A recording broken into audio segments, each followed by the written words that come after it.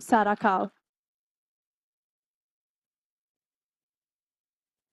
Next, we have Archana Ramanakumar, who is based in Chennai.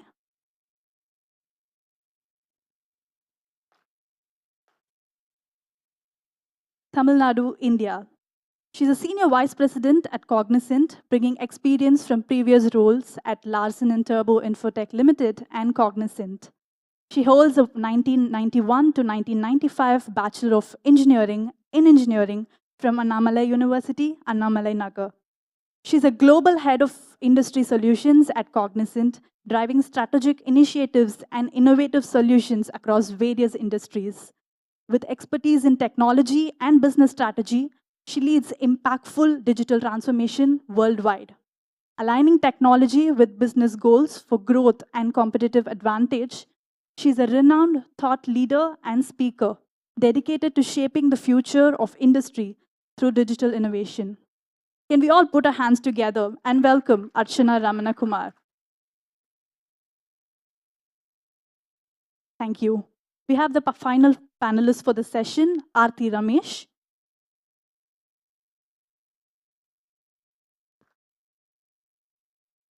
She's the Vice President of Customer Success at Freshworks, who embodies empathy and processes excellence. Her Chief Operations Officer experience in software as a service and IT shines through her strategic account management and program execution. A gold medalist from top institutions and Fulbright scholar, she leverages her expertise to craft customer-centric solutions, driving satisfaction and retention. Like Sarah Kao, Director of JAPAC Marketing at SolarWinds, Aarti prioritizes understanding client needs and delivering value. This blend of customer centricity and operational rigor position them as impactful leaders in the customer domain. Ladies and gentlemen, please join me in a hearty round of applause as we welcome Aarti Ramesh. Next, I would like to welcome our moderator for today's session, Divya Manchanda. She's the Chief of Airworthiness and Head of Operations at ePlane.ai. She's an explorer thriving in unknown territory, adept at creating structure to scale operations, with diverse experience in aviation, entrepreneurship, and consulting. She moved from aviation to entrepreneurship, establishing a business. An MBA provided a professional context to her. She's currently leading operations certification at ePlane, focusing on vendor relationship, success chain, logistics, marketing, legal and HR operations, and aircraft certification. She's passionate about innovation and technology, integration, excelling in thinking across domain and dynamite. Ladies and gentlemen, can we all give a round of applause and welcome Divya Manchanda on the stage.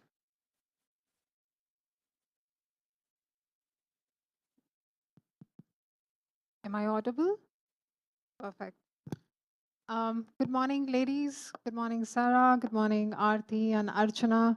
And wow, it's a room full of young people, a lot of girls out there. So, good morning, everyone, and welcome to this empowering session on women in leadership. And the reason I call this empowering is because I had the pleasure and I had a fascinating conversation with these amazing women yesterday. And what I gathered was their journey about their leadership, the hurdles they have triumphed, the wisdom they have garnered through their leadership journey. And I really hope that you enjoy this session listening about their stories.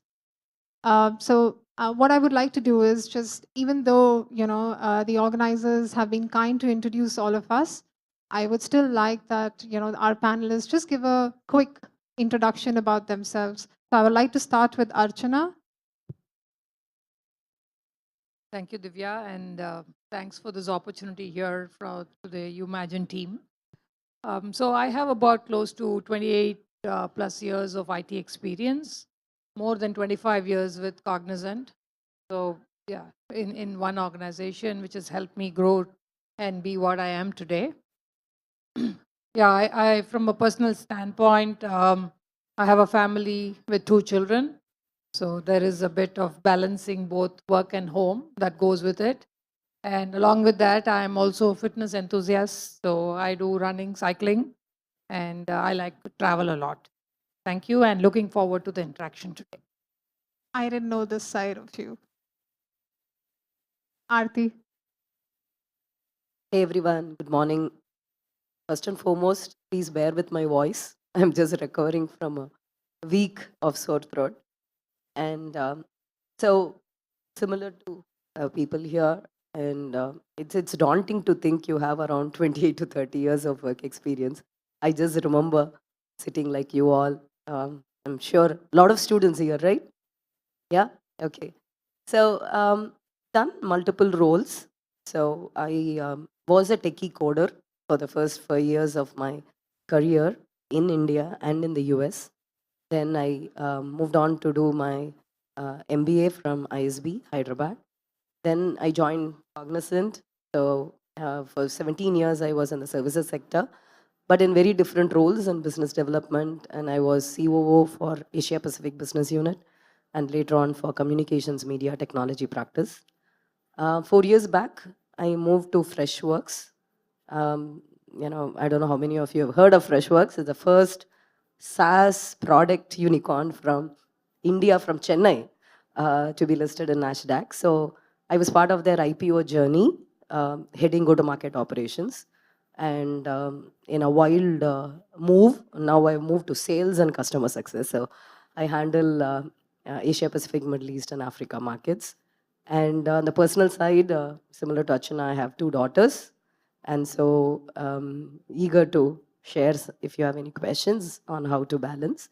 And I'm not into marathon or cycling, but I love my Zumba classes. So that's me. Wow. And my company is a client of Aarti's Freshworks. So thank you, Aarti. And I would like to give over to Sarah for a quick introduction. Thanks, Divya, and thanks for my fellow panelists, and thank you all for attending the session. So my career, so first of all, like all the ladies, I've actually been in the tech industry for about 20 years. And what's interesting is my career actually started in the US. So I'm originally from the US, and I moved to Singapore about 17 years ago. So I'm now living and also working in Singapore. Like I've done so many different roles in tech, right? From product management, from to business development, and all type of marketing, right? And I'm still loving it, I must say, right? So this is one thing that if you do something for 20 years, you gotta love it.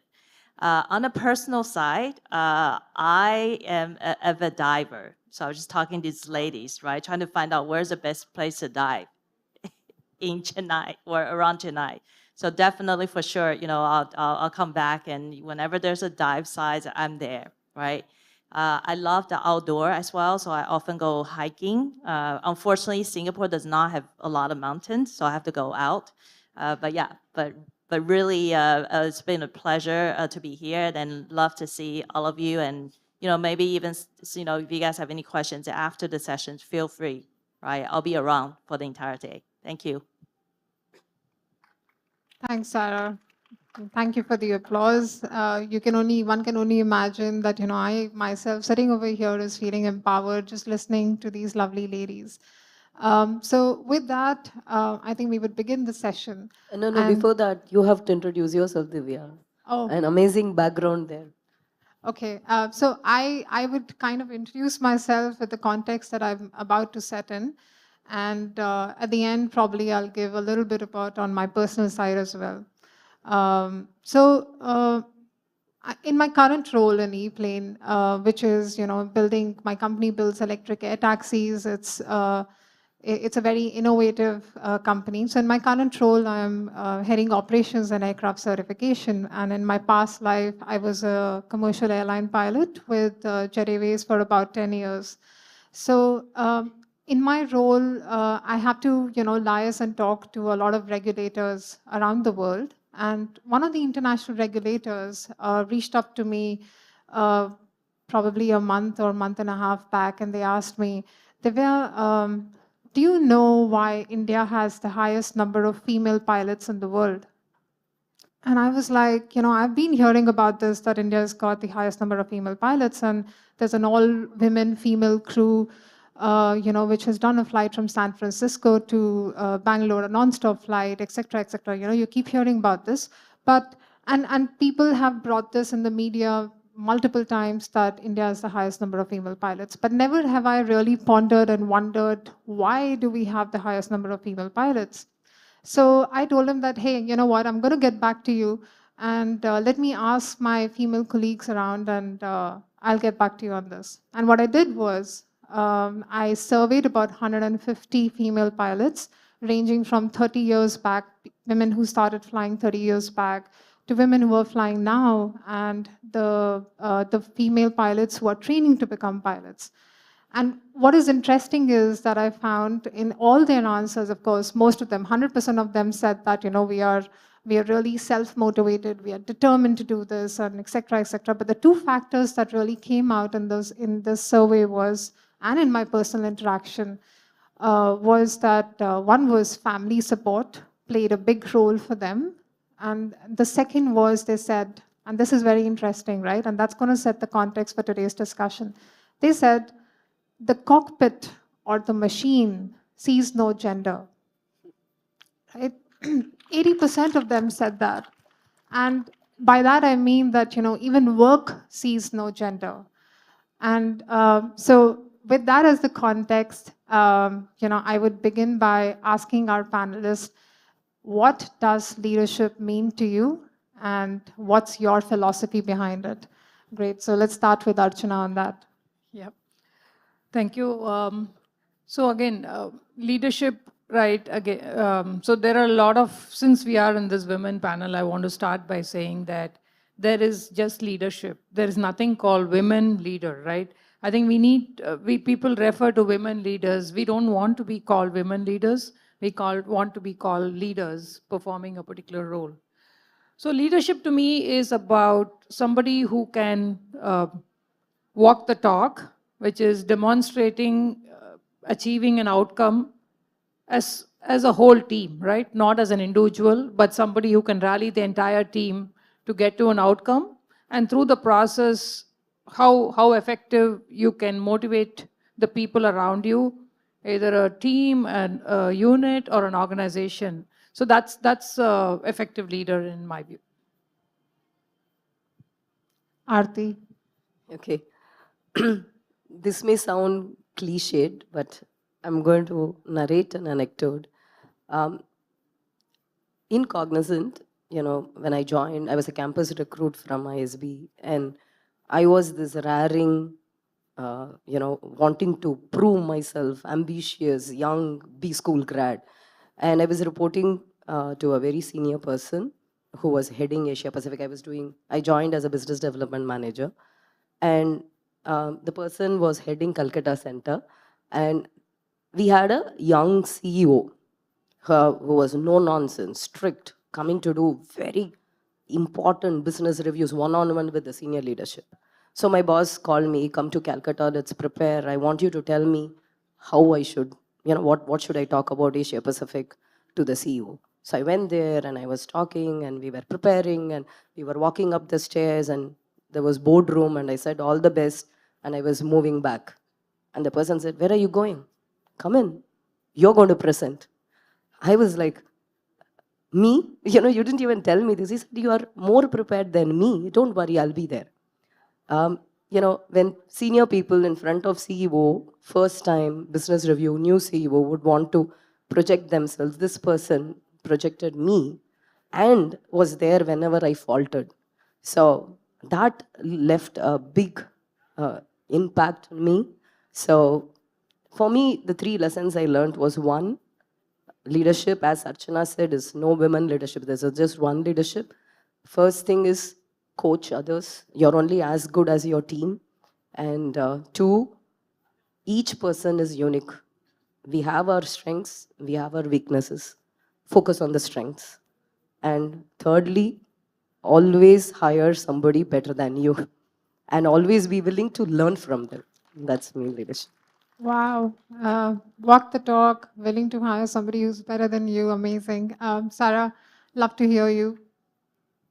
Thank you. Yeah, I agree everything that women have said. But to me, leadership is a journey. It's not a destination or a title or your position. It's a journey that you continue to evolve as a person, as a manager, or playing as a leadership role, right? And I think one also big thing for me, huge, right? And that's why I love leadership, is that I'm able to empower others. I think it's very important that we continue and share, and bring others along with this journey with us. So yeah, so thank you very much. Thanks, Sarah. And I think I absolutely agree with that leadership is a journey, because leadership doesn't really stop by, certain definitions or in your particular area, but it's like an everywhere, every moment kind of a thing. So what I would like to ask, in my conversations yesterday with Archana and Sarah, what I gathered was that Archana has moved around different countries in the same in the same company that she's working, Cognizant, whereas Sarah has worked across multiple industries. So from the two of them, I would like to ask that what role does culture play in leadership? So probably Archana, you can start. Sure. Yeah, so early part of my career, I happened to spend about a year or so in the US and a couple of years in Germany as well. So I'll give you an example, right? Sometimes, so in one of my meetings, my role was to bring back work to India, right? That's why my company sent me to Germany to offshore, right? As the offshore wave was starting. I'm talking about in 1999, 2000, long back. So, and I was sitting in the room in Germany with a team, and my boss was also a German boss. And a lot of days I'll come out and I used to cry in the night, right? What am I doing here? Why am I here, right? That used to be my thinking. Then one day my boss found out that something is wrong, and he tried asking me how are things going and so on. I didn't open up, because what is the point, right? Because he is also of the same team. So then at some point I told him that looks like you guys don't want me here, right? I'm not welcome here. I feel very odd sitting in the team as a single person, not being wanted and so on. So he started laughing, okay? So I was like, I'm crying here and he's laughing, right? So that made me feel even more humiliated around what is going on. Is this how their culture is, right? So then he told me one thing. I'm here to make this happen, right? The leadership has given me the role of making sure you're successful. Your success is my success, because only if you can take away the work, we will have other things that we can focus on. So I'm here for that. But what he told me is, so he asked me, what's bothering you in this? So I said, people are very rude. The way they talk to me, they're very rude when they come, and in any conversation, it's so rude. So again, so what he said is, okay. So it made me think, because I think when that particular region, their local language is German, right? So when they talk, they want to be so perfect, and Germans are known to be very perfect. So they don't want to make a single mistake in their English when they translate and talk to me, because that is the medium with which they speak to me. So they kind of keep worrying about whether they are doing a mistake in their translation, and they are trying to be very, they're trying to just, the grammatical part is probably not very good, but they're more focused on making sure I understand. They want to perfect themselves and be right, and they kind of, it comes out as very curt and rude. So that particular aspect, which is very cultural, right? It just changed my perception about the country. And I started appreciating the people and the warmth they started giving me, right? So it's finally human beings on where they are, but understanding the culture of the place that you are in and applying. So that changed, and I started enjoying my work thereon. And that's the role, right? Each of us have to play as leaders, wherein I can't come and preach. Somebody sitting across in US or Europe cannot come and define policies for somebody in Chennai, right? Because the way we we operate, each culture is different. So you need to understand the context of culture. So leadership is important, but how you apply it to the local culture, how you tweak it and understand, that is what reaches the people more than just, you may have the brightest idea, but you should know how you apply it on the ground. I think that's a very, very important key takeaway for all the young people sitting in the room, because you guys are going to be leaders tomorrow, right? And culture plays a huge role. So let's hear it from Sarah, who actually worked across different industries. Thanks, Divya. You know, culture is actually very interesting, right? Because what you don't realize, the world culture, right, is actually shaped by many things, right? You can, start it, by your family, right? Then as you get into society, right, there's a culture, right, certain expectations. And then once you get to work, right, there's definitely company culture. So the world culture itself is not a single definition, right? So that's number one. And two is I've seen lots of different cultures, right? Just based on my experience. So I grew up in California on the West Coast, right? So culture is what we call West Coast, right? As you know, right? Very different, even within the US, very different from the East Coast, right? So once again, there's certain, ways that, West Coast trying to behave. And, when you're dealing with the East Coast, all of a sudden, like, it's like, what is that, right? Why are they so rude, to Archana's point? So it's really a process of trying to learn and adopt, right, oftentimes, because one thing that we have to remember, right, regardless what culture, at the end of the day, we are all humans. And I do believe humans, there are certain levels of connections, right? And then obviously, so after the first part of my career, then I moved to Singapore. Once again, very different culture from all aspects, right? So there's some adaptation there as well. And don't forget, right, all of us, we're not only just adopting culture, we're helping to shaping it as well. Therefore, it's very important that we go into anything, with open mind, right? Because that's where you're gonna to not only adapt, but also continues to evolve as well as helping to shaping it. So obviously, I've been in Singapore for 20 years, dealing with a lot of, Asian customers, but even to this day, funny or not, share with you guys a funny story. People actually see me differently. Not up because I behave differently in front of everybody, because the lenses they see me through, right? So obviously, I grew up in the.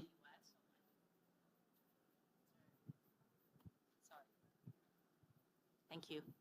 So obviously, I grew up in the U.S., right? So I have a Western part of me, right? And being a Chinese, and that's where my family, my family's from.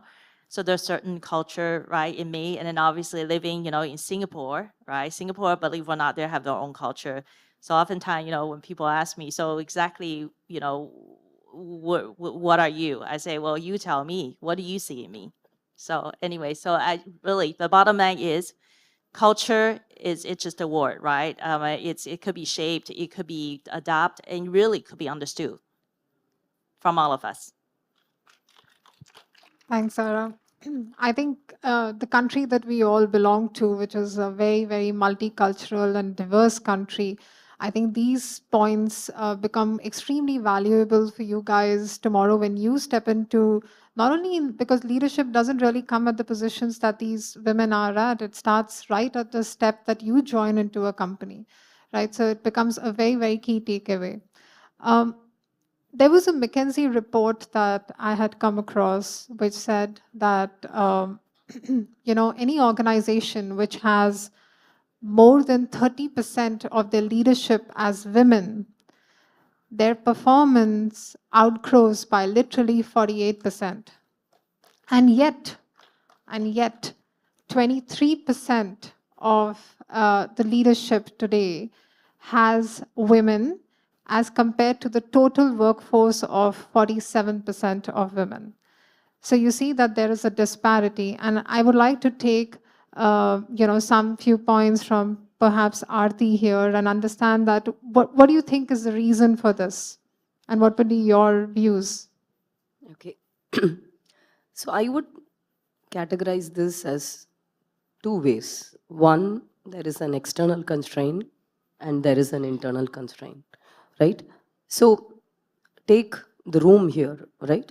Like all of you are students, STEM education in India, unlike in US, is 50-50. You have girls, half the population are girls.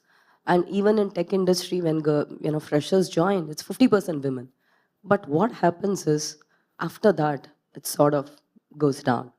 So when I said external constraints, when people are right at the time establishing their career, comes marriage. And you want to either relocate or take a less traveling job. I'm talking about women.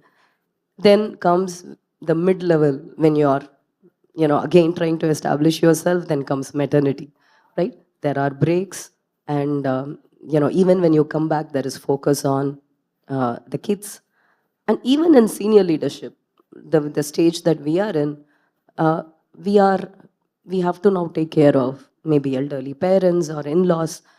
And women are natural caregivers. It cannot change, should not change. I'm not saying that should change. But these are external constraints that we have to work with. I'm not saying these are not applicable for men, but as women, natural caregivers, it's more applicable. But more importantly, there are also internal constraints. How many of us have thought, am I good enough for this job? Will I perform this role? What if I take it and I fail? Will I be able to travel, take care of my family? What if I have to travel long hours? You're right. There are so many, in fact, a lot of people say if you want to achieve something, visualize yourself, think that you are already there. But here, we'll be more than 100% qualified for the job, but we will have all these internal monsters in our head, which we have to overcome. Actually, So, Aarti, I'll pick your point over here and I'll tell you that there was another report that I had read in a study which has been done that when women are picking up roles, right, they need and they want to check all the criterias that can help them. But when men pick roles, even if one criteria meets, they take the role. So I just no, wanted to take that. absolutely. So these are the constraints that we have to overcome. That definitely should be in top of. First, we have to acknowledge that there is a problem. Then we can find a solution. And one more thing I also realized through the career is every time it'll always be like you'll be offered a role and you'll be so grateful that somebody has given you the role, and we'll just say you'll think you're privileged to get the role. But what we fail to realize is they have picked you over somebody else. Obviously the ratio, we all know what it is, and you have to we never feel that so proud that I got the role because I'm equally qualified or better qualified than others, but you kind of feel very grateful. Nothing wrong in being grateful. I think that's part of our culture as well. But what I've also realized is women are not good negotiators. Okay, so not too many women negotiate their salaries very well, which I've tried in the past, or that thinking never comes, right? You feel that, okay, they will make sure you get the right pay. But that's not true. You will find that for the same role, for the same job, men will be paid more only because they know how to negotiate. So it's our own problem. It's not because, so we have to break that by going and standing with confidence that we are there for our own success, not because somebody decided to give the role to us, and make sure that we stand up and get the due respect you need in that role. Absolutely. So actually, women, I think, are as ambitious as men, but there is this gap of self-confidence that Archana has brought out, and it's a very valid point. And I'd like to take the same question to Sarah and understand that why do you think that this gap exists, and what do you think that organizations can do to fill this gap? Yeah, thank you. I agree with all the points. And then one extra point or, insight or views I would bring into this is I've also noticed, once again, right, working in so many different continents, I've also, noticed that women as a group, we tend to work things on our own, believe it or not, right? Versus, men, right? They tend to come as a group, right? Especially at workplace, be it, sponsoring each other or champions for each other. So this is something that I noticed across, right, different regions. I think this may attribute to some of the reason because, men, they're constantly, in a group, so they're mentoring, right? They're helping each other versus women, right? We often come together for problem solving only, right? Not so much, to come together, to cheer everyone up. So I think this is something that as women, especially in my company, that I am champion, right? So I do, in the meetings, I do call out specifically like women to contribute their opinions, and you see, right, things changing, right? And I do help women's, right, even in negotiation, right, be it for better salary or just, career directions. I think, these are some of the things that we as women can do. And I do think company plays a huge role, right? So the company I work for, right, SolarWinds, one of the reasons I work for them is because they're just like so empowering for their employees, right? And the people connection is so strong, right? So I think, what this does is, it creates a trust environment, right? For people to come together, to share, and to really grow, right? So I think, the company's role is critical. Not so much they need to have policies, right? They need to have like, to the point that, like organized groups, right? But just being there and having an open mind, having, create that trust and supporting environment, I think this will go a long way. Thanks, Sarah. So the point that I take from you is that just having having a supporting environment for women can push more women from entry level to mid level to senior leadership level roles. Yeah. Okay. Thank you. Now I would like to bring in now that we have set for what leadership means, what culture plays, and how companies and can come in and try to push women into more senior leadership roles. I also want to bring in the topic of biases and stereotypes. There is this video that I had seen a couple of months back, which is of this lady called Shelley Gorath. She's a Stanford graduate, and she also is the founder of Advancement in Women Leadership. And she spoke a lot about stereotypes and biases that exist in the society in general. It's not about men or women, but in general, how we guys stereotype people, and we do it at a very unconscious level. So she also said that, if women or if a particular woman was to outperform in a male-dominated role, we tend to scrutinize her performance even more. The second thing that she brought in was an example wherein she said that, there was this study which was conducted by a group of people. They took one resume of a PhD student in psychology. And they sent this resume to a company which was recruiting students for the position of psychology. And what they did was that they divided the resume into two parts. 50% of the resume, they changed the name on top as a female name. And 50% of the resumes were sent with a male name to the same company. And what they found was that 79% of the people said yes to the name with the male name, to the resume, whereas 49% said no to the resume with the female names. So, we've often seen that the retail, the commerce, IT, education, these kinds of industries have very, women have dominated these industries and have been prevalent. But when it comes to industries like manufacturing, or IT, you still don't see many women coming into these roles and rising. And perhaps I would like to bring in whether there is a bias that comes in, or what would the views of the panel be, because Archana and Aarti are stemming from these industries, especially the IT industry. So what would you have to say, Archana? Sure. No, I think it's very true. I think there is bias, but it's more, I would say there are two factors to this bias, right? One is internal bias. I think bias coming from within ourselves as women. And of course, there is a society influence as well as your corporate and your peers who come there. I think the external factors have now changed because we have the hybrid working, right? Earlier, all of us, because IT is not straightforward ones as you take up larger roles in leadership positions, the flexibility of time. I think it's both pros and cons, right? You get the flexibility and you can take it to your advantage, or the other way is you will have to be available at odd times based on the region or the teams that you work with, right? So hopefully with this hybrid working, a lot of those problems are solved because there's more acceptance for people to work from home, connect from remote, and so on.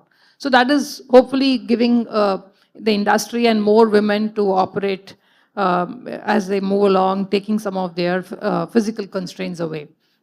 But I think the bias is also internal, right? I think when we are sitting together and a lot of importance, at least personally, I've seen that women, we don't give to networking, right? We all want to finish the work and just get going with our others, go home, take care of the personal stuff. You have things running around what next is waiting out there for you to go get it resolved, because you always multitask and you just want to get things done and move on to the next one. But networking and socially, being along with your colleagues is so important, because that's very important as you work together, and we don't give importance to that. So I think that's some bit of self-bias that you have to come with. It's very important, whereas probably men are doing better job on that, right? I wouldn't say it's their mistake, it's more ours. We have to create time for that. That is an input I would like to share here. But there is a little bit of the cultural bias wherein maybe things are changing now, but I will not be called for certain meetings which happen post-work, right? People meet in the evenings. Men get to chat around, go out in the evenings to a pub or whatever, but sometimes you don't get invites. It's nothing formal, but there is a lot of social kind of environment that gets created, which helps you connect better in the workplace, which there is a cultural bias there, and I would say the bias has to be broken by us women as well. That I'm not saying that you have to go to a pub only to do that, but it's up to you, right? I think we have to, like what she says, right? Something you'll have to take that mental block away. And I have asked people to say, why did you not invite me? I'm sitting in the same room. You called 5 other men sitting along to say, can we go out for dinner? But you never called me. So the answer was, I thought you wouldn't like to come out with us. I said, no, you don't decide what I like. Allow us to, you offer and let us choose. So I'm just take the essence of it is that I think we all have to step up and ask the questions. People think that we may not want to do some things. So just break that barrier, make people feel that we want to be part of that inclusive community, and then things change. The next time the first offer came to me to say, would you want to join us? So these are bias that there is partly cultural, partly we create that, and no, people think that they can't call you and so on. So these are things that stop us from being part of key conversations, which will also help you understand the environment better and aid you in your growth as well. Very well put. Aarti. Yeah, I just will add on. I was just thinking, because I'm seeing a lot of youngsters here. What is it? Gen Z or Gen Alpha now, right? So, as I was saying, my elder one, she's studying in IIT Madras. But before she got in, she played cricket for Tamil Nadu under 16 and under 19 teams. And all her cricket coaching was with boys, right? She never asked herself, can I do this, right? I just wanted to give a very small anecdote. How many of you seen the Cadbury's ad where there was a guy who'll be, last run, 6 balls needed, he'll be waiting, he'll hit it, and his girlfriend will come running, eating a chocolate, of course, and dancing, right? Me. But you guys have seen the other ad which came last time when women's IPL was formed. The girl will be there, 6 runs, last ball, same scenario, the guy comes running, right? I was like, I had goosebumps when I saw the ad, and I ran to my daughter and I said, come and see this ad. And she said, okay. She saw the ad. She said, nice. And that's it. That's a reaction, which is good. I was dumbfounded because I'm coming from that age when I thought this was game changing. But for her, it was a routine. What I am seeing is this gen, boys and girls are equal, right? Boys are growing with that attitude. People want to do what they love, and they are not shy to pursue their passions. So I'm really hopeful for this gen, because in a decade or two, ideally, this panel should not be happening. This is like, that is the real win, and I see really happening for this gen. I hope I'm right. Very, very well said. And I think you're right, Aarti, that the coming generation should not be having these specific women in leadership panels. Right. So let me take that particular question and expand it a little bit to you, Sarah. And during the pandemic, it was observed that a lot of women who were in the mid-level leadership positions, they 47% of them were fired from their jobs. But I mean, the ones who were 47% of the women that were fired from the jobs never really came back to their position, as against the 7% number that we saw in the male population. Do you see that there was a reason behind this?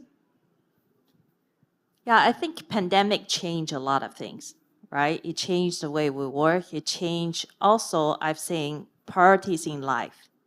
I think, I mean, survey being survey, right? I mean, I think, I would argue, right, without maybe pandemic, right, how many of those women will eventually realize that? And ultimately, right, I believe all of us, right, we have certain vision. We wanted our life to be certain way. And to really be honest with yourself, right? What do you want to dedicate your so-called living life to, right? I think that's very important. And by the way, you might, for many of the young students here, basis. So it's going back to my opening. It's not a destination or title, right? It's what you feel about yourself, and how do you want to leverage your leadership skills to help each other and others, right? To make this world better. Thanks, Sarah. Very important question, which I'm going to throw at all three of them now. Can women have it all? And by that I mean that, women have to juggle a lot of roles, the role of a wife, the mother, leader, etc. What role does the family play? Can women have it all? I would go for it because so I think that's where the topic of work-life balance comes in, right? It's finally up to us to manage that balance. And yes, why not have it all? Because there is the notion of, look, there are different phases where you prioritize a few parts of, right? Work versus home and so on when you go through your career. But that is just a phase, right? If you cross that phase, you can always bounce back and come back into it. So the answer is absolutely yes, but there is a lot that needs to go behind it, right? It doesn't come easy. It is not on a platter there for you. So some of my personal experiences from that work-life balance is, certainly we need our, right, luckily our culture allows a lot of family support for us coming in India. So that's a big help, because without the family, I wouldn't be sitting here doing this role. And the family includes both our parents, your life partner, of course, and then there is an extended help. That is the other mantra that I would go for. The third part is take away the guilt factor, okay? Because the guilt that the children will only be comfortable when you are around is wrong, right? You have to make sure your partner also feels equally vested in making sure the children are comfortable. That's where you have to take away the control. So that's very important. The guilt is half of the problem solved, that you can go for it, okay? And look, I think the fourth priority is, it's not just work and your personal side. I think the personal health is something all of us women have to care for, because You don't want to end up in a scenario where only if you're healthy, you can do all of this. So please remember that. And that's where I started my fitness journey. And I want all of us to keep that as an equal priority, if not more. Thank you, Archana. And actually, that kind of validates, or it's a secondary point to what Sarah was also saying, that, we women tend to do or want to do everything on our own. So take help, right? Aarti, your views. Yeah, I will not belabor the point, and whatever Archana said holds good. So, I could do all that because I have my in-laws to take care of the children. I can leave them. A lot of times, what does having it all means, right? A lot of times we give excuses. I've had people in my team come and say, oh, I need to go and pick up my kid from school. Really? Is that an excuse or is having it all? Right? Kids learn. My kids will look at it and say, yeah, I have my exam coming up next week. I have this important event, parent teachers meeting. Are you available? So they know that in the last minute they cannot throw this on my plate and it's not going to happen. So they become more responsible. So, people learn, people adapt, and asking for help. And most importantly, we don't have to be perfect in what all that we are doing. It's okay to fail, right? We learn more from failures. I just wanted to leave this, right? I don't know. One of my most favorable quotes is from a person called Breen Brown on vulnerability. Vulnerability is not about winning or losing. It's just about showing. A lot of moving parts have to evolve. First, men have to evolve, and we learned the hard way, right? So when I learned the hard way. Then the women have to evolve. Like you rightly said, I think, Aarti, your point about not being perfectionists. One other thing is they always want to be a perfectionist. My wife always wants to make sure that the meal has the right amount of salt, right amount of nutrients every day. Maybe if you're coming for a Umagine event, you can skip that, right? But they don't. And then the society itself has to evolve. So after working for 18 years, like I said, leadership position, I decided to take a break.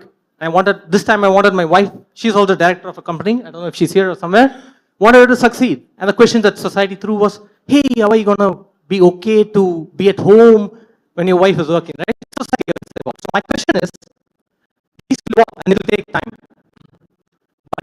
And then I could have done two things. I could have justified, Google it and say this, that and all. And then I didn't want to corrupt that mind. Let that mind of openness evolve and left it there. So my question to all of you who are big executives in your companies is, how can a company, an organization move from diversity to inclusiveness, not as a checklist activity, not to say that, think about it, 50-50 hiring happens, right? 50 men, 50 women. Leadership role, it filters out. There are many factors, culture, individual. The companies, how can they move away from a checklist activity to actually being inclusive? I think the question was, I think we let Aarti answer this because he picked up on your... Okay, I think Sarah answered it right. It is a mentality change, right? So we on stage did not get that exposure when we started our careers. So we had to compete as a person in every step different. And they will choose the company which they feel is right. They are not going to go through the existing gen, right? There are a lot of things that companies are doing. For example, we keep talking about senior leadership hires, like do we have equal women and men, right? My company, does look at every profile when it is open. They see, how are there equal number of women and men candidates, and other inclusive parameters also are provided as options, not as have you hired a woman leader. That's not the point. All of us here are leaders. Like we want to be known as leaders, not because we are women, right? So equal number of entry criteria is there, then let the best candidate go through, right? This is just one of the examples. So, because it's not because they are doing it as a CSR, right? As Divya said, the company is going to benefit. If you hire more diverse, inclusive workforce, there are studies which say that your productivity improves. Purely on selfish interest, people are doing many such measures. Thank you. If you want to. Thanks. And I think we... Sorry, can I just add, because I think that's very important. point, right? It's not so much what company should do, right? Outside of checklist, is what company can afford not to do. You know, we're all competing, you know, especially in India, I think talent pools, right? I think I see talent, you know, a lot of places.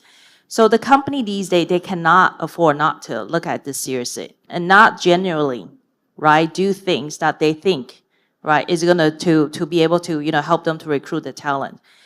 In my company or in our the company that I work for, right, the head of sales, right, chief customer officer, she's actually a female. So guess what? That sets as examples, right? So all the females out there, you're going to look at her as potentially, right, a role that you might want to pursue. So these are the things, right, rather than just, you know, going through the checks. Absolutely, a lot of companies do that and see it. But you know what? Sooner or later, they will come to a point, right? They need to seriously looking at this if they want to be competitive in the market. Thank you. Thank you so much. And I'm sorry, I don't think we will be able to take the other two ladies' questions because they will kill us now. Let's take the question outside if that's okay, because I think they do need to start the next panel. And with that, I would really heartfelt thank you to all the panelists over here. I think it was a lovely discussion, and I hope you all enjoyed it. Thank you. Thank you. Thank you so much for giving us a holistic view on today's topic. I'm pretty sure it was an inspiring session to all of us because we see women breaking barriers and climbing up the ladder of success. So can we give them a huge round of applause once again, please? I would like to call upon Ms. Geeta from ELCOT as we are felicitating our panelist and the moderator here. Can I request Ms. Geeta from ELCOT to present a token of love to Sarah Cow?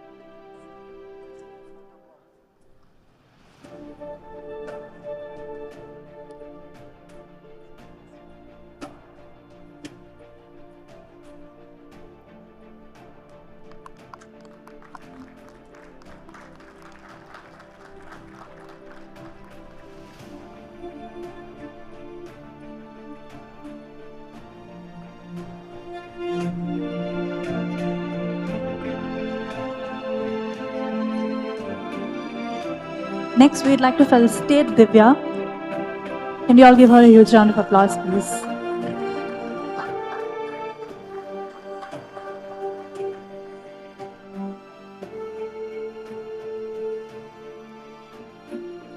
Last but not the least for this session, we would like to felicitate Aarti Ramesh. Can we all give her a huge round of applause?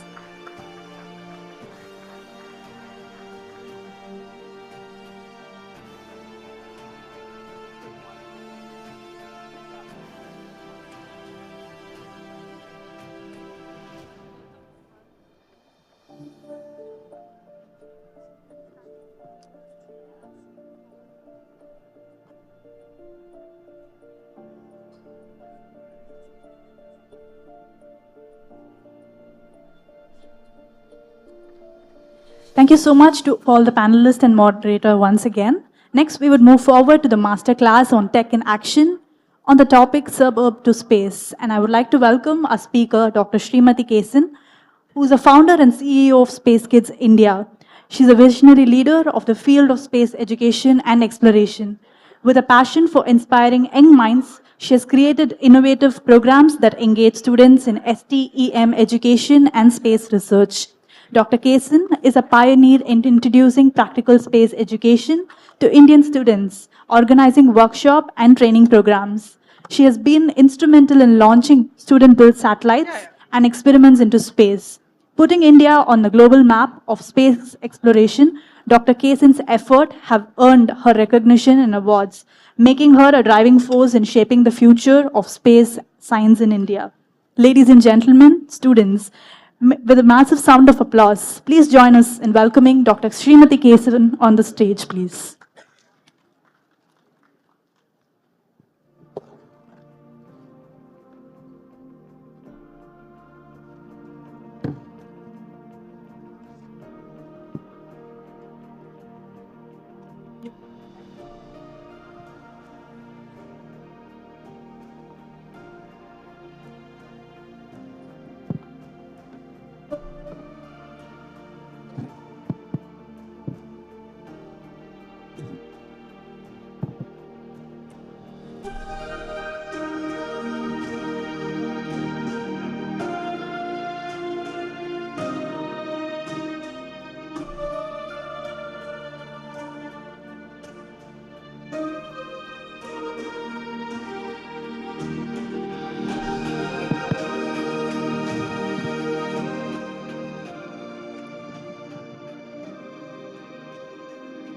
Good afternoon, everybody. Children, I think you can settle down. ரொம்ப பேசி போர் அடிக்க மாட்டோம், அதனால நீங்க வரலாம் தாராளமா என்ன பேசுறோம்னு தெரிஞ்சுக்கிறதுக்கு. So please take your seats while we start.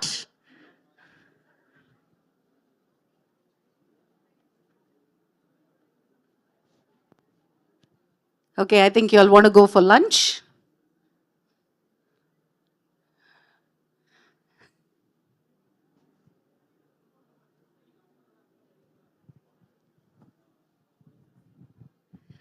Okay, good afternoon to who all are here.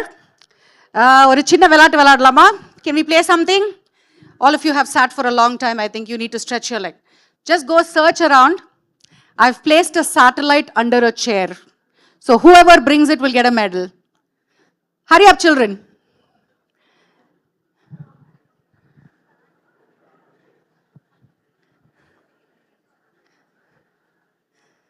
Come on. Wow, that's a good search. Hint. Examination hall liyo, examination paper liyo hint theva. Ellatliyo hint thevaya. Seri, paravala, hint vena. Thank you so much for the search. Please take your seats because the satellite is in my pocket. This is the satellite. No? Yes? Yes. This is the world's lightest and first ever 3D printed satellite, the Kalamsat that went up a NASA's rocket. So first student satellite. And அங்க இருந்து இப்போ இத்தனை நேரம் நீங்க வந்து கேட்டீங்க இல்லீங்களா, what a woman does and so much of pressures and everything. I think I should continue with that. There is one thing that I wanted to tell them, that success does not belong to age. As soon as you complete your graduation, it is not that you want to, be a successful entrepreneur, climb the ladder, be a leader. No, because 16 years of sabbatical, 16 வருஷம் நான் வீட்ல இருந்ததுக்கு அப்புறம் I started this organization called Space Kids India. And I was given the ambassador status to the top 3 research centers, NASA, European Space Agency, and the Russian Space Agency. Indiaவில் ஒரே பெண்மணி, ஒரே ambassador. So, successக்கு வந்து there is no time, age, place. Fine? So, to carry on, இங்க நிறைய பெண் குழந்தைங்க இருக்கிறதுனால what we've done, the journey of Space Kids is about a decade ago. We started இந்தியாவில் வந்து ஹீலியம் பலூன் லான்ச் சேட்டலைட்ஸ் அப்படிங்கிற ஒரு விஷயம் ஆரம்பிக்கிறதுக்கு முன்னாடி பிரைவேட்ல ISRO was doing the launches, but I wanted something different. So with children started this organization, and we have launched about 26 space missions. The only organization in India to have launched 26 space missions, of which 4 orbital missions that were launched through ISRO. So ISRO வந்து எங்களோட satellites எடுத்துட்டு போயிருக்காங்க 4 satellites, and அதுல நீங்க பாத்தீங்க அப்படின்னா recent satellite last year launch பண்ணது the Azadi Sat. 750 பெண் பிள்ளைங்களால செய்யப்பட்ட ஒரு செயற்கைக்கோள். This is the model. This is the engineering model of the satellite that went up. And I have Reshma here with me. Please come, Reshma.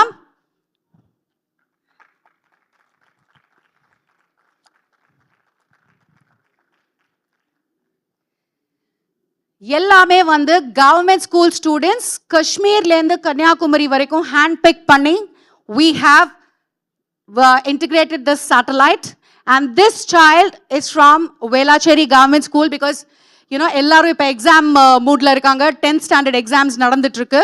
So she is a child who has been in the team of building Azadi Sat. So please tell your experience.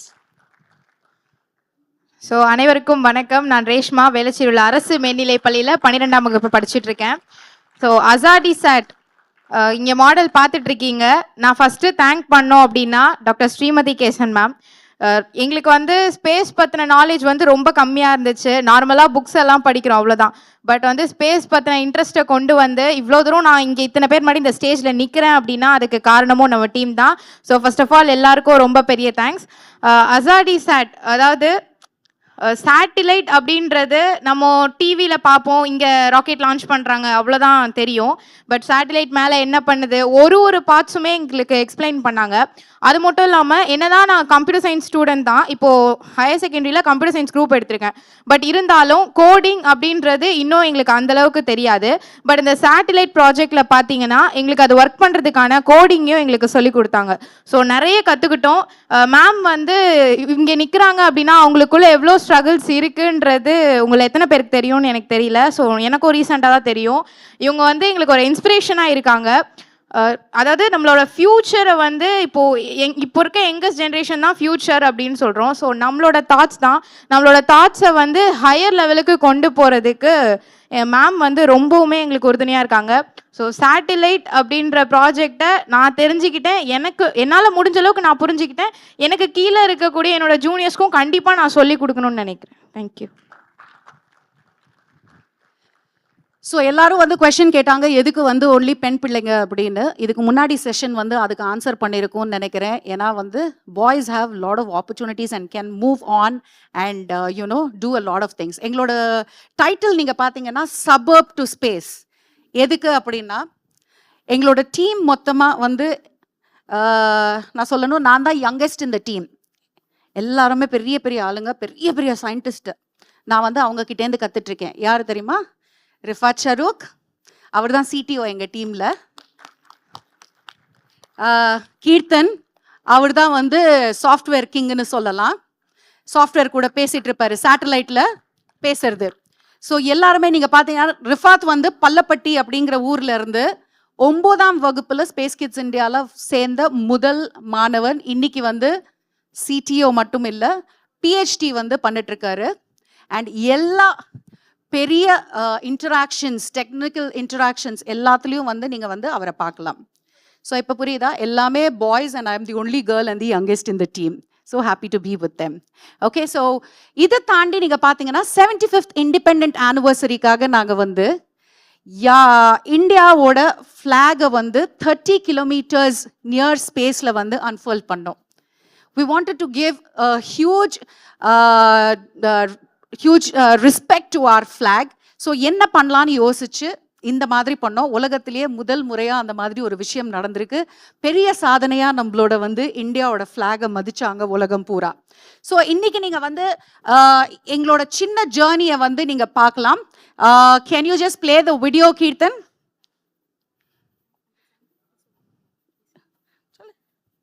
Reshma wants to say something. So இங்கே வந்து எத்தனை பேர் வில்லேஜ்லேருந்து வந்திருக்கீங்கன்னு தெரியல. நானும் village தான், நான் ஒன்றும் சென்னையில எல்லாம் கிடையாது. இப்போ தான் ரீசெண்டாக ஃபேமிலி மூலயமா சென்னையில் இங்கே இருக்கோம். பட் பார்த்தீங்கன்னா இந்த சேட்டிலைட் ப்ராஜெக்ட் வந்து 75 ஸ்கூல்ஸ், அதாவது நம்ம இந்தியாவிலேருந்து 75 ஸ்கூல்ஸ் ரூரல் ஏரியாவிலேருந்து மொத்தமாக 750 கேர்ள் சில்ட்ரன்ஸால் உருவாக்கப்பட்டது. இதுவே வந்து நம்ம பெருமைப்படக்கூடிய விஷயம். என்னன்னா இன்னைக்கு என்னதான் நம்ம காலம் மாறினாலும் இன்னைக்கும் வந்து கேர்ள் சில்ட்ரன்ஸ் எல்லாம் வெளியில் போகக்கூடாது அப்படின்ற ரெஸ்ட்ரிக்ஷன்ஸ் அதிகமாகவே இருக்குது. ஆனால் அதையும் தாண்டி ஃபுல்லாகவே இது 750 கேர்ள் சில்ட்ரன்ஸால் உருவாக்கப்பட்டதுன்றது ரொம்ப பெரிய விஷயம். Thank you ma'am. நீங்கள் பார்த்தீங்கன்னா காஷ்மீரில் வந்து 10 ஸ்டூடெண்ட் செலக்ட் பண்ணோம். அந்த 10 ஸ்டூடெண்ட் செலக்ட் பண்ணுறப்போ வந்து ஆரம்பத்தில் 10 ஸ்டூடெண்ட் இருந்தாங்க. அதுக்கப்புறம் குறைஞ்சிக்கிட்டே வந்தாங்க. என்னன்னா பக்கத்தில் அங்கே தான் பாம்பு வெடிச்சது, அப்பா அம்மா வேணான்னு சொன்னாங்க. You know there was another rape case happen, அதனால வேண்டான்னு சொல்லி பஞ்சாப்ல அவங்க அப்பா அம்மா வேணான்னு சொல்லி இந்த மாதிரி விஷயங்கள்லாம் வந்து ஆகி நீங்கள் பார்த்தீங்கன்னா ரொம்ப கஷ்டப்பட்டு இந்த குழந்தைங்களை வெளியில் கொண்டு வர மாதிரி இருந்தது. ஸோ அதனால தான் வந்து கேர்ள் சில்ட்ரனுக்கு ஸ்டெம் எடுகேஷன் ரொம்ப ரொம்ப முக்கியம். இப்போ நம்ம வந்து எவ்வளோவே வந்து மாஸ்டர்ஸ் வந்து 47% ஆஃப் கேர்ள்ஸ் என்ரோல் ஆனால் கூட அதை தாண்டி நீங்கள் பார்த்தீங்க அப்படின்னா ரிசர்ச்சுக்குன்னு எத்தனை பிள்ளைங்க வந்து மேலே வராங்க. So India needs innovators, India needs women STEM innovators, we need more women scientist. So நீங்கள்லாம் வந்து ஜாப்னு அந்த ஜாப் ஃபோக்கஸை விட்டு என்ன பண்ண முடியும் நம்ம நாட்டுக்கு, இம்போர்ட்ஸ் இல்லாமல் நம்ம எக்ஸ்போர்ட் பண்ணுறதுக்கு என்னெல்லாம் பண்ணலாம். கொஞ்சம் டைம் எடுத்துக்கோங்க, பரவாயில்ல, ஒர்க் பண்ணணும், இமீடியட்டாக ஜாபுக்கு போகணும் அப்படின்னு இல்லாத ஒரு ப்ரெஷரில் நீங்கள் வந்து என்ன செய்ய முடியும், என்ன சாதிக்க முடியும். இது உங்களோட சாதனை மட்டும் இல்லை, இது நாட்டோட சாதனை. Okay, so will you all do that? Very good. Yes is very, very little. I just hear one girl. Is there a yes?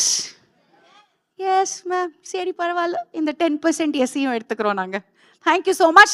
Let's play our journey video. பாருங்க.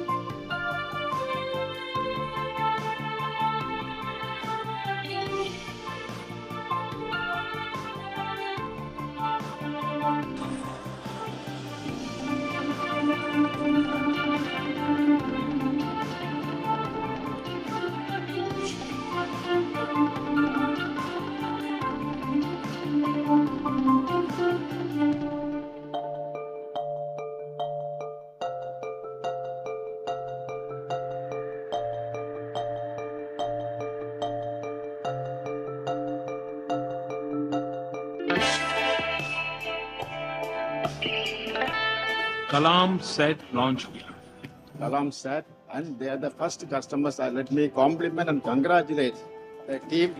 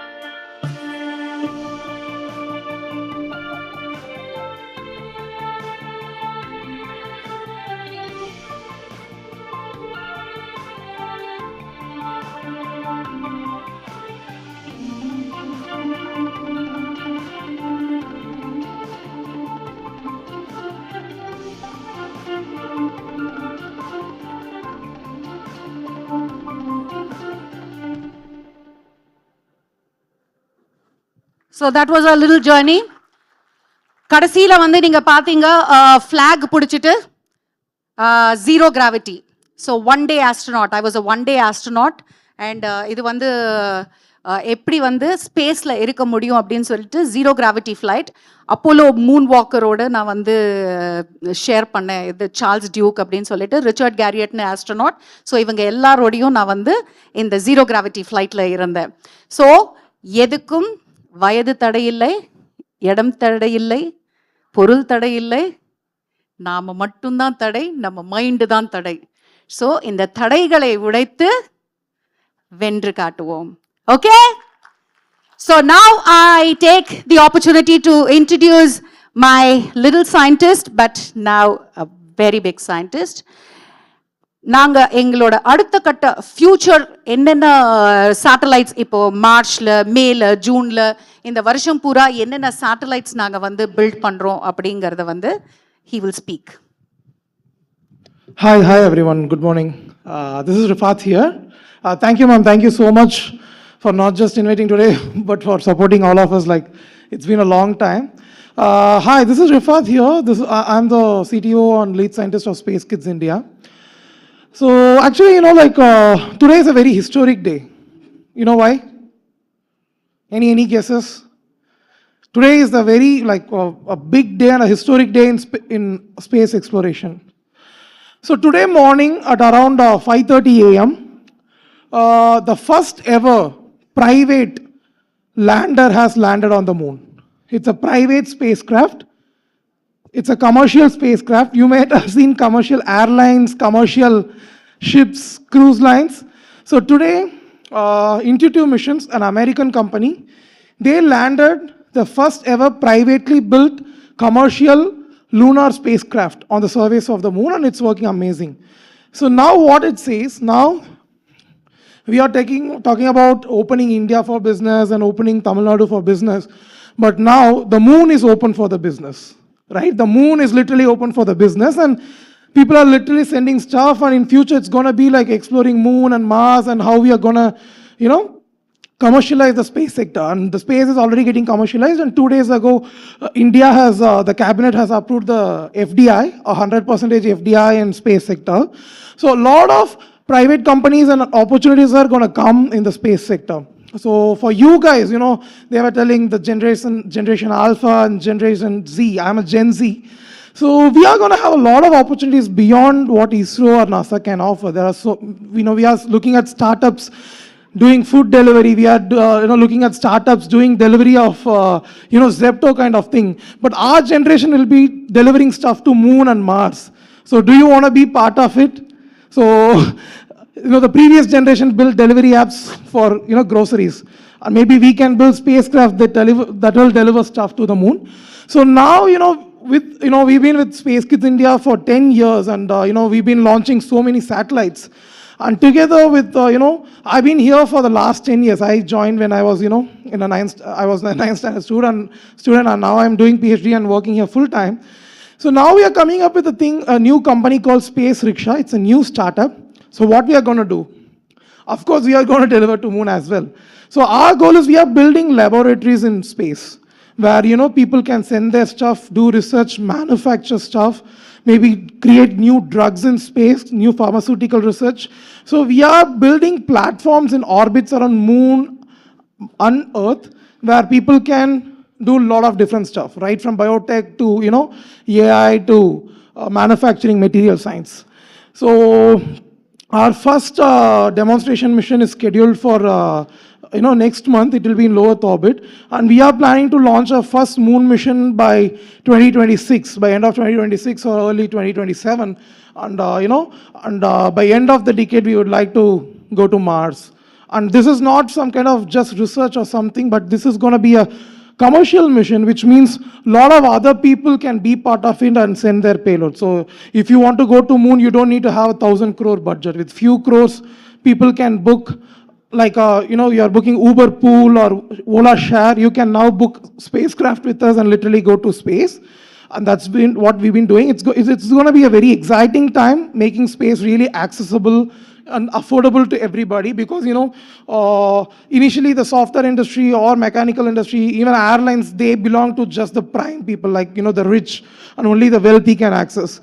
But the real innovation happened only when the platform opened for everyone. And we want to do the same for the space, where from all countries, from all sectors, people can access space and do crazy stuff. In fact, we are also shooting an ad film in space in the coming months. That is going to be the first ad film ever shot in space. So it's not going to be just, old scientists sitting in the mission control and doing the, research. It's also going to be very dynamic, right from shooting film to developing cool biotech research to maybe conducting a, concert in space someday, who knows, on the moon. So the next 2 decades are going to be very exciting, and it's going to be a lot of opportunity. So it's time for you guys to gear up and make use of the opportunity. So just look at what is happening and get ready for it. Now I'd like to invite Mr. Keithan Chan, who has been our software engineer. Today's event being an LCOT event, especially promoting IT. We've been always thinking, what you can do after computer science engineering, maybe become an IT guy. So Keithan will explain you how important is software and how critical it is. And he'll explain what you can do after being becoming a computer engineer. Thank you. Thank you, Rafat. Thank you so much.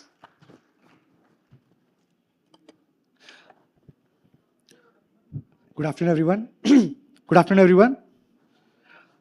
This is Keithan Chan. I'm the lead software engineer at Space Kids India.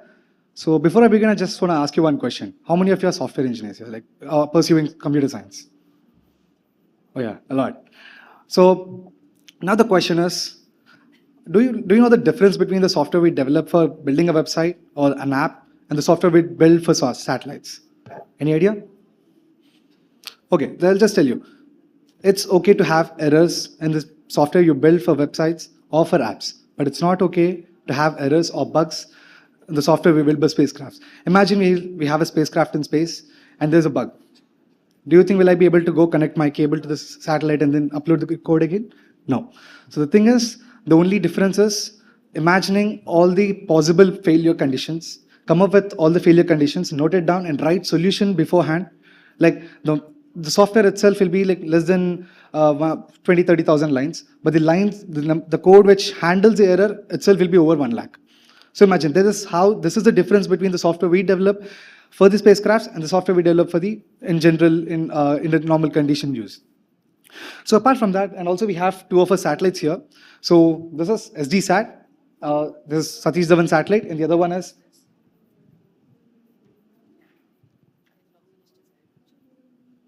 so this is SDSat, and this is AzadiSat.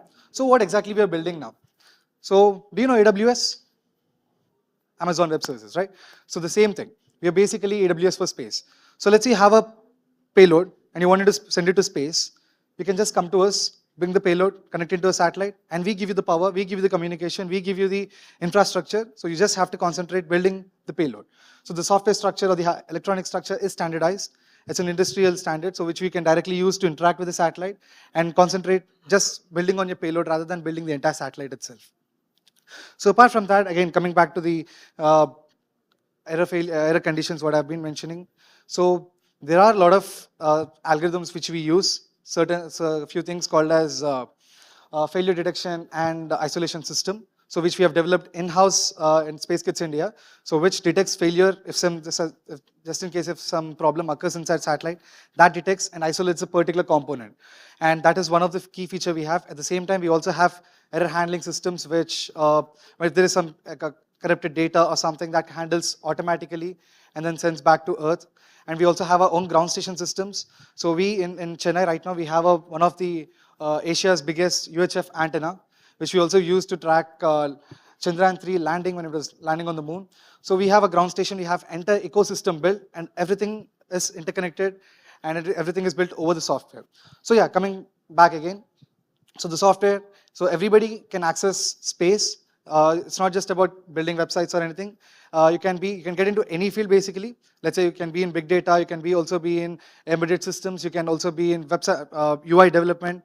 You still have a chance to get into space industry. All right, so thank you so much. If you have any doubts, you can, yeah, we are here.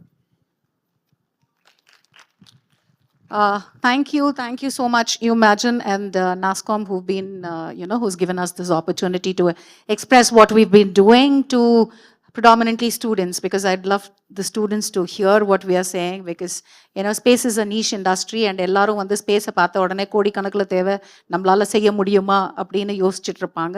நம்மளாலையும் செய்ய முடியும் அப்படிங்கிறதுக்கு எடுத்துக்காட்டாக நாங்கள் வந்து இந்த சேட்டலைட்ஸை கொண்டு வந்து prove பண்ணிருக்கோம்.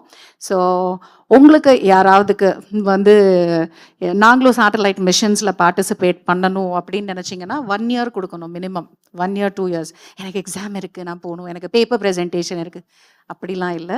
என்னால் முடியும் அப்படின்னு நீங்கள் வந்து நான் எல்லாத்தையும் கற்றுக்க ரெடியாக இருக்கேன் அப்படின்னு. ஆனால் ஒரு 2 years நீங்கள் வந்து எங்களுக்கு கொடுக்குறதா இருந்தால் நீங்கள் வந்து come and join the team. Okay, it's an open invitation to all of you. So, Reshma, please come, let's take a picture. Thank you so much for your time.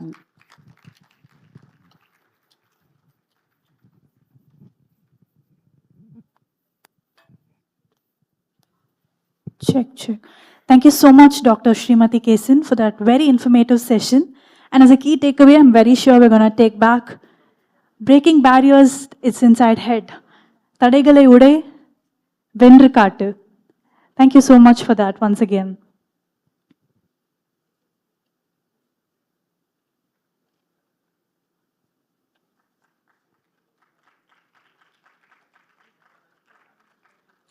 Moving forward, we are breaking for lunch now, and we would request you all to please be back here by 2:15 sharp. Thank you.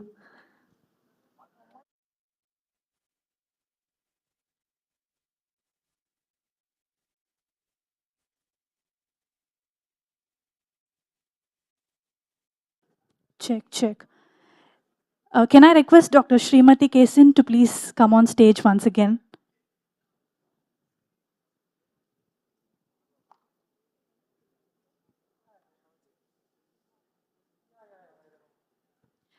I would request Priyadashni from Elcott to give a token of love to Dr. Srimati Kesan. Can we please give them a huge round of applause?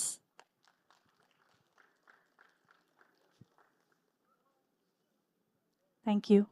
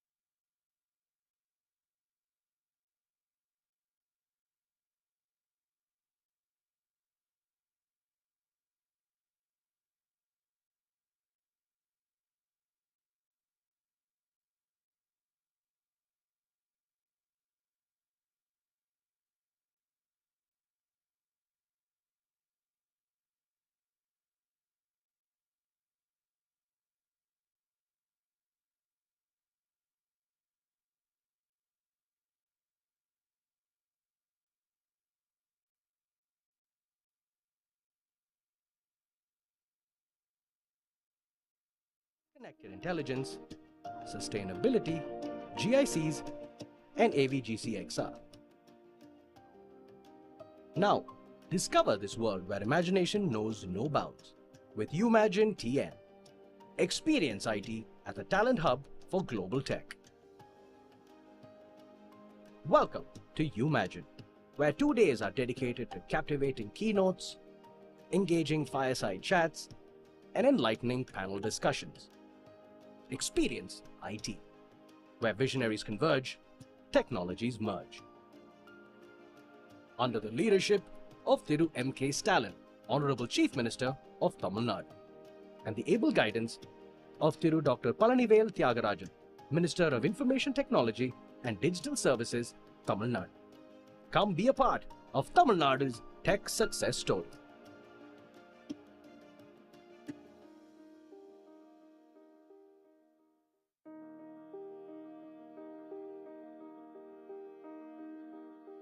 Welcome to Tamil Nadu, where culture, heritage, and economic dynamism converge. Here, your vision meets reality. Explore a world of limitless opportunities. Tamil Nadu boasts an unmatched pool of skilled and educated talent, ready to drive your business forward. Innovation is the heartbeat of Tamil Nadu. We nurture ideas that transform industries. Tamil Nadu is focusing on important areas like AI deep tech, cybersecurity, connected intelligence, sustainability, GICs, and AVGCXR. Now, discover this world where imagination knows no bounds with Umagine TN. Experience IT as a talent hub for global tech. Welcome to Umagine, where 2 days are dedicated to captivating keynotes, engaging fireside chats, and enlightening panel discussions. Experience IT, where visionaries converge, technologies merge. Under the leadership of Thiru M.K. Stalin, Honorable Chief Minister of Tamil Nadu, and the able guidance of Thiru Dr. Palanivel Thiagarajan, Minister of Information Technology and Digital Services, Tamil Nadu. Come be a part of Tamil Nadu's tech success story.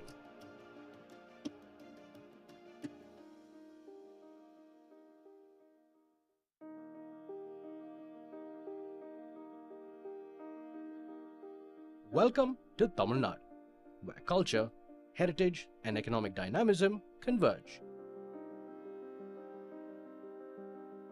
Here, your vision meets reality.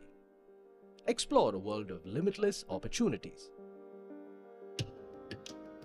Tamil Nadu boasts an unmatched pool of skilled and educated talent, ready to drive your business forward.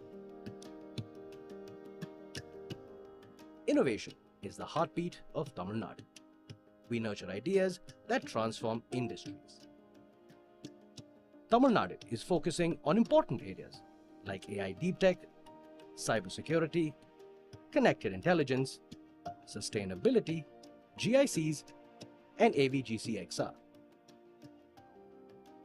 Now, discover this world where imagination knows no bounds with Umagine TN. Experience IT as a talent hub for global tech. Welcome to Umagine, where 2 days are dedicated to captivating keynotes, engaging fireside chats, and enlightening panel discussions. Experience IT, where visionaries converge, technologies merge. Under the leadership of Thiru M.K. Stalin, Honorable Chief Minister of Tamil Nadu, and the able guidance of Thiru Dr. Palanivel Thiagarajan, Minister of Information Technology and Digital Services, Tamil Nadu. Come be a part of Tamil Nadu's tech success story.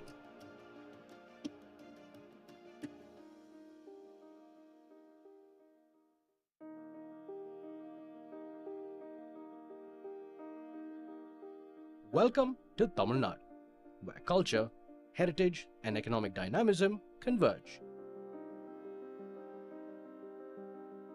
Here, your vision meets reality. explore a world of limitless opportunities.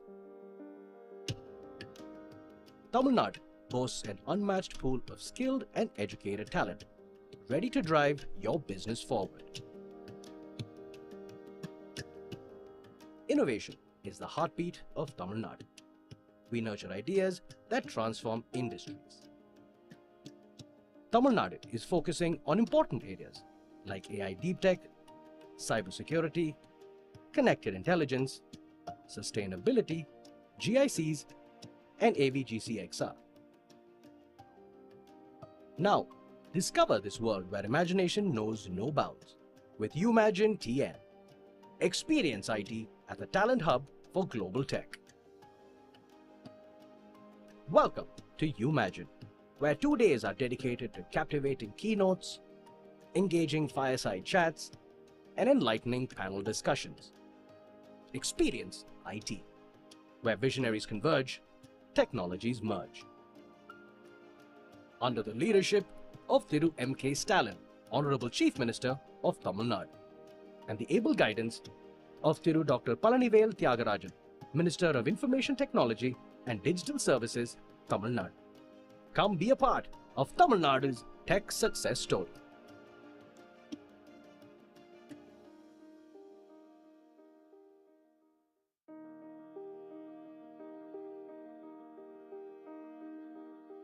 Welcome to Tamil Nadu, where culture, heritage, and economic dynamism converge. Here, your vision meets reality. Explore a world of limitless opportunities. Tamil Nadu boasts an unmatched pool of skilled and educated talent, ready to drive your business forward. Innovation is the heartbeat of Tamil Nadu. We nurture ideas that transform industries. Tamil Nadu is focusing on important areas like AI deep tech, cybersecurity, connected intelligence, sustainability, GICs, and AVGCXR. Now, discover this world where imagination knows no bounds with Umagine TN.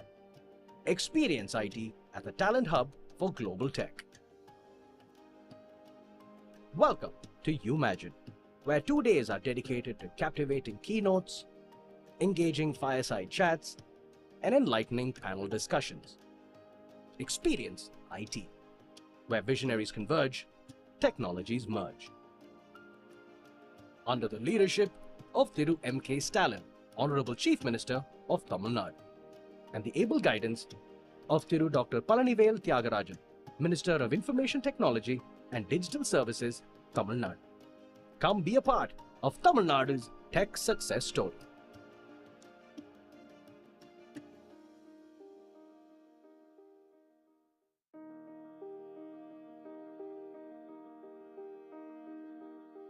Welcome to Tamil Nadu, where culture, heritage, and economic dynamism converge.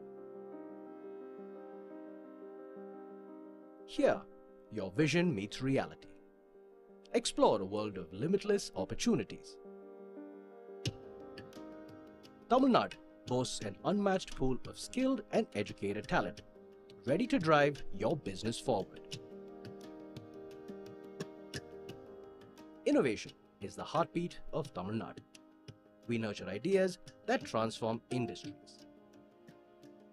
Tamil Nadu is focusing on important areas like AI deep tech, cybersecurity, connected intelligence, sustainability, GICs, and AVGCXR. Now, discover this world where imagination knows no bounds with Umagine TN. Experience IT at the talent hub for global tech.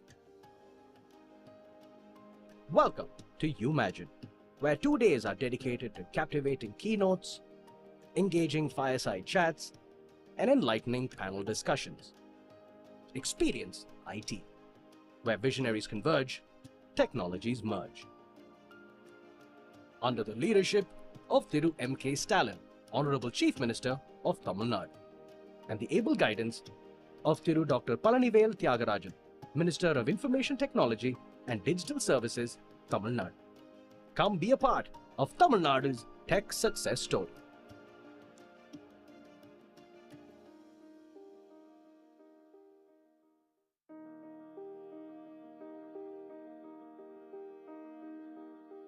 Welcome to Tamil Nadu, where culture, heritage, and economic dynamism converge. Here, your vision meets reality. Explore a world of limitless opportunities. Tamil Nadu boasts an unmatched pool of skilled and educated talent, ready to drive your business forward. Innovation is the heartbeat of Tamil Nadu. We nurture ideas that transform industries. Tamil Nadu is focusing on important areas like AI deep tech, cybersecurity, connected intelligence, sustainability, GICs, and AVGCXR. Now, discover this world where imagination knows no bounds with Umagine TN. Experience IT at the talent hub for global tech. Welcome to Umagine, where 2 days are dedicated to captivating keynotes, engaging fireside chats, and enlightening panel discussions. Experience IT, where visionaries converge, technologies merge. Under the leadership of Thiru M.K. Stalin, Honorable Chief Minister of Tamil Nadu, and the able guidance of Thiru Dr. Palanivel Thiagarajan, Minister of Information Technology and Digital Services, Tamil Nadu. Come be a part of Tamil Nadu's tech success story.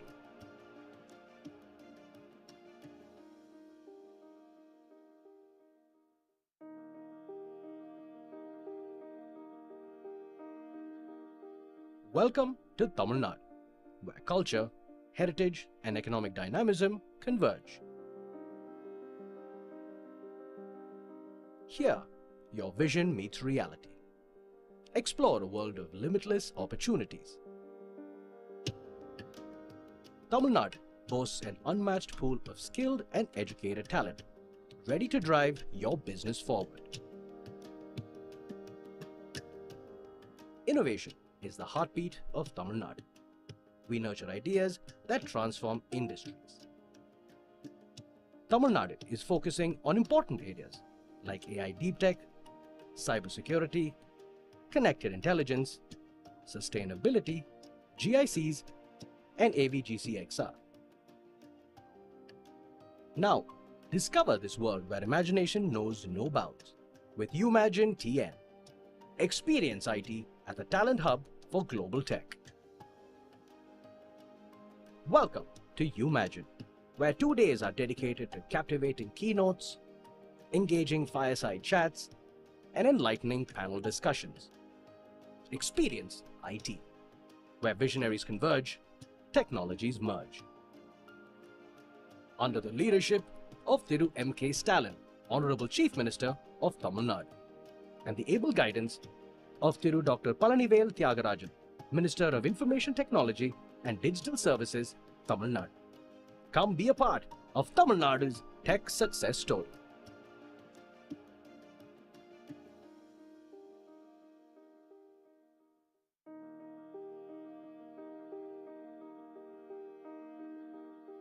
Welcome to Tamil Nadu, where culture, heritage, and economic dynamism converge. Here, your vision meets reality. Explore a world of limitless opportunities. Tamil Nadu boasts an unmatched pool of skilled and educated talent, ready to drive your business forward. Innovation is the heartbeat of Tamil Nadu. We nurture ideas that transform industries. Tamil Nadu is focusing on important areas like AI deep tech, cybersecurity, connected intelligence, sustainability, GICs, and AVGCXR. Now, discover this world where imagination knows no bounds with Umagine TN. Experience IT at the talent hub for global tech. Welcome to Umagine, where 2 days are dedicated to captivating keynotes, engaging fireside chats, and enlightening panel discussions. Experience IT, where visionaries converge, technologies merge. Under the leadership of Thiru M.K. Stalin, Honorable Chief Minister of Tamil Nadu, and the able guidance of Thiru Dr. Palanivel Thiagarajan, Minister of Information Technology and Digital Services, Tamil Nadu. Come be a part of Tamil Nadu's tech success story.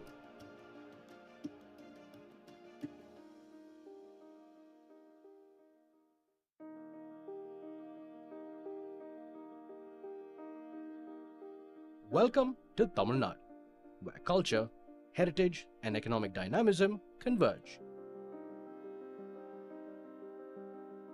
Here, your vision meets reality.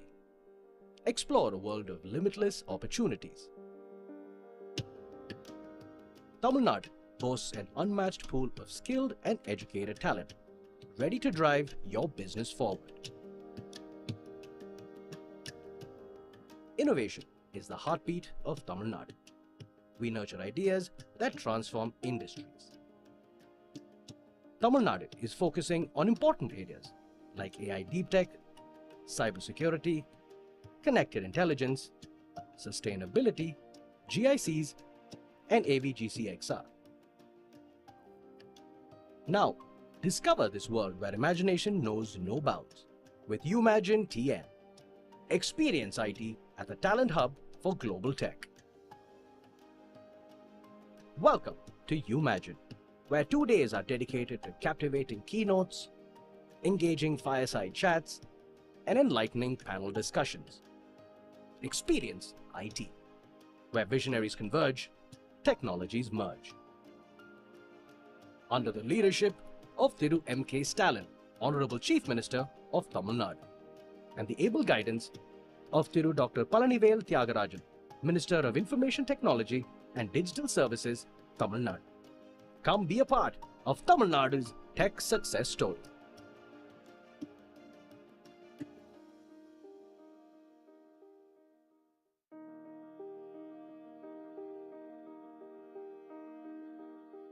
Welcome to Tamil Nadu, where culture, heritage, and economic dynamism converge. Here, your vision meets reality. Explore a world of limitless opportunities. Tamil Nadu boasts an unmatched pool of skilled and educated talent, ready to drive your business forward. Innovation is the heartbeat of Tamil Nadu.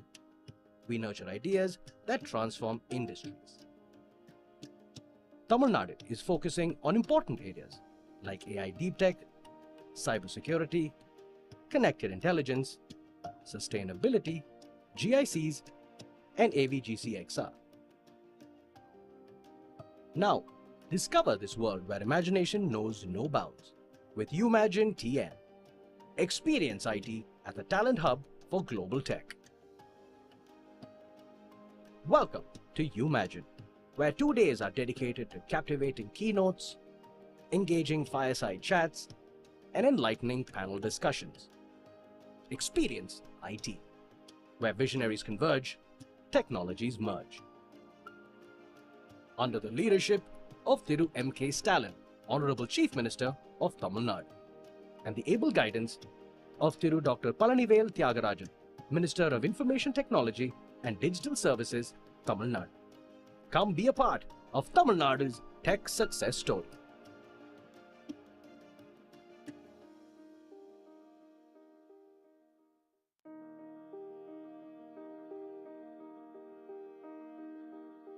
Welcome to Tamil Nadu, where culture, heritage, and economic dynamism converge. Here, your vision meets reality. Explore a world of limitless opportunities. Tamil Nadu boasts an unmatched pool of skilled and educated talent, ready to drive your business forward. Innovation is the heartbeat of Tamil Nadu. We nurture ideas that transform industries. Tamil Nadu is focusing on important areas like AI deep tech, cybersecurity, connected intelligence, sustainability, GICs, and AVGCXR. Now, discover this world where imagination knows no bounds with Umagine TN. Experience IT at the talent hub for global tech. Welcome to Umagine, where 2 days are dedicated to captivating keynotes, engaging fireside chats, and enlightening panel discussions. Experience IT, where visionaries converge, technologies merge. Under the leadership of Thiru M.K. Stalin, Honorable Chief Minister of Tamil Nadu, and the able guidance of Thiru Dr. Palanivel Thiagarajan, Minister of Information Technology and Digital Services, Tamil Nadu. Come be a part of Tamil Nadu's tech success story.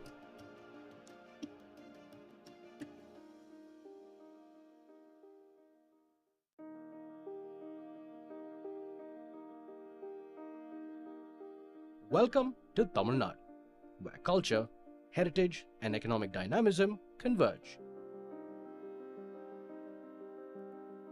Here, your vision meets reality. Explore a world of limitless opportunities. Tamil Nadu boasts an unmatched pool of skilled and educated talent, ready to drive your business forward. Innovation is the heartbeat of Tamil Nadu. We nurture ideas that transform industries.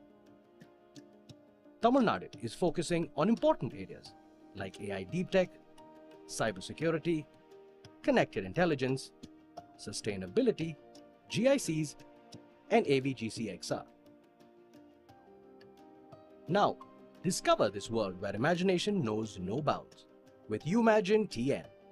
Experience IT at the talent hub for global tech.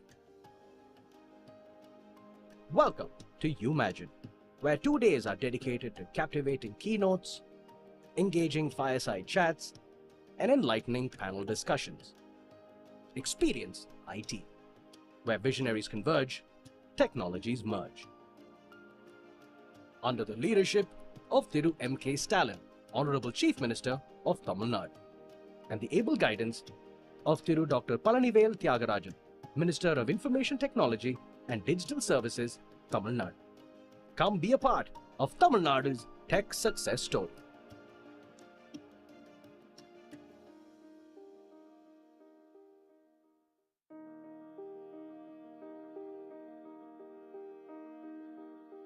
Welcome to Tamil Nadu, where culture, heritage, and economic dynamism converge. Here, your vision meets reality. Explore a world of limitless opportunities. Tamil Nadu boasts an unmatched pool of skilled and educated talent, ready to drive your business forward. Innovation is the heartbeat of Tamil Nadu. We nurture ideas that transform industries. Tamil Nadu is focusing on important areas like AI deep tech, cybersecurity, connected intelligence, sustainability, GICs, and AVGCXR. Now, discover this world where imagination knows no bounds with Umagine TN. Experience IT at the talent hub for global tech. Welcome to Umagine, where 2 days are dedicated to captivating keynotes, engaging fireside chats, and enlightening panel discussions. Experience IT, where visionaries converge, technologies merge. Under the leadership of Thiru M.K. Stalin, Honorable Chief Minister of Tamil Nadu, and the able guidance of Thiru Dr. Palanivel Thiagarajan, Minister of Information Technology and Digital Services, Tamil Nadu. Come be a part of Tamil Nadu's tech success story.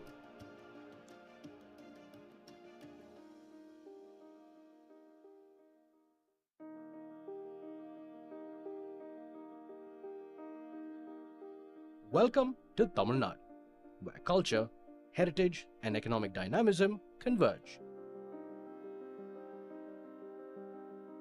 Here, your vision meets reality. Explore a world of limitless opportunities. Tamil Nadu boasts an unmatched pool of skilled and educated talent, ready to drive your business forward. Innovation is the heartbeat of Tamil Nadu. We nurture ideas that transform industries. Tamil Nadu is focusing on important areas like AI deep tech, cybersecurity, connected intelligence, sustainability, GICs, and AVGCXR. Now, discover this world where imagination knows no bounds with Umagine TN. Experience IT at the talent hub for global tech. Welcome to Umagine, where 2 days are dedicated to captivating keynotes, engaging fireside chats, and enlightening panel discussions. Experience IT, where visionaries converge, technologies merge. Under the leadership of Thiru M.K. Stalin, Honorable Chief Minister of Tamil Nadu, and the able guidance of Thiru Dr. Palanivel Thiagarajan, Minister of Information Technology and Digital Services, Tamil Nadu. Come be a part of Tamil Nadu's tech success story.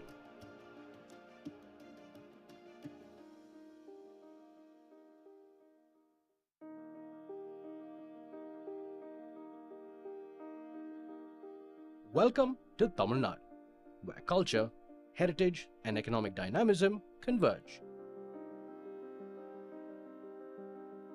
Here, your vision meets reality. Explore a world of limitless opportunities. Tamil Nadu boasts an unmatched pool of skilled and educated talent, ready to drive your business forward. Innovation is the heartbeat of Tamil Nadu. We nurture ideas that transform industries. Tamil Nadu is focusing on important areas like AI deep tech, cybersecurity, connected intelligence, sustainability. This is a kind attention to GICs, everyone. We'll and be starting in AVGCXR. about 5 minutes from now. Thank you. Now, discover this world where imagination knows no bounds with Umagine TN. Experience IT at the talent hub for global tech. Welcome to Umagine, where 2 days are dedicated to captivating keynotes, engaging fireside chats, and enlightening panel discussions. Experience IT, where visionaries converge, technologies merge. Under the leadership of Thiru M.K. Stalin, Honorable Chief Minister of Tamil Nadu, and the able guidance of Thiru Dr. Palanivel Thiagarajan, Minister of Information Technology and Digital Services, Tamil Nadu. Come be a part of Tamil Nadu's tech success story.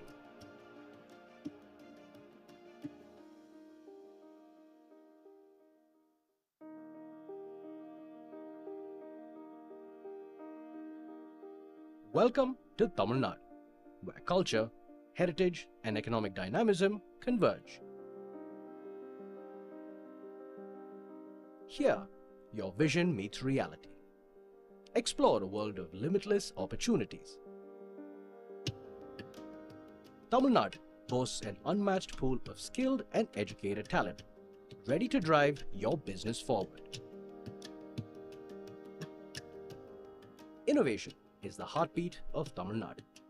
We nurture ideas that transform industries.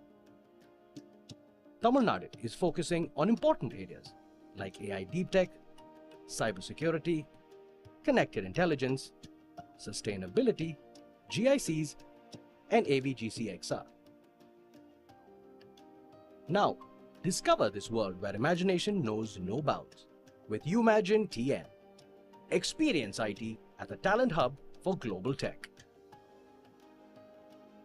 Welcome to Umagine, where 2 days are dedicated to captivating keynotes, engaging fireside chats, and enlightening panel discussions. Experience IT, where visionaries converge, technologies merge.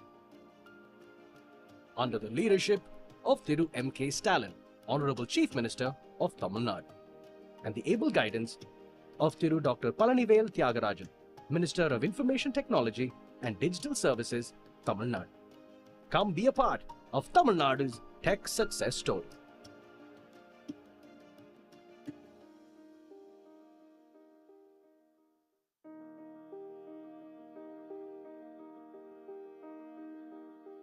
Welcome to Tamil Nadu, where culture, heritage, and economic dynamism converge. Here, your vision meets reality. Explore a world of limitless opportunities.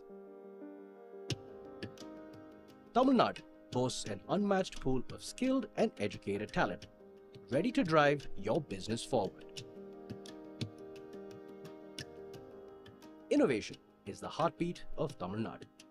We nurture ideas that transform industries. Tamil Nadu is focusing on important areas like AI deep tech, cybersecurity, connected intelligence, sustainability, GICs, and AVGCXR.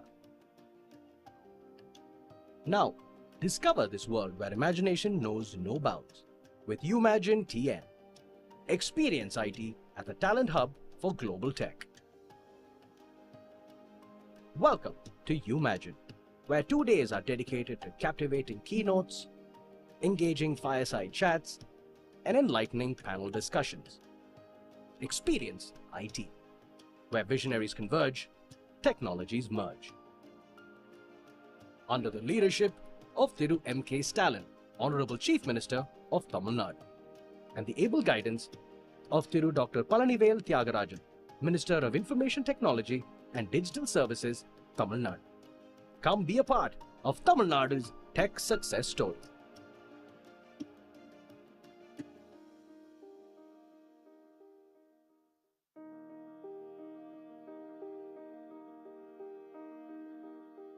Welcome to Tamil Nadu, where culture, heritage, and economic dynamism converge. Here, your vision meets reality. Explore a world of limitless opportunities.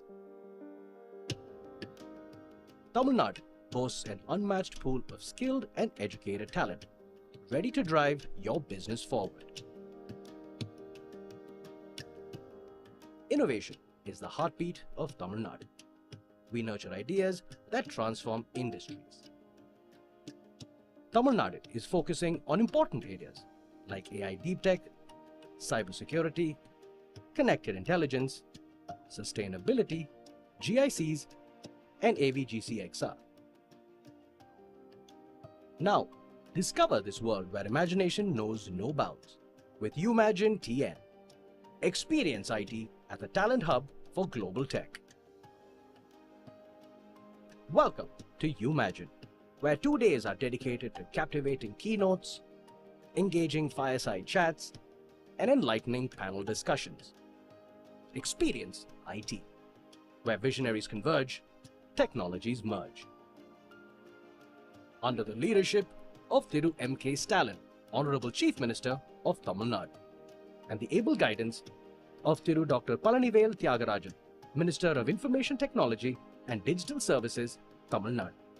Come be a part of Tamil Nadu's tech success story.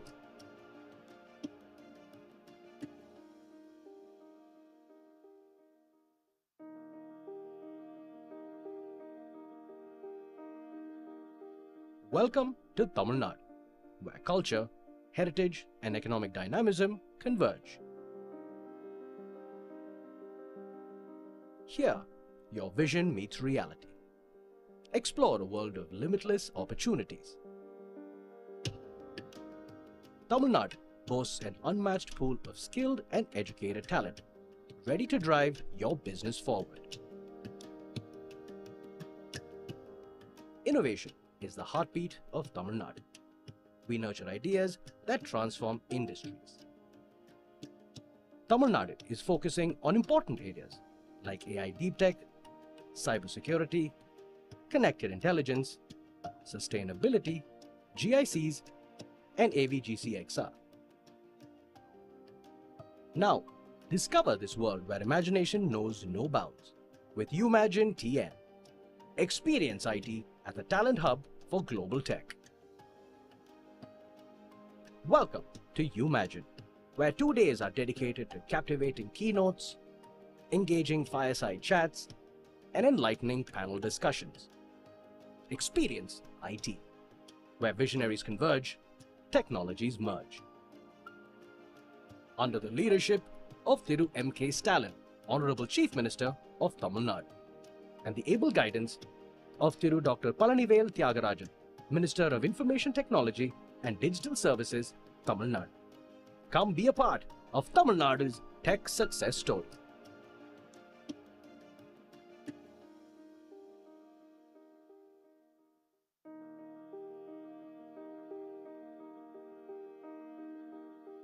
Welcome to Tamil Nadu, where culture, heritage, and economic dynamism converge. Here, your vision meets reality. Explore a world of limitless opportunities. Tamil Nadu boasts an unmatched pool of skilled and educated talent, ready to drive your business forward. Innovation is the heartbeat of Tamil Nadu. We nurture ideas that transform industries. Tamil Nadu is focusing on important areas like AI deep tech, cybersecurity, connected intelligence, sustainability, GICs, and AVGCXR. Now, discover this world where imagination knows no bounds with Umagine TN. Experience IT at the talent hub for global tech. Welcome to Umagine, where 2 days are dedicated to captivating keynotes, engaging fireside chats, and enlightening panel discussions. Experience IT, where visionaries converge, technologies merge. Under the leadership of Thiru M.K. Stalin, Honorable Chief Minister of Tamil Nadu, and the able guidance of Thiru Dr. Palanivel Thiagarajan, Minister of Information Technology and Digital Services, Tamil Nadu. Come be a part of Tamil Nadu's tech success story.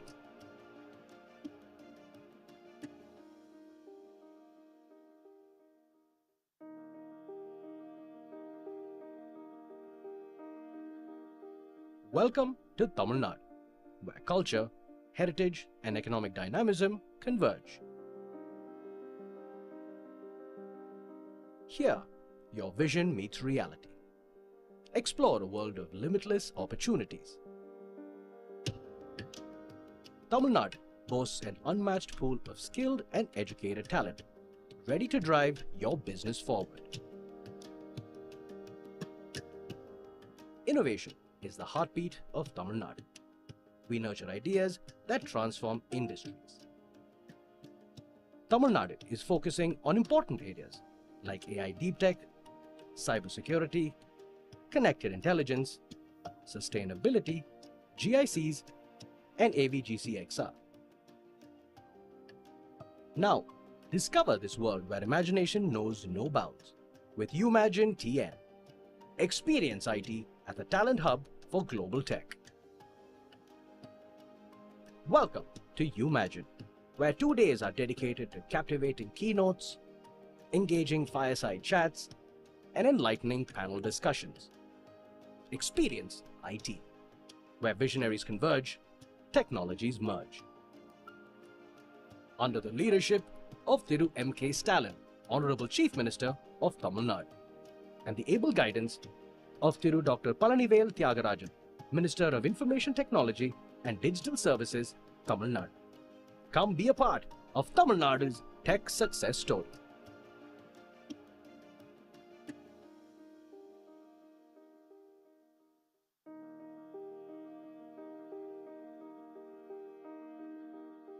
Welcome to Tamil Nadu, where culture, heritage, and economic dynamism converge. Here, your vision meets reality. Explore a world of limitless opportunities. Tamil Nadu boasts an unmatched pool of skilled and educated talent, ready to drive your business forward. Innovation is the heartbeat of Tamil Nadu. We nurture ideas that transform industries. Tamil Nadu is focusing on important areas like AI deep tech, cybersecurity, connected intelligence, sustainability, GICs, and AVGCXR. Now, discover this world where imagination knows no bounds with Umagine TN. Experience IT at the talent hub for global tech.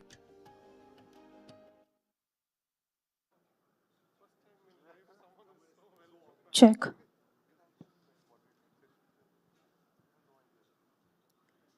Welcome back to Umagine Tamil Nadu, where we inform, inspire, and innovate. We had some very interesting sessions earlier today, and I'm very sure we're going to enjoy the rest of the sessions for the day. On that note, we're moving forward for the second panel discussion on the topic Navigating New Frontiers, Role of Capital in India's Innovation Journey. We have a first panelist, Manu Iyer, who is the founder and managing partner of Blue Hill Capital, an early-stage VC fund focusing on deep tech startups in clean tech, IoT, AI and ML, industrial, agri-tech, and hardware sectors in India and abroad. With an electric engineering degree at IIT Madras, he possesses a keen interest and deep understanding of the EV and clean tech ecosystem reflected in multi-purpose investment in the space. After completing his MBA from Duke University, he worked in financial services before starting his journey as an entrepreneur in India. He is an active angel investor, TIE charter member, and member of angel networks like the Chennai Angels and Indian Angel Network, guiding and mentoring startups. He serves on the board of several companies, including Detect Technologies, Rapte, PiBeam, Maggie, Mobiville, and Skillvery, contributing strategies, insights, and expertise. Can we all put our hands together and welcome Manu Iyer on the stage? Next, we have our panelist, Vishesh Rajaram, who is the managing partner of Special Invest, a venture capital firm focusing on early-stage investment in deep technology startups in India. With a background in engineering, he has a keen interest in innovative technologies and their impact on society. Prior to Special Invest, he co-founded and led business in technologies and financial services. He is a passionate supporting entrepreneur and helping them build successful business. He's actively involved in the startup ecosystem, mentoring founders and serving on advisory boards. He holds a bachelor degree in engineering and an MBA from top institutions. Can we give a massive round of applause and welcome Vishesh Rajaram on the stage, please? Our third panelist of the session, Chirag Gupta, is the managing partner of 8X Ventures, a venture capital firm focusing on early-stage investments in technology startups in India. Chirag has been a part of tech ecosystem since he was 9. He built AI algorithm long before ChatGPT was even talk of the town. He has represented India in various global deep tech forums, sits on advisory boards of the IIT Chennai Innovation Committee, and is part of the CII Advisory Board of India's future deep tech policies. He has held leadership positions at 500 global VC firms like Karam, McKinsey, PwC, and Korn Ferry. Before 8X Ventures, he founded and led businesses in the technology sector. He's dedicated to supporting entrepreneurs and assisting them in developing their business. He actively participated in the startup ecosystem, providing mentorship and serving on advisory boards. He holds a bachelor degree in engineering and expertise in business strategy and investment manager. Can we put a huge round of applause and welcome Chirag Gupta? Our last panelist of the session, Kushant Upal, is the founder of and CEO of Indus DC, a company specializing in data center infrastructure solutions. With a background in computer science, he has a deep understanding of data center technologies and their applications. He is passionate about creating innovative solutions to address the evolving industry needs. Prior to founding Indus DC, Kushant gained experience working in various roles in technology sector, where he honed his skills in project management, business development, and strategic planning. He is committed to driving growth and success for the Indus DC through his leadership and vision. Can we all put our hands together and welcome Kushant Upal?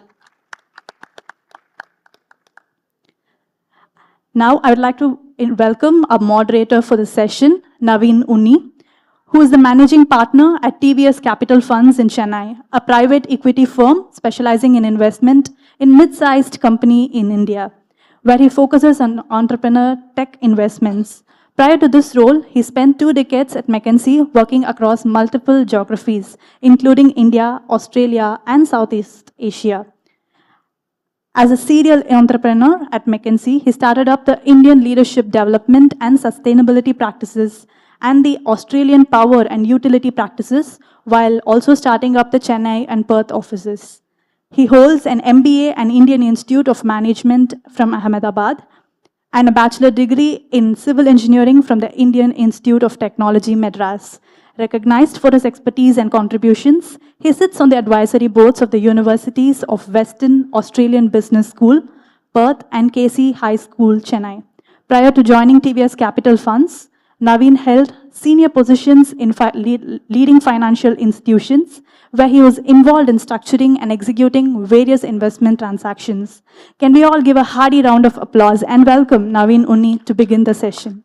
Thank you. Thank you. And welcome. Hi. Excellent, excellent. We still have some people.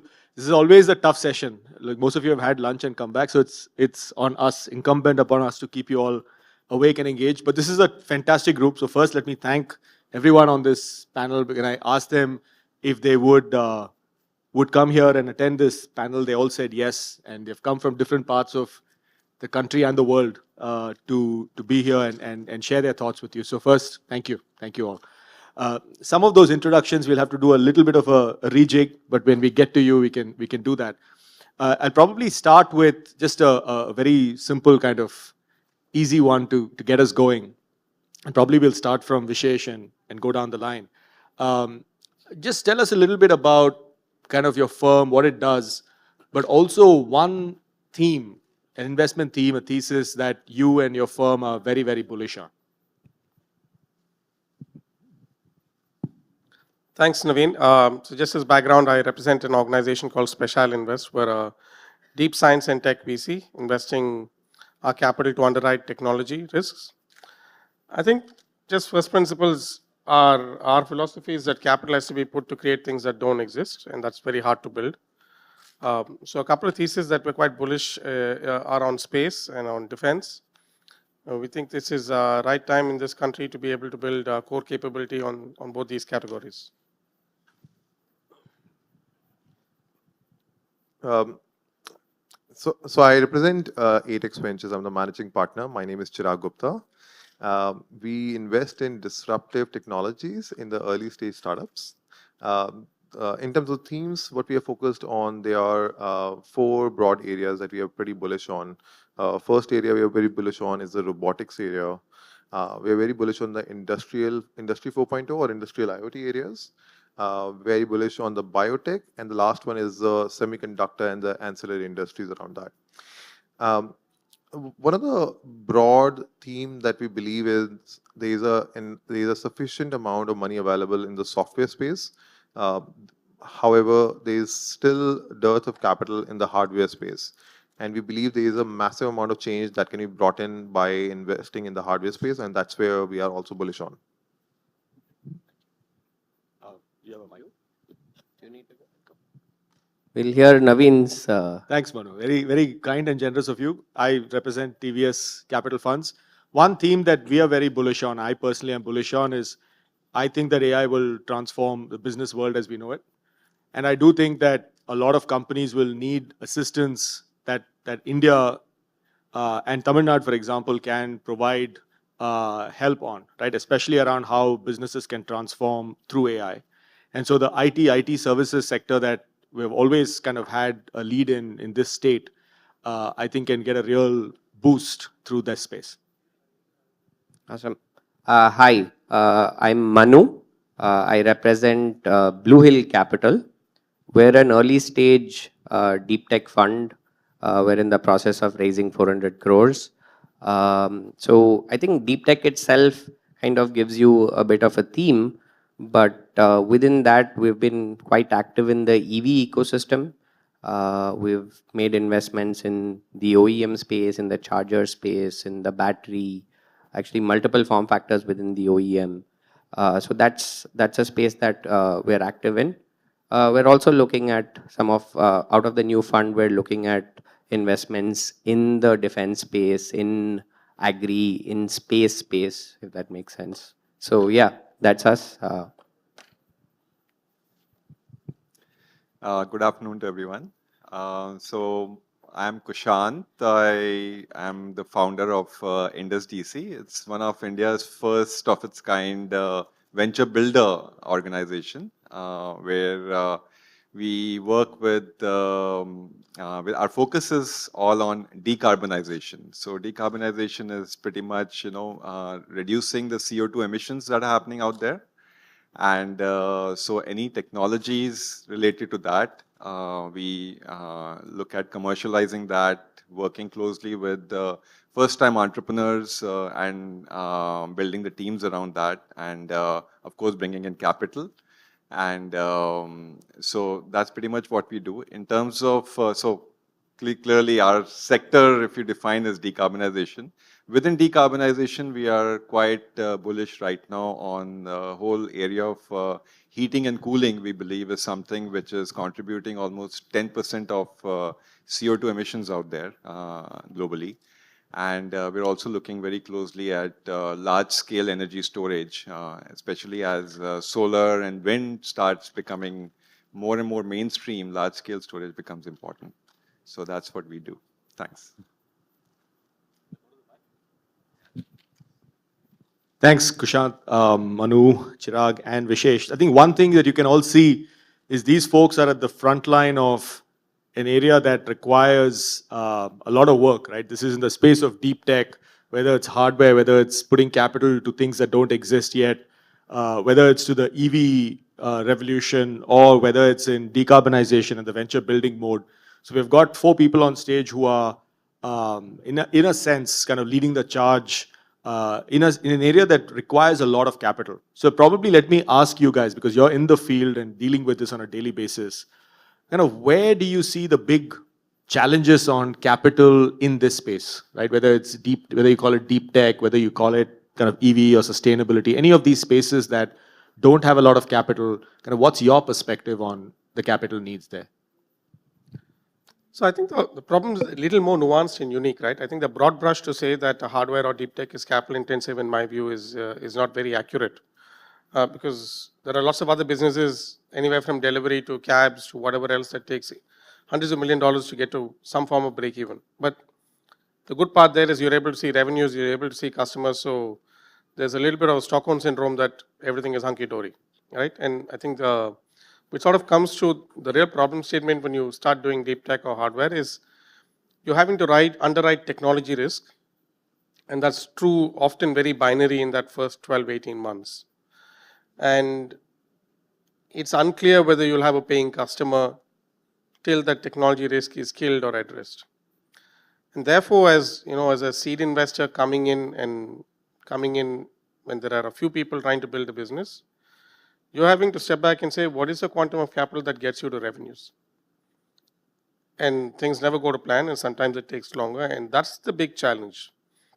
Because the minute you have revenues and customers, then it's a lot more easier for your business to be understood, or for people to underwrite the risk from there on. But the path to getting to first revenues, the time it takes, and the amount of capital it takes is where I think things can get challenging. I mean, we've had cases, we've done a company in green hydrogen, they've had revenues within the first 9 months. We've got a product out, paying customer. At the other end of the spectrum is a rocket company. It's 4 years. We're going to launch one later this month or early next month, and then our first revenues will be end of the year. So the challenge is a little different on both places, and it's important for us to then look at risk bottom up, to saying, guys, what are the big risks this business carries? And at every stage of capital raising or at every stage of capital utilization, are you addressing significant risk on the table that therefore makes you deserving for more capital? And hence it's very nuanced, though I don't think we're capital inefficient businesses at all. Because the good part of doing deep tech is these are large margin businesses. you'd ideally be doing 20 to 70% gross margins in these companies. So it's a question of really getting to critical mass at which you start being quite capital efficient. If I may add, so I 100% agree, first of all, that I think there's a common perception that hardware is actually more capital intensive and software is therefore the talk of the town. But the reality, if you go dig deeper into that, you realize very soon that the software businesses like logistics, delivery, Uber, for example, actually burnt more capital than probably most of the hardware companies are burning right now. So from that perspective, that is one side of the problem. Then there is also other side of the problem, which is the investor side of the problem. Now, we have to think about when we are raising money or collecting any kind of capital, we also need to think from a person or institution or an individual or a family office that is putting in the money. Now, they have an option of investing in a public market. They have an option of investing in real estate. They have an option of investing in multiple liquid assets, which are, for the last 2-3 years, generating great returns. And now, this is where the challenge comes in, the liquidity challenge. A lot of deep tech investments or startup investments in general tends to be illiquid. One part of the puzzle which the startup ecosystem is yet to solve is how to give liquidity to the investors in a shorter duration so that it gives comfort and they can choose to say that, okay, I will put in the money, let's say 100 crores, to put in a space tech company or a hardware company or a robotics company, with a view that I will probably make an exit in 2 years or 3 years. The current lifetime of that investment goes from 5 to 10 years, which is not okay for a lot of investors. And that's one of the key bottlenecks from the supply side of the money. The money does exist in India. The money does exist globally to make investments in the deep tech, hardware, or robotics or space tech. However, the question comes, when do I get the money back? So I think once we sort that part of the puzzle, which, to be fair, a lot of people have started to trying to solve that puzzle right now, and including the 5 of us sitting here. But I think that will still take some time to solve that puzzle. I'd probably say one thing in response. I'd like you guys to think about this, because I come in a little later in the stage, right? And I was thinking about what you just said there, Chirag, which is true, right? So as a growth equity investor, I'm looking at things where product market fit in a sense is established, right? And then I think about how do I scale this up to a certain level. So I agree there's a lot of capital, but I can tell you it's very hard for folks like us to take business technology risk. We can take business transformation risk, but technology risk is hard, and that often inhibits us essentially in making some of these bets, right? Whether it's the space startup or many of your portfolio companies. It's a bit of a mindset. I don't know if it's a mindset or if it's real, and I'd like you guys to think about that and comment if that's okay, because it'll be very helpful to folks down the chain, especially like us and beyond, on how we can think about investing as a growth stage fund. Sure. So the discussion was about what capital in innovation, right? So I think it's kind of incumbent to talk about what is innovation in the first place, right? Very generically, we're saying, it's a new product, a new idea, a new service, at the end of the day, which has a significant positive impact at the end of it. And I think the biggest challenge for a lot of money that is coming into the space, or the reason why it's not coming, is because they don't understand what that innovation is in the first place, right? I'll give you an example. There's a company that I think both of us know that we've invested in called Rapti. So they're a EV OEM. The interesting thing is that, let's say, give or take in India, there are probably 750 EV OEMs along the spectrum, two-wheeler, three-wheeler, four-wheeler, different parts of the ecosystem. On the two-wheeler itself, there are probably 300 odd in that specific space. Now, how do you know what one person is doing versus the other versus, the 300th person in that line? Do you really know if there is technology that is being built? Is there innovation that is being built? That is not apparent to everybody. I don't think everyone is equipped to make that decision, right? As a team, as a downstream fund, or even a Series A fund, are you equipped to make that judgment on whether the technology that is being built is actually what it claims to be? for a large part, right, and without going into specific names, we saw, in the EV OEM space, the government withheld FAME subsidies from a bunch of very well-known names, right?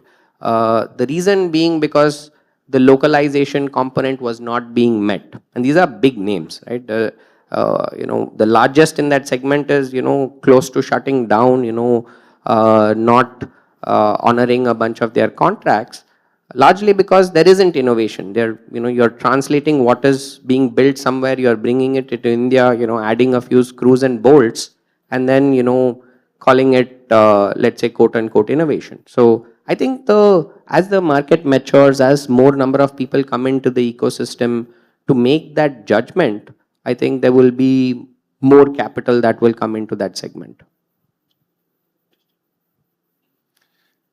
So our view is, we are more venture builders. So I think the gentlemen here are all investors, and I think it's a very, very difficult job what they do. But every entrepreneur thinks that they're innovating, right? I mean, the DNA of any startup is you're going to innovate. But what we've also seen is that many of the innovations out there are just incremental in the sense that if you look at in India over the past so many years, many ideas have been taken from the West, and they've been basically stitched to Indian conditions, and companies have been built around that. I think what we are talking about here, and then the group here is very focused on tech-driven ventures, and I think India also needs that. So in a sense, when we talk about tech-driven ventures, when we talk about capital, the hard part is really to first understand the technology, from an investor point of view, right? I mean, capital's there, but how do you know which is real technology, which is the one which is going to create a barrier? How am I going to create a product out of this? How do we scale this thing? So in India, again, many of the companies have been service-oriented companies which have scaled. Now, to build a hardware company, there's a lot of discussions and debate going around, right? I mean, how do we scale hardware companies, and what's the right capital for that? Is it just equity capital, or it's a combination of equity and debt capital that needs to be provided there? So, so I think a lot of good discussions going around in that sense. Capital is there. Ideas are there. We need a lot of good entrepreneurs to come on board and show that they are ready to take the capital. And so I think that's one of the things that we see out there. We're going to keep doing this. Let me just check with this audience. Do you guys have any questions for the panel? Going once, going twice. Just checking. I'm not asking you to ask the question, but do you have? Because I am going to put it back to you. This is a great opportunity. I can tell you that the opportunity to ask these four gentlemen questions will come very rarely in time. So think of your questions. I still have a few to go around. So just giving you early warning. That question that I kind of prompted, right, which is, and both your answers were somewhere there, which is, you find a set of investments that you can make. I'll take what Kushan said, which is he needs more entrepreneurs on the venture building side. But now that you guys have made investments, how do you get to the point where more capital will come, especially as they go further down? Because the one significant challenge is when you see, you're right, like logistics will take, any infrastructure investment will take a lot of capital. But the underlying risk is not, is more around demand side, is more around business model, things you can see and feel and understand, and usually tends to be somewhat local. The challenge a lot with deep tech or this type of innovation is, one, you're competing globally often. Two, there is a real underlying technology risk that the next investor and the next investor has to kind of think through. And three, you need to also compete on a global scale to genuinely be of significance. And often these tend to come out of some sort of academia, and you find it really hard to get it to a global stage. So these are some of the challenges you find, going down the chain. Any reflections from your experience, especially Vishesh, Chirag, and Manu? You guys do seed investments. Would love to hear your experiences. Thoughts. Yeah, actually, I think you summed it quite well, and that's exactly the sort of risk we get paid to do or take, right? It is 0 to 1, it's tech risk. You're building things that lots of other people are trying to build at the same time in different parts of the world, so you don't even know many a times, right? And I think, and we've had this situation, we have this robotics company out of Bangalore called Sinler Robotics. They're building vision system for hands to behave like human hands, right? And you go into meetings and the first thing people ask you is, oh, why do you think someone in MIT Labs isn't building it? And over time we've learned to say that, yeah, maybe they are, but what does it matter to me really? Is it matter to me that someone in MIT Labs is building it, or does it matter to me that GM is buying my robot, right? So then you sort of come back to saying that the ultimate North Star that you want to worry about is building a sustainable business that's profitable in the long run. And of course, there's a path to get to that. And the path to get to that, the starting point of that is to make sure you're able to anchor yourself around a customer and build something meaningful and non-linear or exponential for them. I know Kushant used the word incremental, and we always look at tech to say, hey, is this incremental, is this exponential? And if, in my mind, if it has to be deep tech, it has to be exponential, because you have to make a quantum leap in the output you're giving somebody for them to pay the bill. Right? There's a lot of time, innovation, and cost to innovation that you're incurring, both as opportunity cost of life and whatever else. And all of that has to pay back in. And we're quite happy taking that risk, right? And we know going in, this is what you're signing up for, and make sure the founders understand that. I think nuanced element is to make sure that at all times you have a customer mind to the problem. You're building, ultimately we're building this to make a business. We're not building this for kicks. We're not building this for awards. We want rewards in terms of revenues and customers and business. And that's where it is. And to the other point that you left in, and I think India is a mature ecosystem. We'll have people doing 0 to 1, 1 to 10, 10 to 100. And I know you do a little bit of 1 to 10 and a little bit of 10 to 100 as well. And we'll have different people in different segments. I think it's a responsibility that the 0 to 1 will have to carry to make sure that a certain reasonable percentage of our portfolio get to the 1 to 10s. So what you said is very interesting. I'm going to add a slight nuance to that.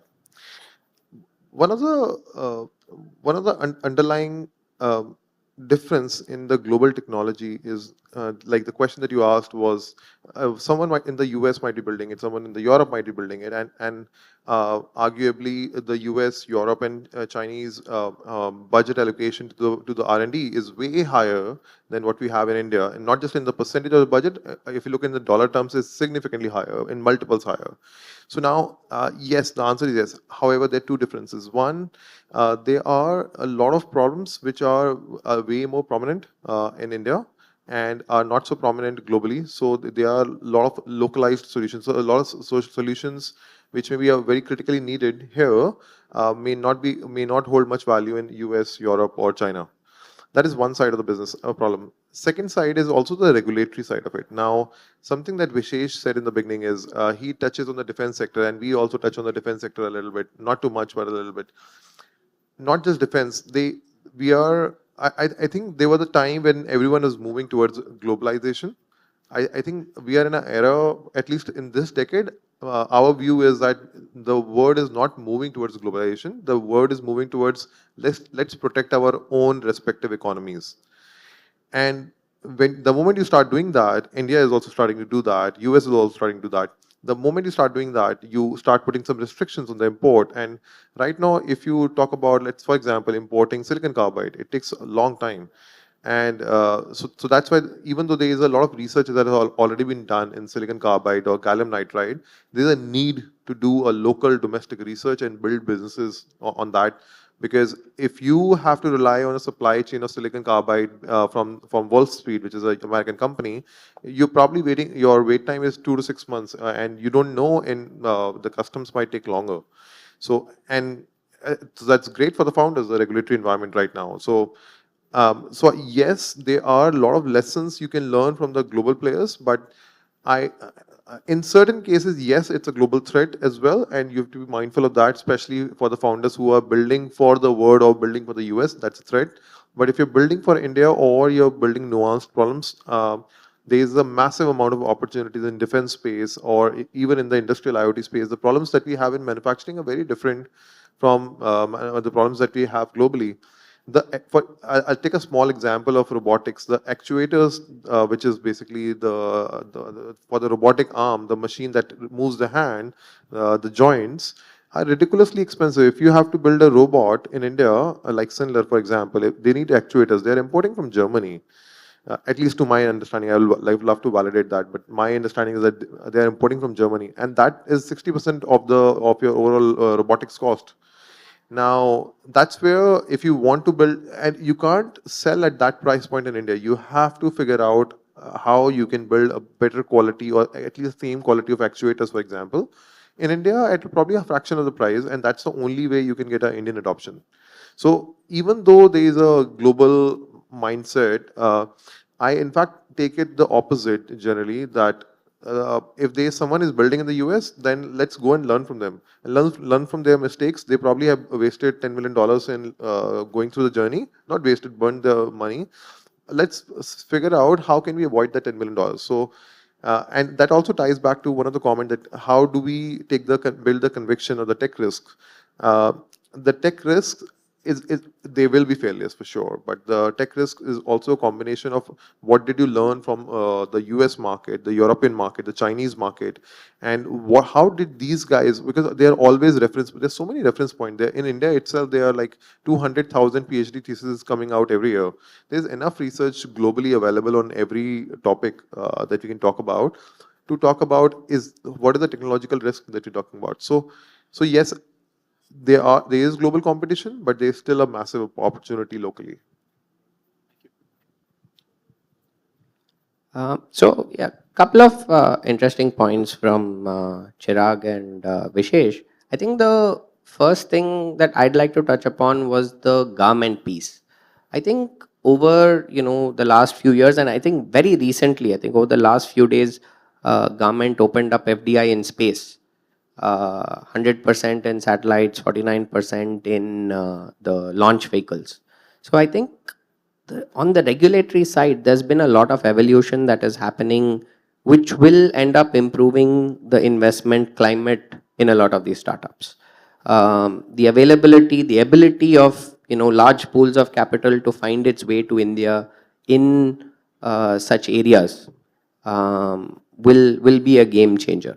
And it's not just in space. In defense, I think at one point in time, defense was an untouchable space for a startup. But slow evolution programs like IDEX, have woken up a lot of these guys who are doing work in the space to say, hey, I can actually go and do business within the armed forces, within our defense sector, which obviously had a lot of moats that kept the smaller guys out. So I think the government has done a lot, to improve the climate of both investments and from the startups themselves. I mentioned, Rapti. So Rapti has gotten significant support both from the center and from the state. GST, land, capex subsidies. All these things were not happening, I would say, even 6, 7, 10 years ago. There was no visibility of something like that. So the climate has improved significantly to invest in innovation in India. To Chirag's point, I definitely think that there is significant research that is already happening here.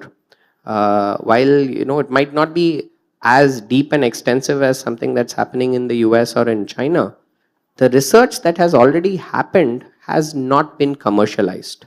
I mean, Naveen, we come from IIT Madras. I mean, I've seen a significant amount of research that is done just in name. It's done, they publish, they go to a conference, they talk about it, and then, it's shelved. So the availability of capital that comes into this space will now encourage some of these professors, encourage these PhD candidates, encourage these students to say, hey, I can also, take this to its logical, large outcome at the end of the day.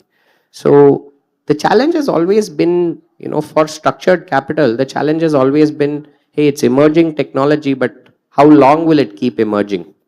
That time question was one, and then like we discussed right up front, the question was, how much capital does it need to take it to its, logical outcome.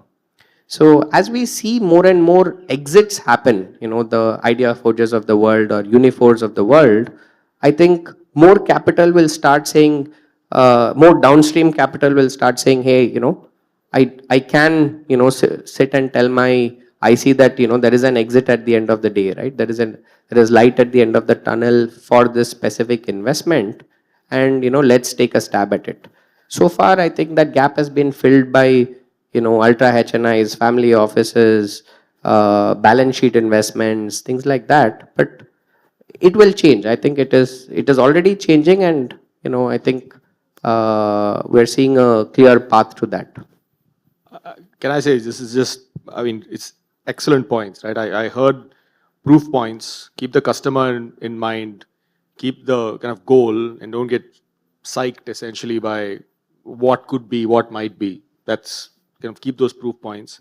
I heard think local versus global. There's a set of local problems that need local solutions. And they will always have kind of some merit, some demand side opportunity. And as the world is getting more local, there are opportunities there. I heard there's a lot of research happening, whether it's in India or elsewhere, that can be leveraged. And in a world where information is essentially freely available, how do you use that in some ways, right? The numbers, hundreds of thousands of PhDs that happen, or thesis that happen, what do you do with that? How do you commercialize? So there's some great points around how the world is changing. And last point, of course, is that regulatorily it's changing. I mean, you think about the number of things that we now want to be self-sufficient on, that we are otherwise importing, right? That's a big challenge in a fiscal sense. The reason we can't have capital convertibility is because we are so import dependent. I mean, the world changes once you have self-sufficiency on several of these critical areas. But one of the things I just want to go to Kushant maybe and ask, you were an entrepreneur, you had your own kind of company, and then you chose to come to this path. And you chose a venture builder model in decarbonization, right? So I'm just curious, and for the benefit of us and the broader audience, kind of what prompted you to the venture builder model? How do you see that playing out? Why this model at this time in this area? Yeah, I guess I'll start by saying, once an entrepreneur, always an entrepreneur. So venture builder is an opportunity to do more entrepreneurial work. And, yeah, so I'll talk more. I think the venture builder model itself is pretty new for India at this point. I mean, globally, if you look at it, there's about 800 venture studios globally. And giving, there's a proven history of giving, 6x kind of returns over the past 10 years. So it's a model that's doing well. Now, there are various ways you can structure a venture studio. And so what we do is we actually work with the inventors, the professors who are building the intellectual property in the labs, whether it's, we've actually, whether it's IITs or ISCs or the national labs. We work with them, we identify problems or where the science problem is solved, and we take those ideas up and where we see a huge commercial opportunity. In our case, it's decarbonization. So we, in fact, have a filter that any idea we take on should have a potential, in 10 years to cut down CO2 emissions by 100 million tons. So that's one of the filters that we put out there. Then we bring on first-time entrepreneurs. So one thing again is India has clearly over the last 7-8 years, entrepreneurship is now in the DNA. But I think building product and hardware kind of ventures is still something that there's a framework, there's a way, there's a process to build that. We see out there that many entrepreneurs are learning. I mean, they take 3 to 5 years to build a product, but if you do it in a process-oriented manner, the same thing can be cut down by a factor of 2. So it becomes more capital efficient. So that's one of the value adds that a venture studio brings. So the founding team in the venture studio is all entrepreneurs, ex-entrepreneurs. And so the other piece that we see is the capital part of it, right? There are multiple names or ways of capital. Very early stage, we see a great use of grants for maturing the technology. Equity capital has an extremely important role to play at an early stage where you haven't really hit your profitability numbers, you're just starting to hit your revenue. So that becomes really important. As we scale, debt capital becomes very, very important. And especially when you're doing hardware as opposed to software, you're building assets. You've got assets, you've got working capital requirements. So those things are really, really well set for debt kind of capital. So it's that blended capital approach and understanding which we bring into from the venture studio model. So that's sort of where we work closely with entrepreneurs, where we want to make sure that you're not running after the valuation game, but building more value out there. Yeah. Thanks, Kushant. Now, I did promise you that I have a lot of questions, but I want to make sure that you guys also have a chance to ask our distinguished panel some questions. Are there any questions out there? You see show of hands going once. Yes, please. When the mic comes around to you, if you could just state your name, the organization you represent, and just ask the question directly. You can call out anyone that you'd like to answer the question. Firstly, I'd like to just mention that I've attended a lot of conferences, and this is one of the most interesting panel discussions that I've been part of, because every single point that is being put out here is extremely unique and interesting, and I'd like to thank the panelists for that. I am Tanvi Kankaria from Surana and Surana International Attorneys. As a student and also someone who is in research, especially in the defense sector, I work with MOD and other ministries, and because the topic of regulatory came out here, and I wanted to mention that while we have new policies coming out, we see significant issues or problems which organizations face, especially when they're entering into like, especially if they've entered and come into the sector.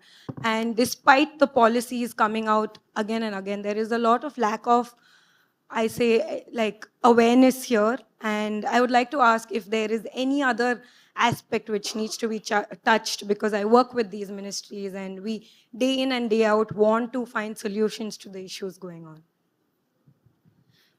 I'll take a stab at this.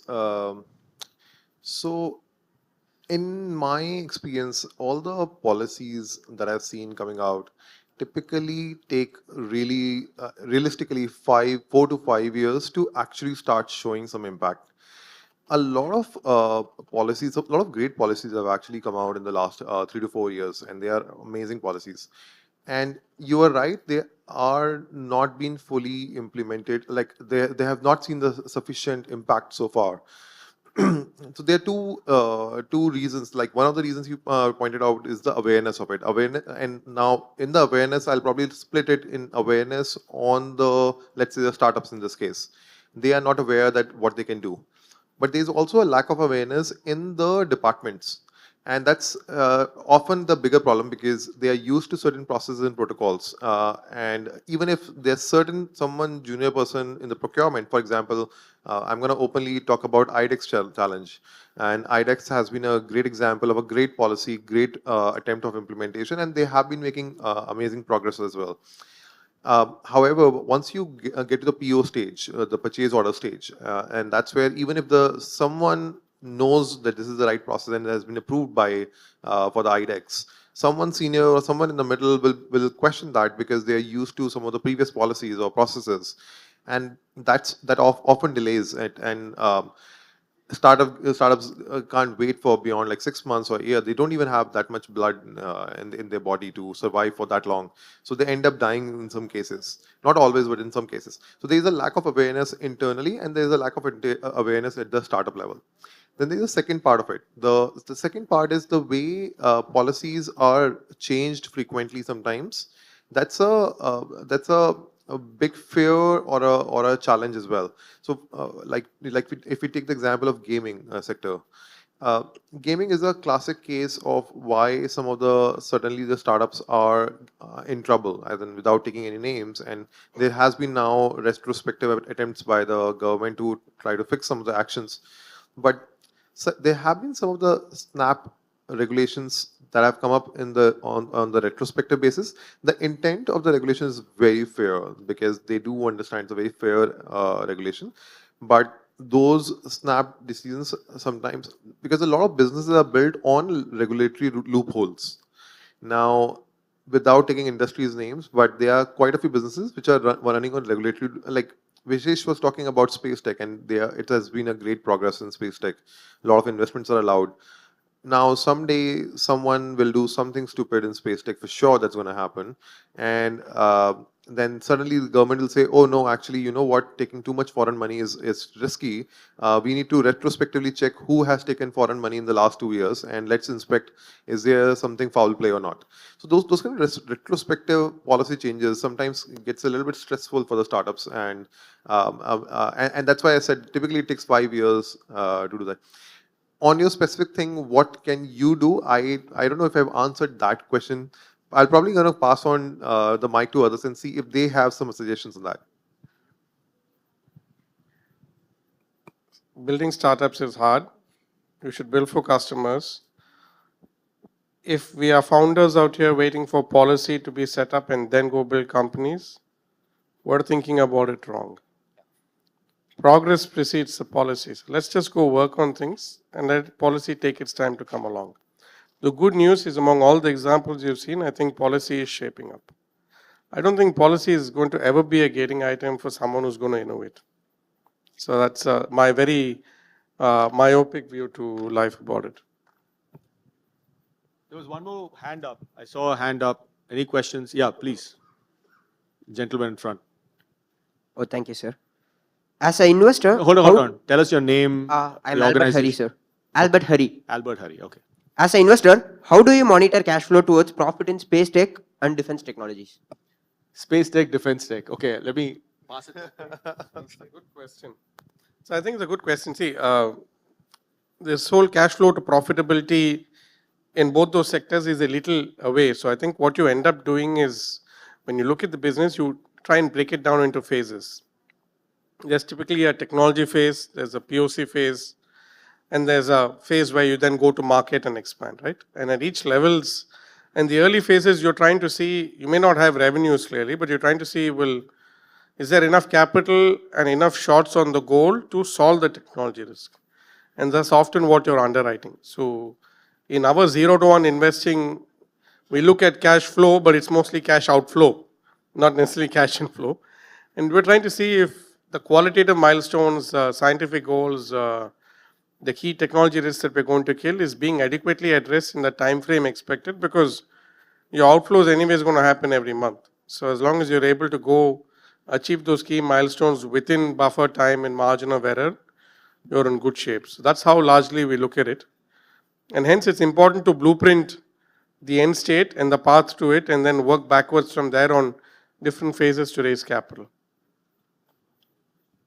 And if I may add, there are actually some great examples from the pharmaceutical industry, because the question that you asked about the entire defense and space tech, which of course Vishesh knows a lot more than I know, but if you look from pharmaceutical industry has always had long gestation periods, and they have always had those questions around the cash flows. So for us as investors, even when I look at the robotics industry, there are a lot of lessons that we have learned from pharmaceutical industry, medical technologies, and that can be adapted to robotics or space tech in defense, because they are technological milestones, and that's when, which is where a bigger risk lies. And the commercial milestone in pharmaceutical comes in like 10 years, medical technology, anything from 5 to 15 years. And hence the comment from Naveen earlier that sometimes taking a technological risk is hard, because quantifying that, even in the pharmaceutical industry, even if you go to the experts in pharmaceutical who have done like 30 years of pharmaceutical research, even if you ask them how much percentage of success you have achieved, like let's say in a 10-year cycle, even though there are so many benchmarks, even they struggle to answer that question. So the question that you're asking is very fair, but it's a very, very hard question. It's a lot of judgment calls involved, and we as a VC firm actually get paid to make those judgment calls. A lot of times our judgment calls work out, and sometimes we do go and get it wrong as well. So Unfortunately, there's no quantifiable answer to your question. Thank you. I'll take probably one more question from the audience. Sir. I'll Sir, go to... excuse me. One more question. No, I can't do, because then I'll close it and somebody else won't get a chance. Sorry, Thank you, Albert. sir. Sorry. Thank you, though, for you asked an excellent first question. Thank you. I'm going to give it to the gentleman in the back, because I saw him raise his hand earlier. I can see there's a couple more people with questions. Hello. We'll see how we go on time. My Go ahead. My name is Prabhu. I'm a trainer and a consultant in generative AI. Now, if whatever little I know about VC funding and startup funding, some of the key capabilities that are required, especially you mentioned judgment calls, right? So some of the key capabilities that are required are basically evaluation, comparison, and then kind of the brainstorming that you do with a set of experts to arrive at that evaluation and comparison. So I'm just wondering, is there any form of generative AI that is currently used in your industry for the evaluation, comparison, and the brainstorming? Because these three capabilities are very strong for generative AI. It's an excellent question. So if I understood your question right, Prabhu, you're saying, how does generative AI get used in this industry, in the VC investing? Yeah. I'll probably kick us off, and if others can add. So this is a very interesting question, and one that occupies some of my time. I think about this a lot.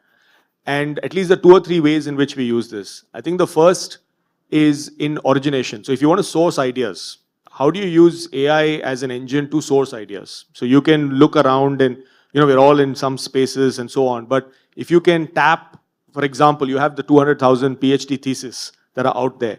Getting AI to genuinely go and pick the 3 ideas or 4 ideas from within there is something that, especially if you give it the right context and you use the right kind of very targeted large language model, you can get to. So there is one area there. The second area is if you have a large number of investment cases you have looked at in the past, either ones that you've picked or ones that you haven't, you have an opportunity again to use AI and its large language capabilities to identify what are the themes that you have invested in, where have the investments gone well, where not. Because one of the biggest challenges for all investors is bias. We can justify anything and we can justify the opposite of that also. So how do you kind of really clean that to understand what is really going on is one of the ways that AI can be used. And in fact, something that I'm exploring actively is, because we have 15 years of history, how do we use that 15 years of history to identify some biases or themes that will help us going forward? Because that's one of the things. So just a couple of examples, but I'm keen to see what the other panelists have to say. I'll add something to that. So one of the areas where within our venture studio, we're building some generative AI capability, as you say, right? Is so we pick up an idea, we bring on technology founders, business founders. How do we know they're the right fit in terms of building a company at scale? So we're building in a lot of the behavior and human analytics piece of it into a framework, and it's still obviously early stages. And but what we see already is that these tools learn on their own, and although it's never going to be 100% accurate, if it's better than what an individual can do, it just starts adding more value. So that's one example I can share with you. I'm going to add something to what the 2 gentlemen said. Like when I said judgment call, because you picked up on that, and one of the most important nuanced part of judgment call is, will these guys or these founders, and Kushant is talking about the founder and company fit. One of the most nuanced part where judgment call is required is, will this founder be able to sell in the market? Because every industry, every sub-industry, every geography requires a very nuanced skill set. And ability to sell is not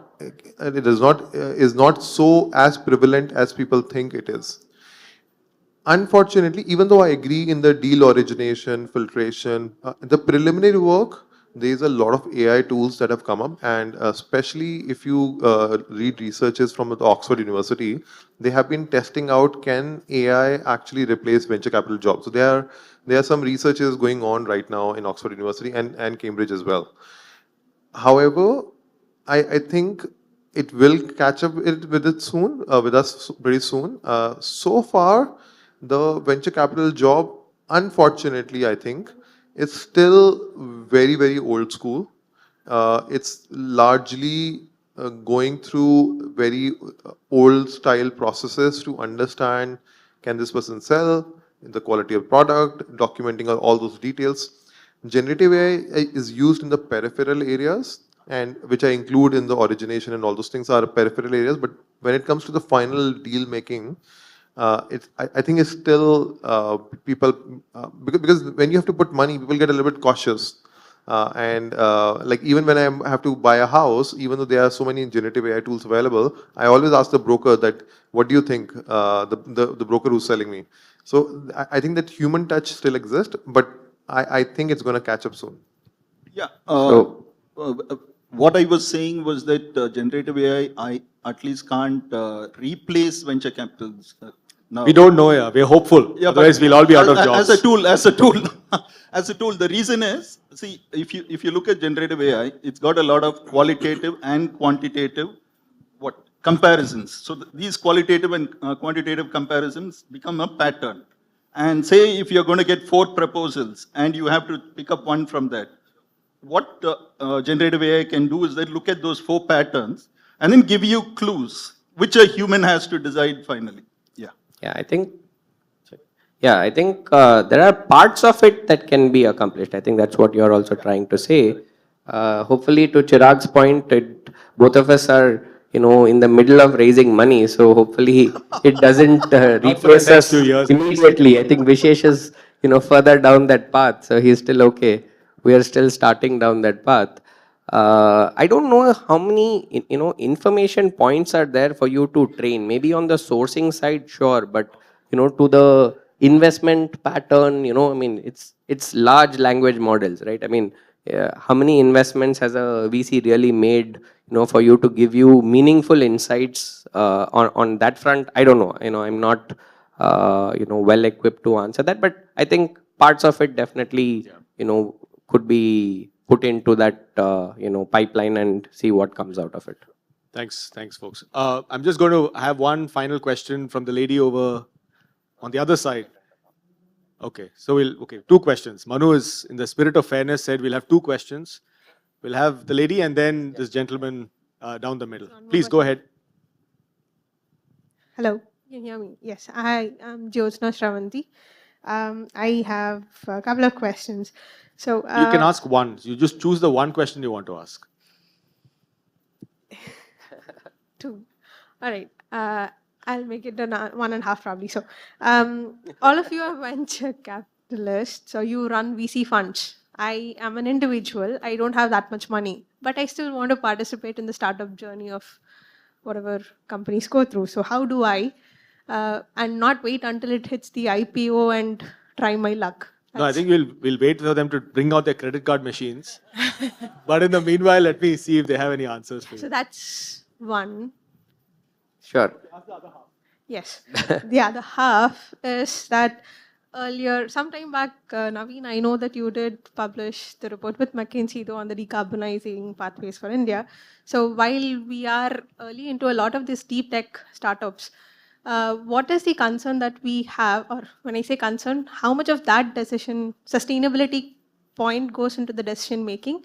Because we do know that, for example, Kushan said he's into energy storage, but that's a lot of minerals which is not sourced from India.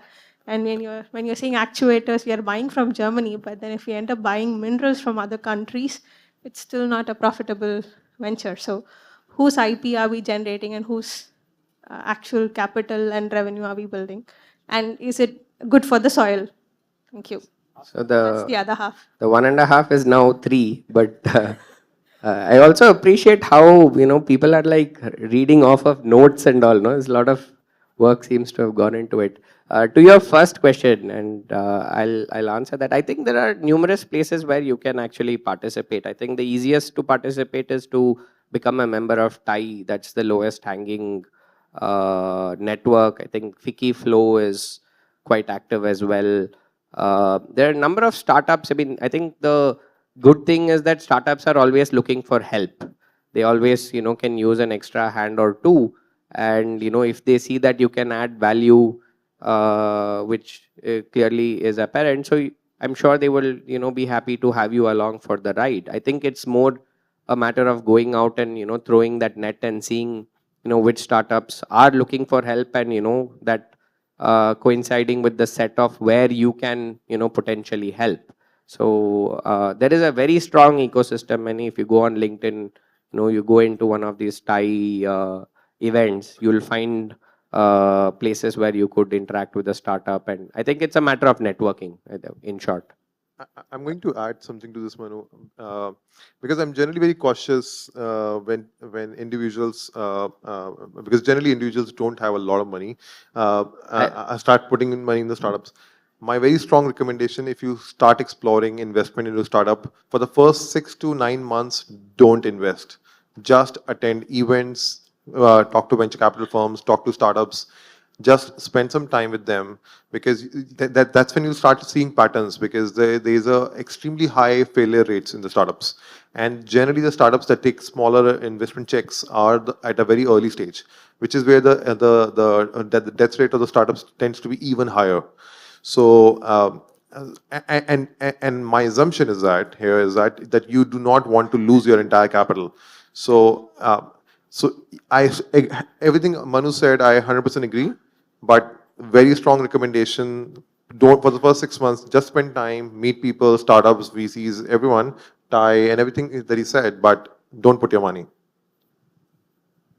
Thank you. I think that's very good advice from both these gentlemen. We'll be thoughtful about that. On your point on sustainability as a part of investing, how do you think about it?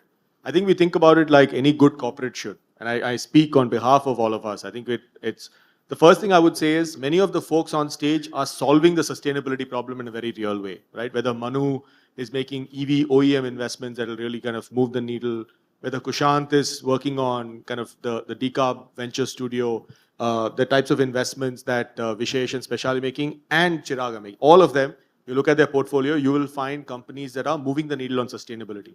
The reason it's really important is because sustainability is one of the hardest tech problems to solve. It's actually one that requires hardware. It's not you can't wish it away, and we can't, like, the software is actually going to, AI is going to make, is a bigger sustainability issue than otherwise. So in many ways, these folks on stage are on the front line of that battle. But more generically, as we think about every single fund, increasingly LPs, the folks who invest in us, are asking that question, especially institutions, right? Large institutions are asking, are you guys doing the right thing? Are you supporting the right types of investments? And therefore, in our process, we have that check. We have to have that check, because if we don't have that check, our investors won't keep putting money in us because we're putting them at risk. I hope that answers the question. It's a very high-level answer to your question, but that's kind of how that works. But you should definitely applaud these gentlemen, because in many ways, they are kind of fighting the good fight. The gentleman in white, we will have the last question of the day. I know Vishesh had a hard stop at 3:30, so. Oh, you have a hard stop, is it? So I shouldn't ask him to ask the question. I'm so sorry, sir. Can I ask Vishwesh personally after the event? Yeah, you can ask any of us personally, but definitely you can ask Vishesh. I'll put Vishesh in the front line. To him, so. Thank you. Thank you so much for a thought-provoking session. I'm pretty sure we all had a lot of key takeaways from this session. And I would like to call upon Geeta from ELCOT to felicitate all the panelists and moderator. Can I please request Geeta from ELCOT to join us on stage, please?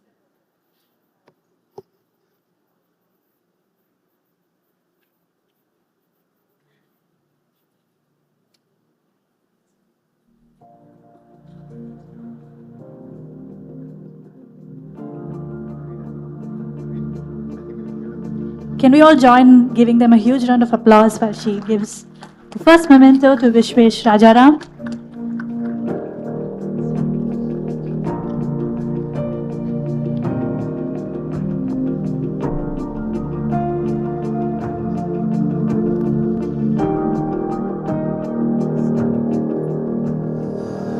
Next, we have Chirag Gupta.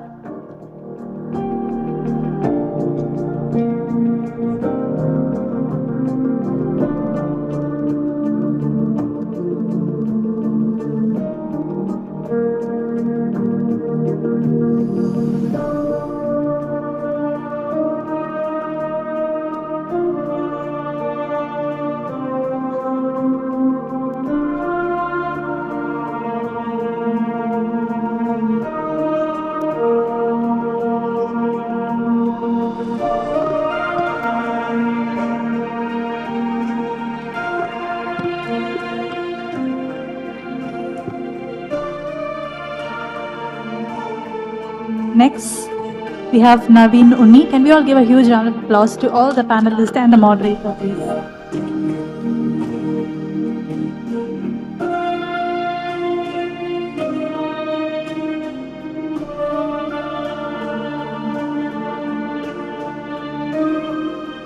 Next, we have Manu Iyer.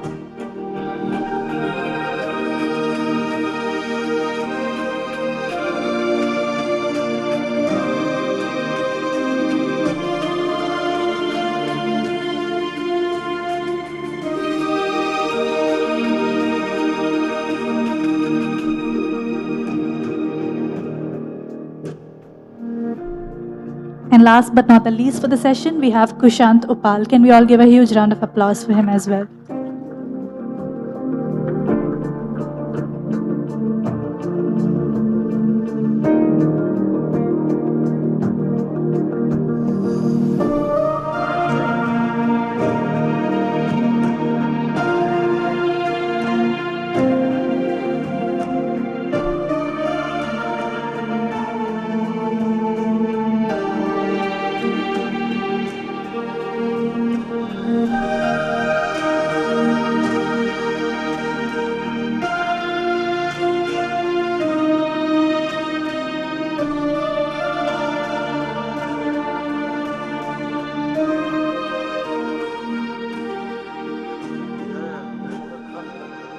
Thank you so much once again to all the panelists and moderator. Next, we move on to the masterclass Tech in Action on the topic Digital Twins in Car Design and Development.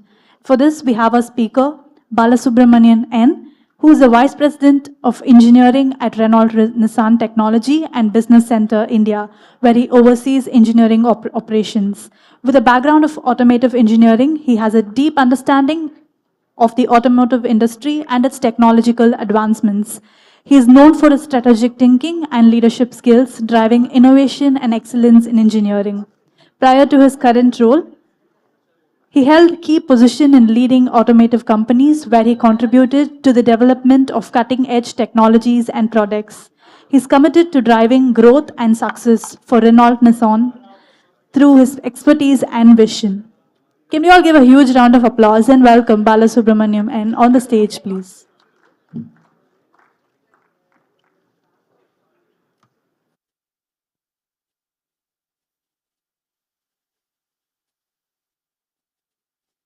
Can you hear me?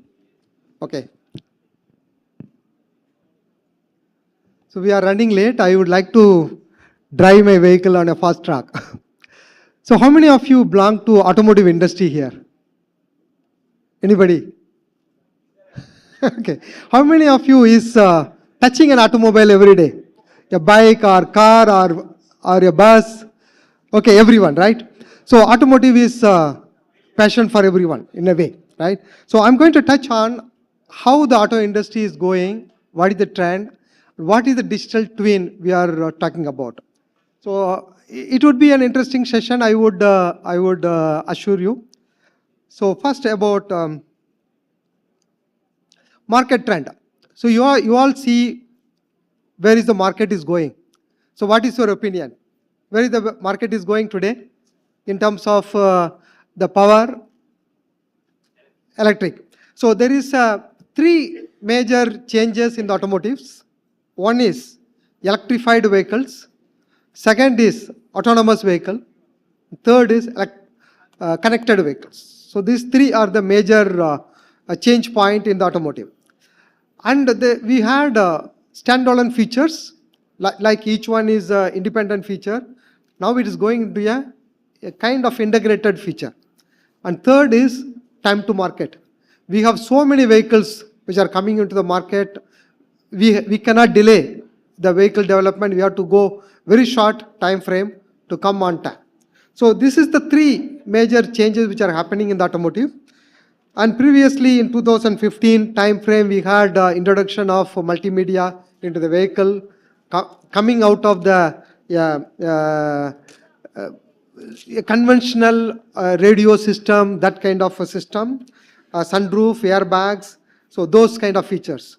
2020, we have started with the connected features, Alexa, connected services, Ghana, all these apps, and ADAS, which are coming into the automotive. And then now, in the near future, what you are going to see is high growth of autonomous driving vehicles. And electrified vehicles are going to go up. Today we have only 1% of automobiles in the road. They are electrified vehicles. But it is going to be 20% in 2030. So we are aiming for 6 million vehicles, 60 lakhs vehicles on the road, which are going to be introduced, which are going to be sold in 2030. Out of that, almost 20%, you can imagine, the huge volume of electrified vehicles which are going to be sold. Cyber security, when more and more connectivity, more and more electronics in the vehicle, cyber security becomes a very important topic. And 5G network, which is going to be capitalized for vehicle development. So in this context, digitalization in vehicle design becoming an important feature. So we are spending a lot of time in physical vehicle development, so the testing of vehicle, then we go into the drawing board, again doing the development. That was the conventional way of vehicle development. So we come out of that and we start to introduce the design in the digital phase. So the digital phase is going to be increasing day by day, month on month, year on year, and we are going to shorten the physical test and development stage. So we cannot identify a problem in the physical stage. We cannot come back to the drawing board or computer to redesign. That is not at all possible. So when you are reducing the digital physical phase and increasing the digital design, so we have a bigger opportunity to introduce automation, AI, machine learning, and we introduce the scripts to work to optimize the design. So we can capitalize all our learnings which are coming from previous designs, and it can go directly into the digital phase of the vehicle development. So I would like to give you a small example of one of our vehicle we developed, which is called Umagine E-Tech, which is introduced in Europe last year. So which is Euro NCAP 5-star rating, which is the safety rating for automobiles. So we developed in our India center in Mahindra World City, Renault Nissan Technical Center.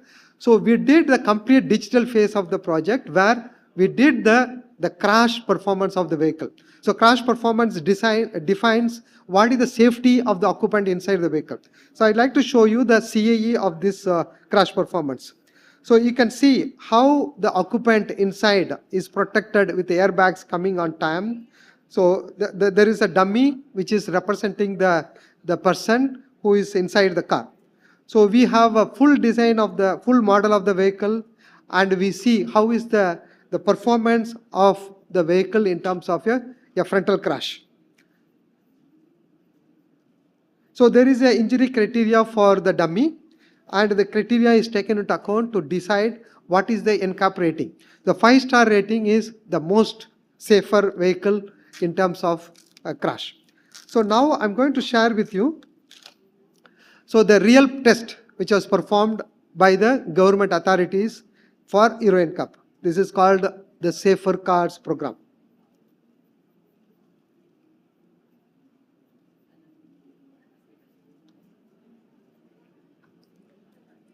So here it is done in the real world test. So this performance, you can see how the dummy is getting injured during the test and how the airbags are deployed at the time of the crash, and in the millisecond accuracy the airbag deployment, which is already designed, which is already tested in CAE, which is exactly matching. So you can see we have a plot of the acceleration of the dummy, and we have a plot of the B pillar, which we call it as the body element, with the how much is the crash which is coming. You can see the curve is more or less same. Still we have the path to go, some level of accuracy.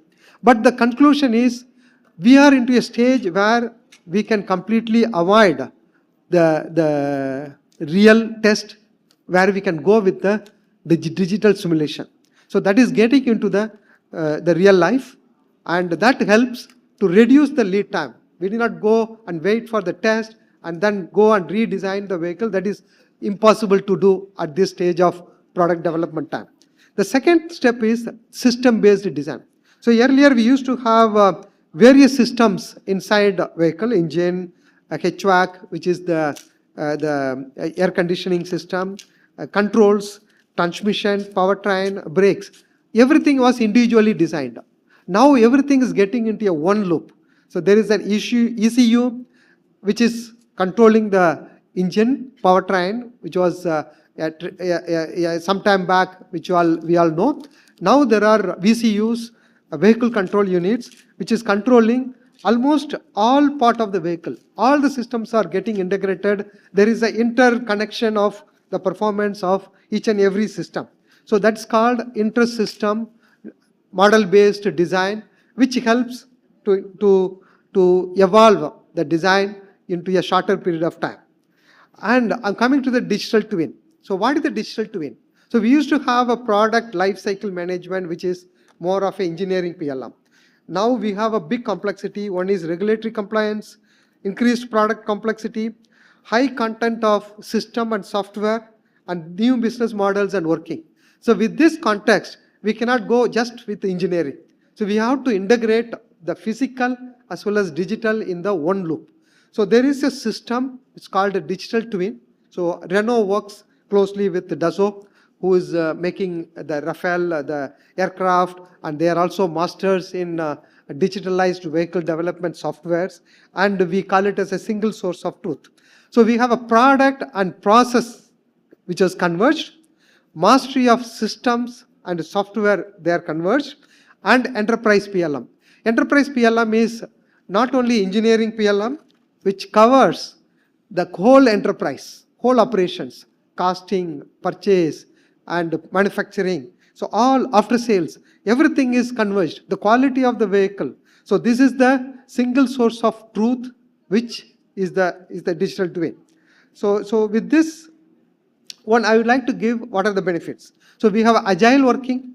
So the team involved for inventing a new model, all are working in the agile mode. Synchronization, the car learns from its twin.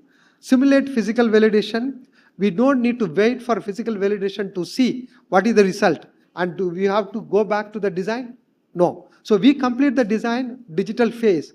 There is no need for going into a physical, just need to just verify, is it okay or not okay?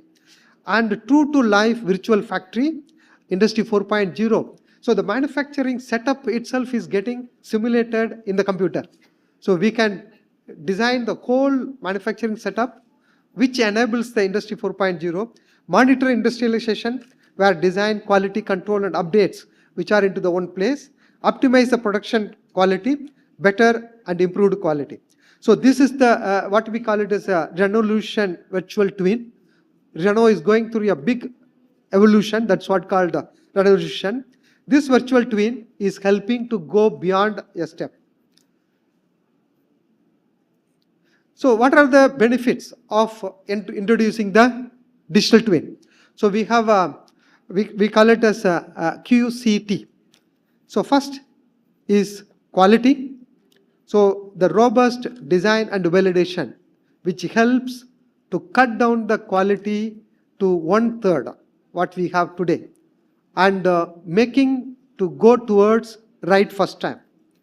Cost, reduce the cost by 1% of vehicle cost of goods, and 50% for physical validation cost. That means we can eliminate the physical validation. We can directly freeze the design and go for manufacturing. And project lead time. So today, most of the vehicles which are developed almost about 210 weeks of lead time. It's about 3 years or 3.5 years. We can cut down 1 year of lead time with a digital twin, where we are reducing the physical phase of the vehicle and digital phase of the vehicle is increased, and we can do a lot of automation, lot of AI can be introduced so that we can accelerate the digital phase of the project. And also we can do many things in the parallel, not in serial. So with this, I would like to play a video which has been uploaded in YouTube, and I would like to conclude with this.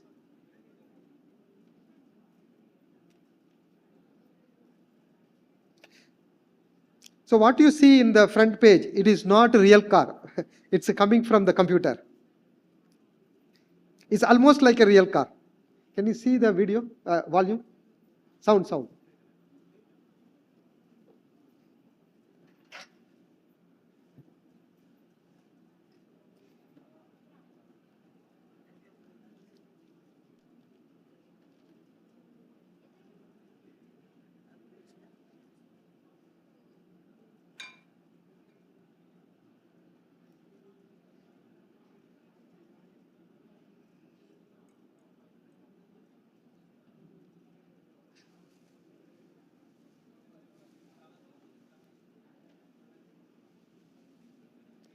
You can unmute in the computer.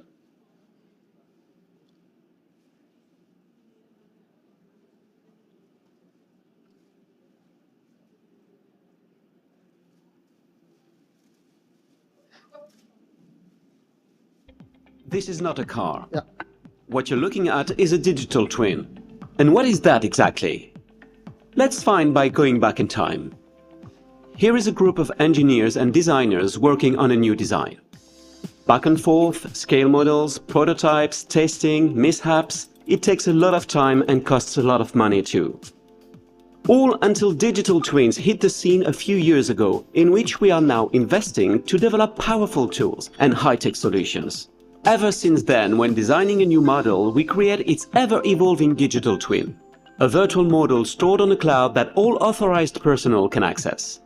They can test, alter, and interact with the model in the shared online space, the company's virtual replica. But the digital twin is much more. You have the virtual scale model, a 3D object with as much detail as the real thing. Thanks to high-powered algorithms, we can determine a car's handling, aerodynamics, and even test onboard safety equipment. No need to make a physical prototype for every stage. Its digital twin is a perfect substitute. A vehicle is a minefield of calculations. You have to check that everything works as planned. That brings us to part 2 of our twin. Engine settings, ADAS, everything can be done with the twin. Seated behind a driving simulator, test drivers put cars through their digital paces on virtual roads. Safe, affordable, and fast. An ideal addition to road tests. Part 3. Manufacturing. The digital twin is also a true-to-life virtual factory. Organizing production, sequencing operations, monitoring each part, everything is tested and confirmed via the digital twin for optimal production output. Last of all, vehicle monitoring throughout its life and even after its initial purchase. From design through to updates and retrofitting, everyone works together over the cloud. The real-world vehicle and its digital twin constantly learn from each other and feed into each other's design. And as with the dawn of every new era, we will look back on today in a few years' time and wonder, just how did we do it before we had digital twins? Thank you. So this is the story of a digital twin, and we have 10,000 engineers who are working in Renault Nissan Technical Center in Chennai, Mahindra World City.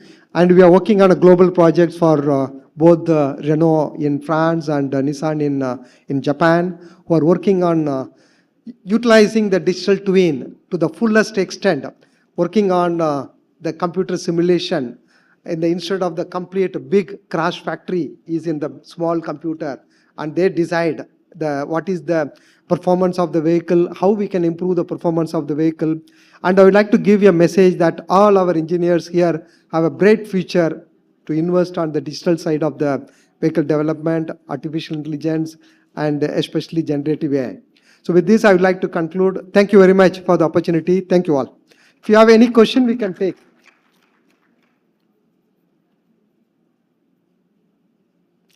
Any question we can take? Yes.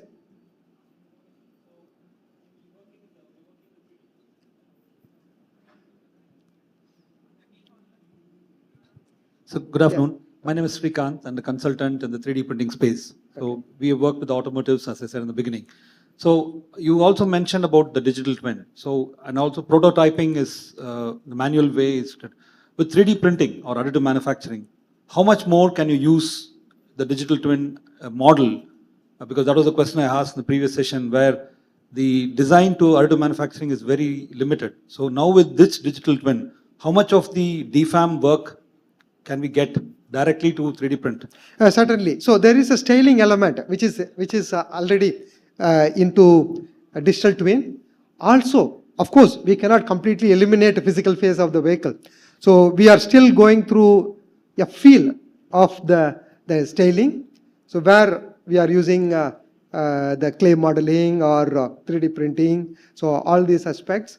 Of course, the performance is a little bit of use, but the styling mock-up, which is really one of the biggest use of 3D printing, where we can go directly. When you see that mock-up, it doesn't look like a. But we are talking beyond styling, because we are talking about actual components. Now with composites, we have composites, we have metal, we have polymers, we have various materials, from wax to pattern wax to actual casting. So in fact, if you take the parts of the car, my question is that with the digital twin, so if you hand over the parts like a 3D parts out of that files to us, we can give you a real-time car at a much lesser cost to see whether this is what you want to manufacture for the future. So I'm talking about a working model. Okay, certainly possible. Certainly possible. We have a lot of opportunities. Even we have a small 3D printing setup. We have an industrial setup, so that is what I'm asking. Sure, we can get connected. It will be really useful for us. Thank you. That was a good question. Thank you. That's a lot of work. Thank you. That's great work.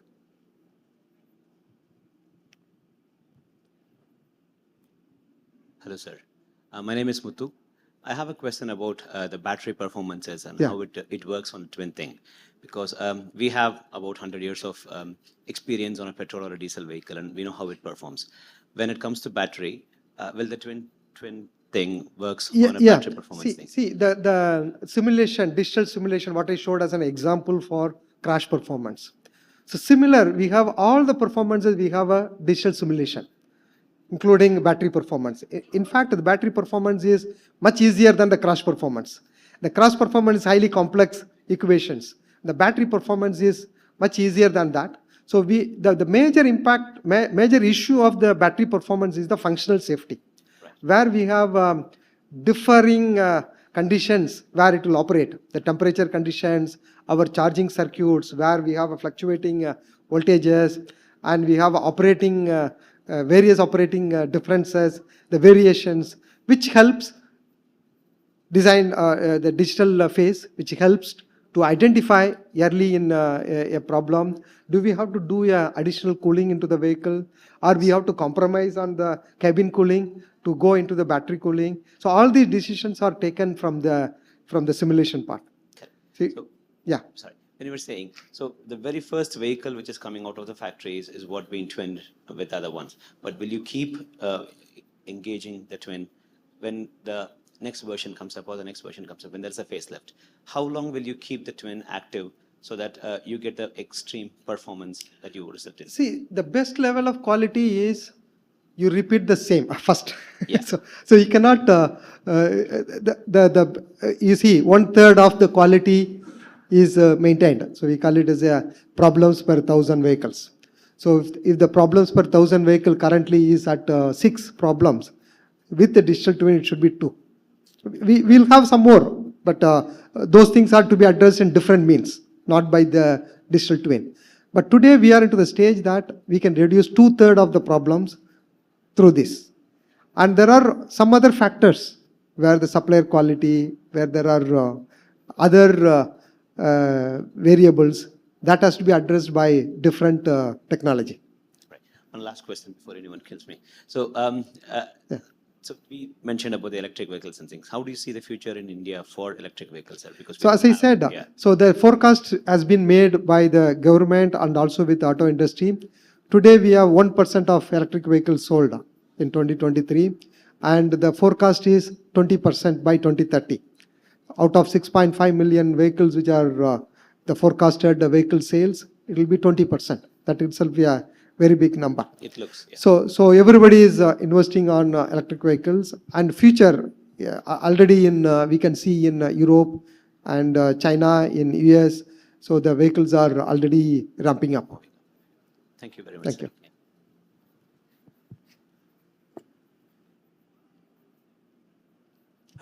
Hi, sir. Good evening. Good evening. So, my questions is two parts. So, what is the factor of safety that you're keeping for a digital twin? And I'm asking this because you've said that the performance has increased. Great. Can you make lighter vehicles based on the factor of safety? And if it is possible, then it will become more efficient, whether it is electric or IC engine, no problem. Yeah. So, Yeah. a bit of explanation. I showed one of the challenge in the beginning. So the biggest challenge for automotive today is safety and CO2. So CO2 it's regulated by corporate average fuel consumption, so CAFE. So if you have to cut down the CO2 by 15% every 3 or 4 years, if the same vehicle, but the CO2 has to be reduced. How it is possible? It can, because we are already into the good level of engine tuning or electric performance tuning. Where we can reduce is by the weight optimization. So weight optimization is a major part of the digital twin, where in the simulation we have coming into the easy part of the material change we can do. So we cannot crash too many vehicles, but we can crash in the computer what number of vehicles, how many number of vehicles. So we can change like a composites, as he mentioned. So we can do yes, we can do many iterations into the simulation. So it really helps to go through these iterations. It's difficult to build and do the test in a crash lab and go back again to build the vehicle, to freeze the design. But here it helps for doing the real optimization of vehicle weight. So we are having a bigger target of vehicle weights. Every year we have some targets, and we are going through this target, and the targets are directly proportional to the CO2 reduction in the vehicle. Great. Just one more question. What would be the comparative factor of safety between the digital twin and the real time? That's all. See, the factor of safety is required when we have a big variation in the vehicle. So the variation which are long ago, we used to have a lot of variations in the vehicle. So the tolerances are high. When the tolerances are, the variations are reduced, the tolerances are reduced, the factor of safety can be controlled.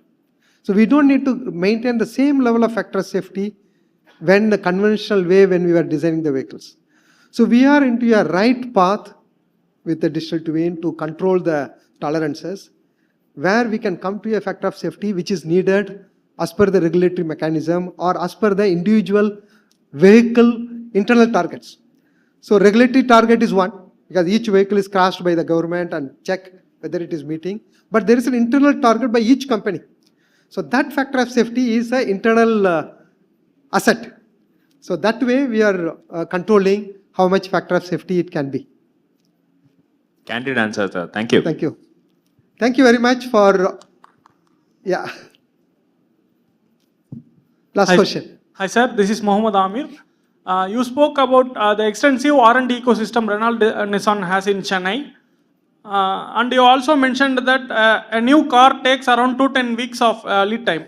So, And there's another mention that by 2025 we would be seeing autonomous vehicles. So Renault Nissan in Chennai has started working on autonomous vehicles. Like Of any. course, everybody in India are working on autonomous vehicle, but there are several levels: level 1, level 2, level 3, something like that. We are all into level 1 or level 2. So we have a long way to go, even across the world, to go beyond level 2 today. So there is also a regulatory compliance which are coming for level 1 or level 2 autonomous. Of course, everybody is working. Okay, Thank you. I think nothing more can be revealed right now. Yeah. Thank you. Thank Thanks. you. Thank you all.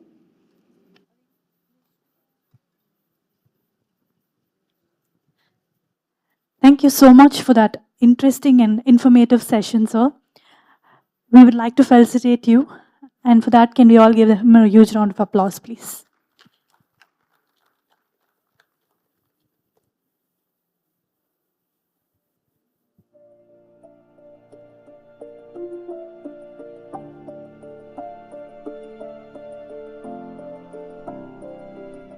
Can we all once again give him a huge round of applause?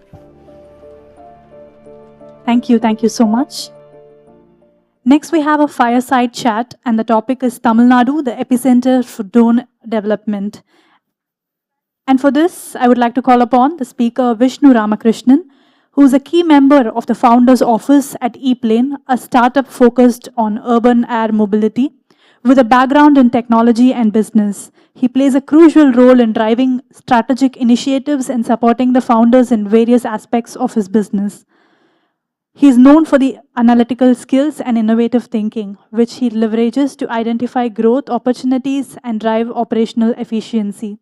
Prior to joining ePlane, Vishnu gained valuable experience in technology consulting, where he worked on projects spanning multiple industries. He is passionate about driving positive change through technology and is committed to the success of ePlane. Can we all put our hands together and welcome Vishnu Ramakrishnan on the stage, please? Next, we have Mr. Madhu, who is the Chief Investment Officer of Garuda Aerospace and also works very closely with the founder office in positioning Garuda in the market. He is also an angel investor and has been involved in various mergers and acquisitions in the past tenure of the tune of making $100 million. He's an engineer by profession and has done masters from reputed business universities. Garuda is going IPO in a short time, and he's very instrumental for the growth of the company. He's also author, recently launched a book called Sparks, which is making huge noise among the age group of 6 to 60 years. He loves investments and knows the startup ecosystem thoroughly and knows exactly what not to do. Can we all give a huge round of applause and welcome Mr. Madhu on the stage, please?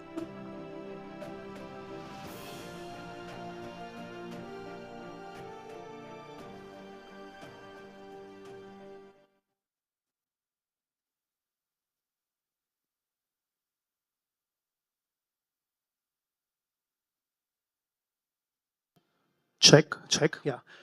So first of all, thank you everyone for taking time out to be here. Just want to check, I think this is the third consecutive session, right? That's happening right now. So I'm not sure if there is some amount of latency coming from the last session, but just I'm hoping to sort of wrap this session up quite quickly in the interest of time as well, I've been told. But just want to know, anyone tired here, want to step out for a quick cup of coffee, please feel free to do that. And we'll be here, right? So just want to check everyone's doing okay here. I know we don't have too many people, right? But that's fine. But I just want to get a quick sense of whoever's here. Let's just get a quick sense of where they're from. Any students here? Anyone from the industry? If you're employed, you're in the industry. Just quickly, show of hands, right? And I'm very curious. How many from the organizers here? I just want to know how many organizers are in the hall right now, right? The people at the back. Right, yeah, I think that's our audience for today, Madhu, right? So we'll start with a quick round of introduction. I'll let Madhu start, right? And we'll take it from there. And we decided that's going to be fairly candid, so we'll do that. Thanks, Vishnu. Good evening, everybody. I'm an angel investor myself. So I've invested in 10 startups. I love investments. I've been making some good mistakes in my life, and then eventually I learned what not to do. And my past, I've taken companies to IPO. So whoever is not invested in a drone company, please start making investments into the sector. It's a growing sector, and if you don't invest, then you will not multiply your money. So that's the background about myself. And yes, I'm an author, so I recently published a book. I sold 900 books in 10 days. So people love it. So more than happy that, I'm trying to push myself into the next space. Thanks a lot. You have a mic. Okay. Excellent, Madhu, right? I think there's going to be a dearth of knowledge that we're going to sort of unearth from this conversation, right? Because it's not every other day that you meet people who've taken companies IPO, right? And I just want to quickly start off with a little bit about, you have a past karma, Madhu, as you rightly said, right? There is past karma from investing. And I understand as I navigate through the startup world that there is a lot of things that you can't practically learn from a college or from a classroom per se. But there are things that you pick up on the job, and you've done that in the past, right? So just want to quickly chat about how do you look at identifying opportunities, right? Because when Garuda started in the space, there was nobody else who was thinking about it this way. And talking to you just a short while earlier, I realized that you've invested in quite a lot of interesting companies that's not in the limelight, right? So what is opportunity? How would you define opportunity, and what does that mean to you? So my thought process is that, I like solving unsolved problems. So I like to chase unknown angels. Okay, I don't go behind what is available in the Naukri or in the paper or in the domain. So that's where, I do a lot of reading actually. So I read around 25 books in a year. I spend most of my time with so many CXOs and experts, and I write down everything and I keep on learning on it. So that's why all my 10 investments are in super duper angels. Okay, people do not know about it actually. But then eventually when the industry is actually picking up, my money would have been at least 10x by now. So my style is to chase unknown angels, and that's how Garuda Aerospace thought, okay, let's get into agriculture drone market, which is a $3 billion sector. So we are the only drone company not in the defense sector, but we chose agriculture. Today, Mahendra Singh Dhoni is our investor.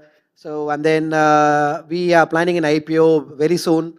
So that's how we are. So we love chasing unknown angels, and we have an eye for that. Yeah. Perfect, right? So, IPOs are trending clearly, right? And, one question that a lot of early companies get asked in their investor pitches is, what is my exit? Right? And I've also heard opinions from VCs that says, a good founder has probably not planned for an exit just as yet, right? So there is different schools of thought on that, right?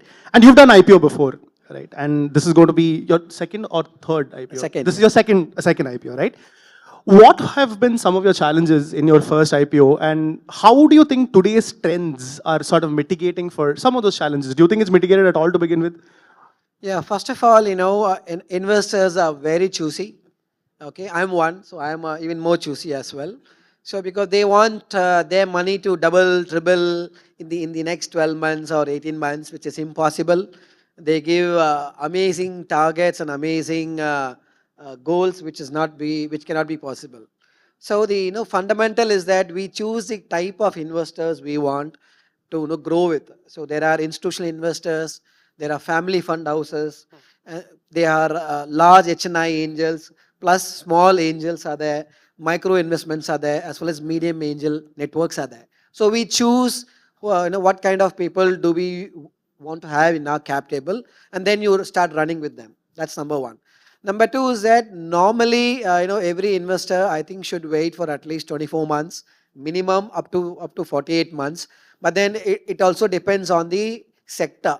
So today, drone is a sunrise sector. So we had investors who came at a $30 million 1 year back. Today, we are at a $300 million in just a span of 12 months. So that's what I said. So if you are an investor, you have to start chasing unknown angels. There is an element of risk. Okay, so there is no pain, there is no gain. So that's what I would say. And if you are a very traditional investor, you want to go slow, then do not choose a sunrise sector. That's it. Right. So going IPO, right? So what are some of the biggest challenges that one faces today trying to do that? Because that's a trend. A lot of companies today want to go IPO. That's the end goal, and it's not very easy because there are no benchmarks in some of these industries, right? So Yeah. what's your take on that? So first of all, going for an IPO call is a Herculean decision, because you are now going to be in the visible. You will be following a lot of regulatory approvals and statutory compliances. You will be in the public domain. Even a single word in the board meeting telling that I think we may go a bit slow will change your share price. So we have to be very meticulous in this activity. Number one. Number two, you've got various bodies which will govern your balance sheet. So every quarter you will have your filings, you will have your reportings to SEBI, to your bankers, to your merchant bankers and your team. So unless and until you have a proper growth chart for the next 3 years, and you know that you're going to be selling your product to these of the markets, I think you should not get into an IPO. That's number one. Number two is that one of the biggest challenges is that you can file your DHRP, but then you have to also wait for your timing. Whether it is good market, whether it is a bullish market, whether it is a bearish market, whether the market drives the stock or whether the product is driving the market, all these permutation combinations have to be controlled. So you need to have a different kind of investors who have got that experience. That's why we will target large scale institutional investors. We will target PSUs to actually come on board and then guide us. So it all depends on the product, on your market, on your merchant bankers, and it's a team effort. Yeah. Does product strategy typically take a beating going IPO, because the cost of compliance, right, and the need to take a small decision on changing the direction for a certain product is far easier if not IPO, right? And in a startup or in a sunrise industry, it is beneficial because there are a lot of experiments that all of us keep running on a bunch of things, right? But the complications that going IPO are quite more phenomenal compared to it not being an IPO. So what's your take on that, Madhu? So if you are in a sector which is into software or something into technology services and all, you can also pivot at some point and then you can make some changes. But then if you are in a sector which is heavy capex like your EV or your drones or your automobiles, then making a pivot is a wrong and a long shot. It is capex incentive. So that's why. So product also plays a major role. But then again, after the product, you'll have your after sales services. You'll have to have a sales network. You'll have to have a strong distribution network.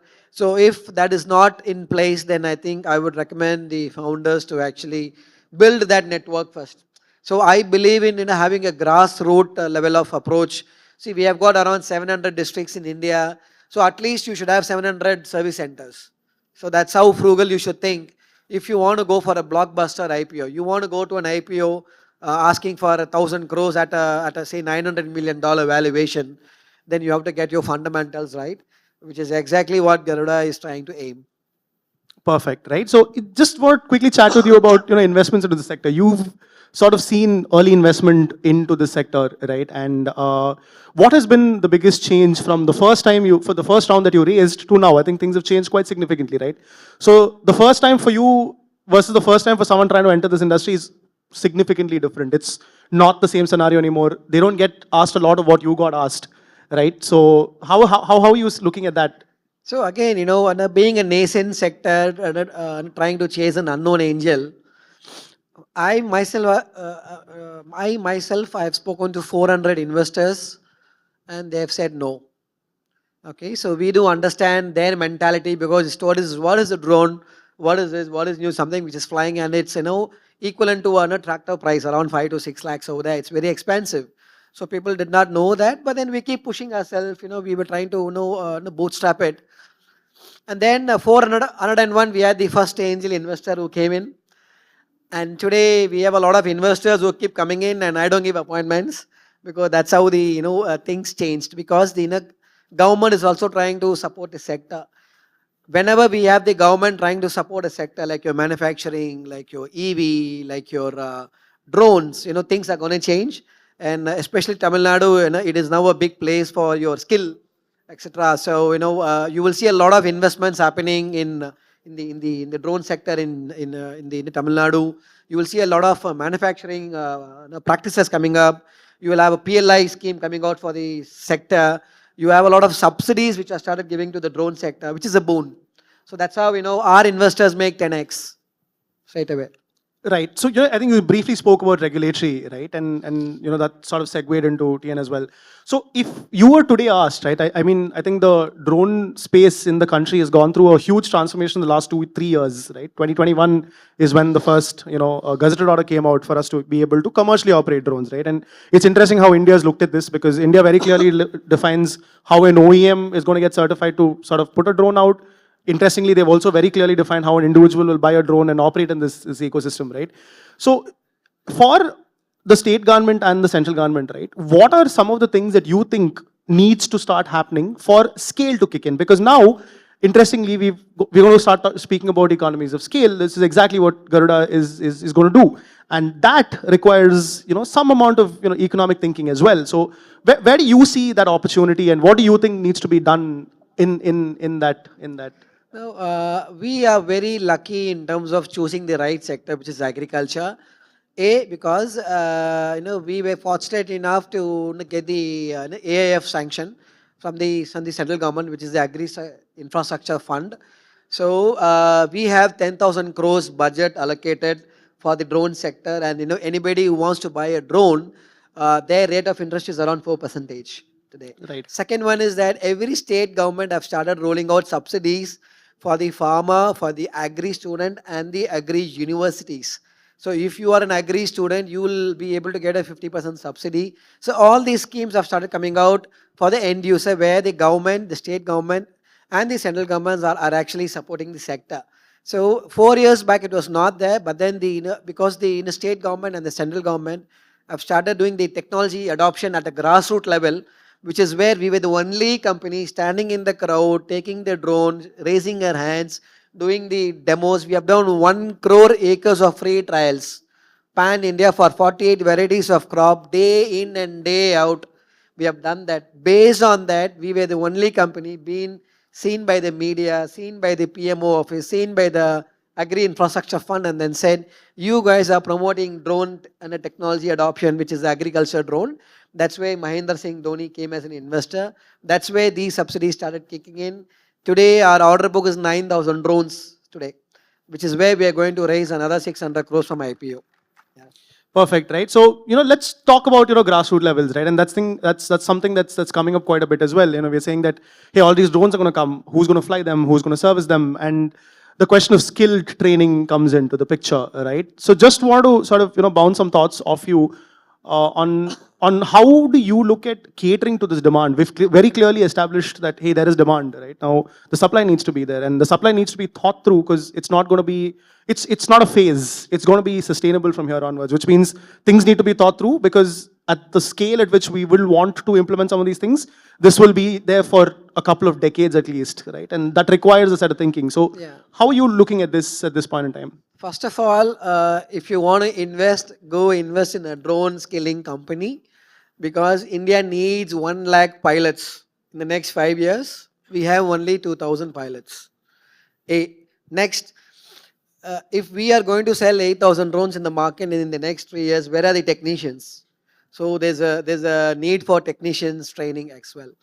Now, all the drones are run by softwares, so which means the software engineers will be able to now get into image processing of these drones, and then that's a new job role dimension coming out. So by and large, we are talking around 3.5 lakh people required to be in the drone sector, which means that you will see a lot of training centers in drone coming up, parts company coming up, image processing coming up, data integration coming up, because you have an hardware and a software and a firmware into the drones. Okay, so there's a lot of jobs in the market. So either you can jump into the sector now, be a part of the sector. You have the Ministry of Skill and Development, which is again giving subsidies and grants for the entrepreneurs. Avail it, set up a center, go ahead with it, work with big giants like us, or at least become a pilot, because you'll get jobs. Because it's a skill. It's something like your NIT coming out in the next 10 years. So we are talking around 1 lakh pilots already. So, and we are in huge demand. We ourselves need around 1,000 pilots today. So how are you thinking about pilots? That's just, I mean, that's a good starting point because, you know, the skill as a concept in this industry, pilot training is at the forefront of this demand, right? But then there's also technicians, right? And then slowly you will start seeing ancillaries come in. I think that's quite honestly another reason why TN is looking attractive, right? Because you're looking at something that you're trying to do at the scale of automotive, right? If you look at automotive generally, there's a lot of reliability built into it inherently, right? And Tamil Nadu does that really well because, you know, you have a large set of, you know, large scale global manufacturers shipping out of India, out of Tamil Nadu specifically, right? So how do you think, how are you thinking about that? Yeah, first of all, you know, Tamil Nadu is a manufacturing hub. And then we have separate drone corridors coming up in Salem and things like that. Now, second point is that, yes, we need a lot of aerospace and mechanical engineers to be on board, for which, so, you know, the DGCA has actually made a system where, you know, if you have a 10-day course, you'll be able to fly an agriculture drone. And then once you go for serious training with us, you'll be able to fly an oil and gas drone. So that's where we are trying to segment it. So today, our business model is that we are partnering with various universities across Tamil Nadu for them to teach the skill and the development in terms of being a pilot. So today, if you are a 10th standard graduate, you can become a pilot, you can be working part-time, you'll be making at least around 25,000 rupees. Okay, so we are trying to disrupt the Swiggy market and the Ola Uber driver market. So rather than you trying to become a driver, you could become a drone pilot on your own, and then you can get some businesses where we are trying to elevate the lifestyle of the student or the candidate over there. Right, I'm just going to play devil's advocate here for that very example, right? So if you look at Ola and Uber also, right, there was demand at about 3-4 years ago. I mean, I used to be based out of Bangalore, so I used to take a lot of cabs. And I've met people who make in the order of 2.5 lakh rupees driving a cab, right? But that has changed, right? And one thing that, you know, is everyone's cautioning is sustainability for things that are coming out in a sunrise sector. So if somebody were to sort of ask you from that perspective, saying, okay, so I used to do this, and now there is, you know, opportunity here, there is large opportunity here, but how is that going to sort of change over time? Because now you'll see an influx of people trying to do this, right? And skills definitely going to play a role, because not everybody getting trained will be a great pilot, but there will be an influx. So how would you manage demand at that point in time, or how are you thinking about this? First of all, I don't know the meaning of sustainability. Okay, because different intellects have different terminologies for that. So so that's my first submission I have. Now, as I said, we are in a very sunrise sector. We are still growing. Only 3 companies have gone to IPO, out of which one is a defense company. So it's still in a very nascent and a growing stage. So we have this central government and the state government policies, think tanks, KPMGs, and big 4 guys working on the what is to be done in the next 5 to 8 years time. So by then they will actually come out with a model. We are talking money, we are talking business here. So we are trying to accelerate and go in front. So do you feel, because see, eventually people keep changing jobs. So after they come to the drone sector, then they will get into the space sector. So there's always a floating crowd who will come in and go and etc. But then we are very clear what not to do. So that's where I completely specialize. So even if you want to take people and students, we will teach them what is to be done. How can they make a second revenue apart from doing a main job? So that's where we are trying to build a model, because we still do not know the last mile, because it's still nascent over there, and because it's still nascent, and we are the first mover advantage. So we have made bold mistakes, but there's not much financial impact on the mistakes. So we were able to hold the bull by the horn. We were able to chew the bullet, and then we are still able to be yet profitable. In fact, we are profitable since 3 years. So that's where we decided we'll hit an IPO, go ahead. So we'll keep learning. So, but at the end of the day, how will people see as a skill, as a drone? It's going to go bigger and bigger and bigger. So that much we can see that. I think maybe in the next session, maybe after 2 years, we'll know where are we heading it, and then we'll learn. Yeah. Right. So I'm going to sort of, segue into something else in sustainability, right? So for a lot of companies that are now starting out, right, IPO is predominantly one milestone that they want to hit, right? And what next? What after an IPO, right? That's what I want No, to sort of check on you, right? So I think people should not chase valuation and IPO. You should chase customers and get your books in order, get your corporate governance. And if at all you want extra money in the market, you can always take it through the IPO or through other VCs and things like that. Now, what happens after IPO as a company? I think we will slowly expand into foreign countries. So that's so we are going to raise money for that activity. We will be present in 2 different continents, and then we'll grow. So this is the point where at the board level we were able to discuss and see the first milestone. Okay, and then once we reach that milestone, we'll know what is the next milestone. And at the same time, with this amount of money we take from the IPO, we will acquire other startups. We will invest in other startups. We will invest in other companies, which is not our forte. For instance, we are heavy users of social media, so and digital marketing. So we will invest in a couple of digital marketing companies boldly, so that part is taken care. Yeah, so we'll do like that. right, perfect, right? I think that sort of summarizes a lot of what I had for you. I will ask Madhu. a very, very tough question to you. Please, absolutely, yeah. So I think this gentleman is actually coming up with a company which is called E-Plane. So they are transporting people from point A to point B in a drone. So can you tell me the feasibility of transporting people from point A to point B, say from Chennai Egmore to the airport? What is the feasibility of it? Yeah, please. Right. So I keep getting asked this quite a bit, right? A lot of the physics for being able to transport a payload versus what a plane would transport continues remaining the same. And as a technologist at heart, the physics is not going anywhere. It's the same physics that's allowing you to build nano drones that is in essence being able to carry tons and tons of weight in the sky. So feasibility from a technology perspective, there is yes is the answer for that. From the market perspective, one thing that early on we were trying to, so when we started on a hunch. We knew that there is a market because, if you look at just mobility patterns in India, they're very dynamic, right? And if you look at how airports are expanding in the country, right? A lot of the development is happening far away from the city, right? If I come from Bangalore, so, if you've been to Bangalore, the airport is at least an hour and a half, 2 away. And if your flight is 25 minutes, if I'm flying to Chennai, I need to leave 2 hours away. I live 2 hours away. I live in Indranagar, 2 hours away from the airport. It's a 25-minute flight.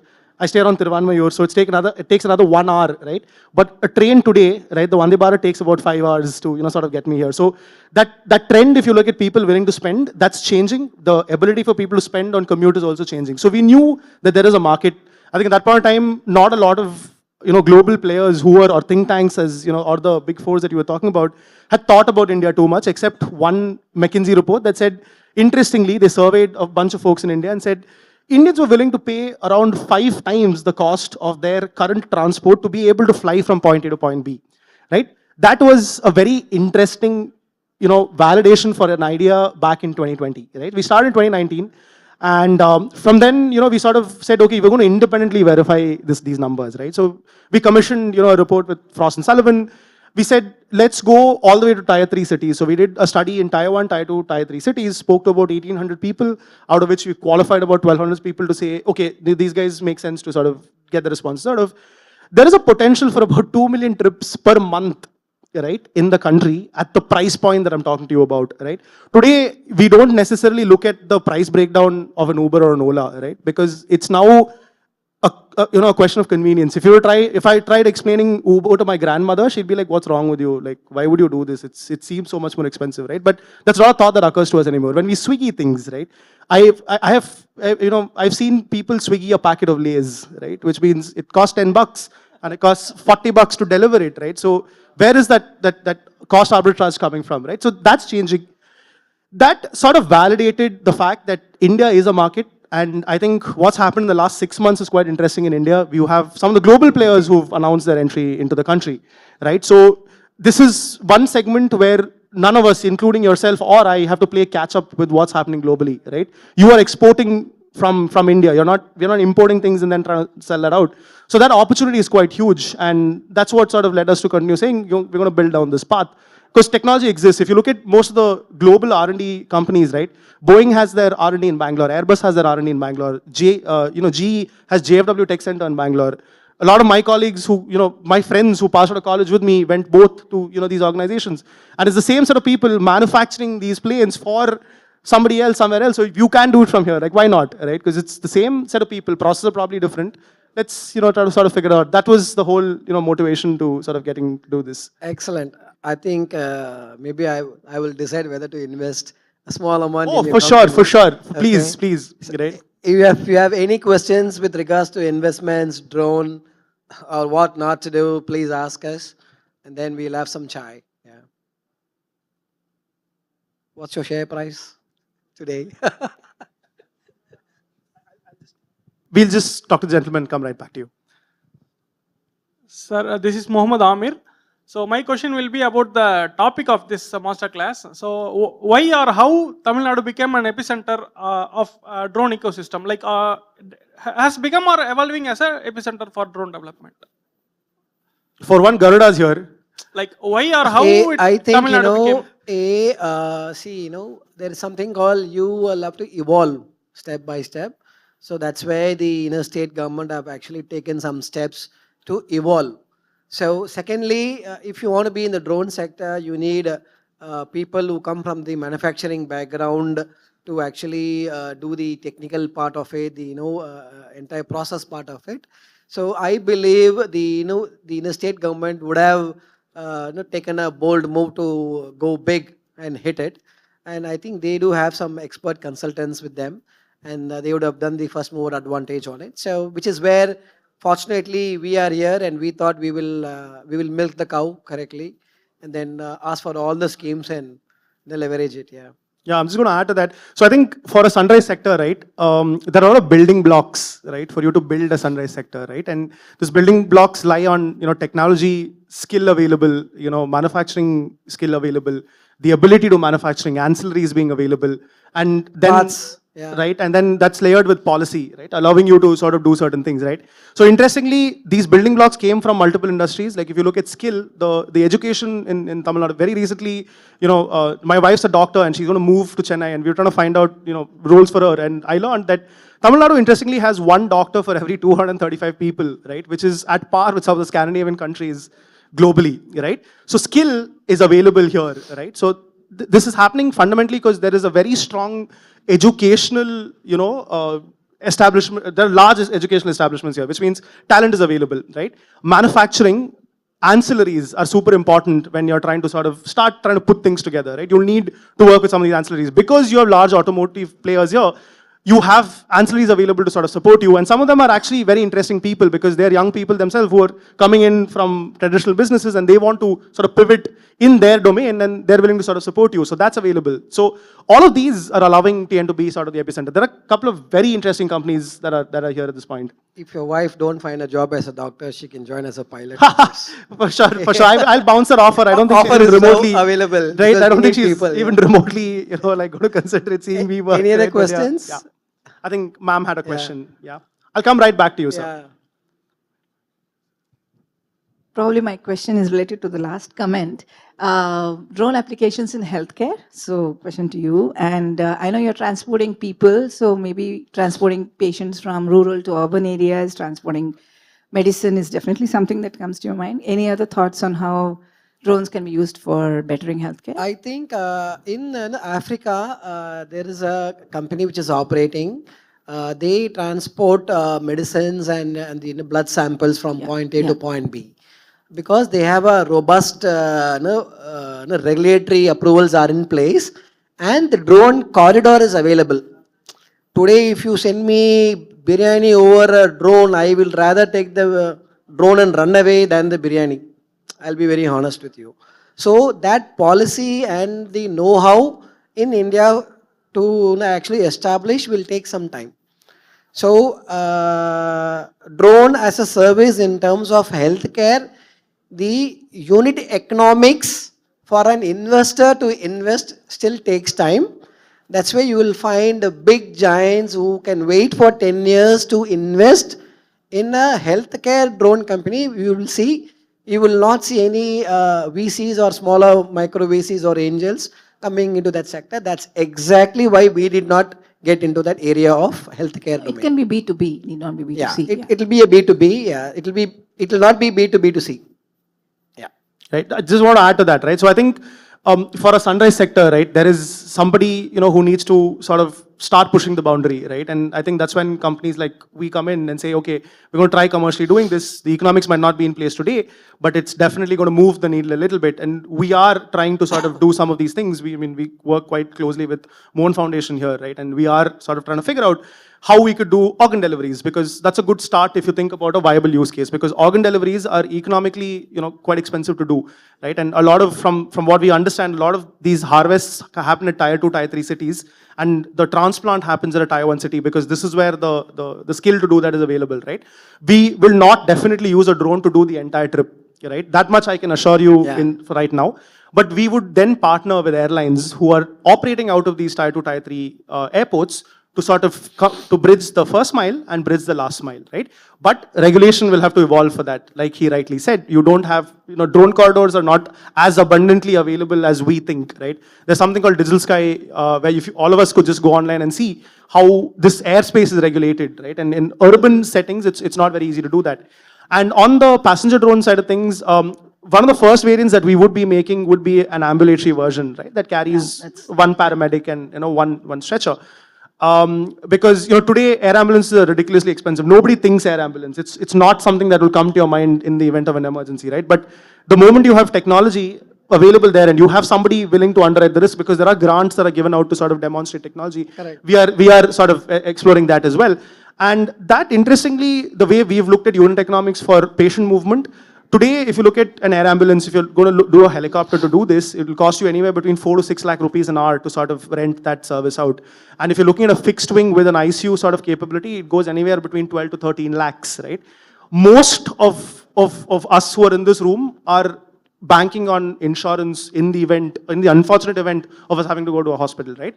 There are very few. So what's important is you realize this is a building block for this industry to move, right? Insurance today underwrites only 10,000 rupees if you decide to use an air ambulance. There's only one insurer in the country that does that, right? For us, the trip economics for the passenger aircraft that we're talking about, we'd be able to do a 20, 30 kilometer trip in under about 3,000 rupees, right? It's pretty good. With an ICU facility, I know that number would go up, but our goal will be to sort of democratize this, because, as an investor, we're also backed by investors. I mean, we're not going to, keep doing this all day long, right? So for that viability, it's important to demonstrate, and then that's how we're thinking about this, ma'am. Yeah. Thank you. Right. Any other questions? I think will be available so that. Yes. Yeah. Okay. One last question. Ask me a tough one. Yeah. So I can go and think about it and answer you.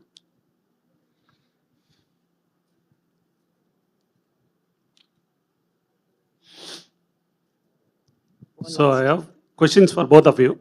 First question to Garda. Now you are focusing on agri as your core business. And earlier we thought of sensors, placing sensors and getting data will be one mode.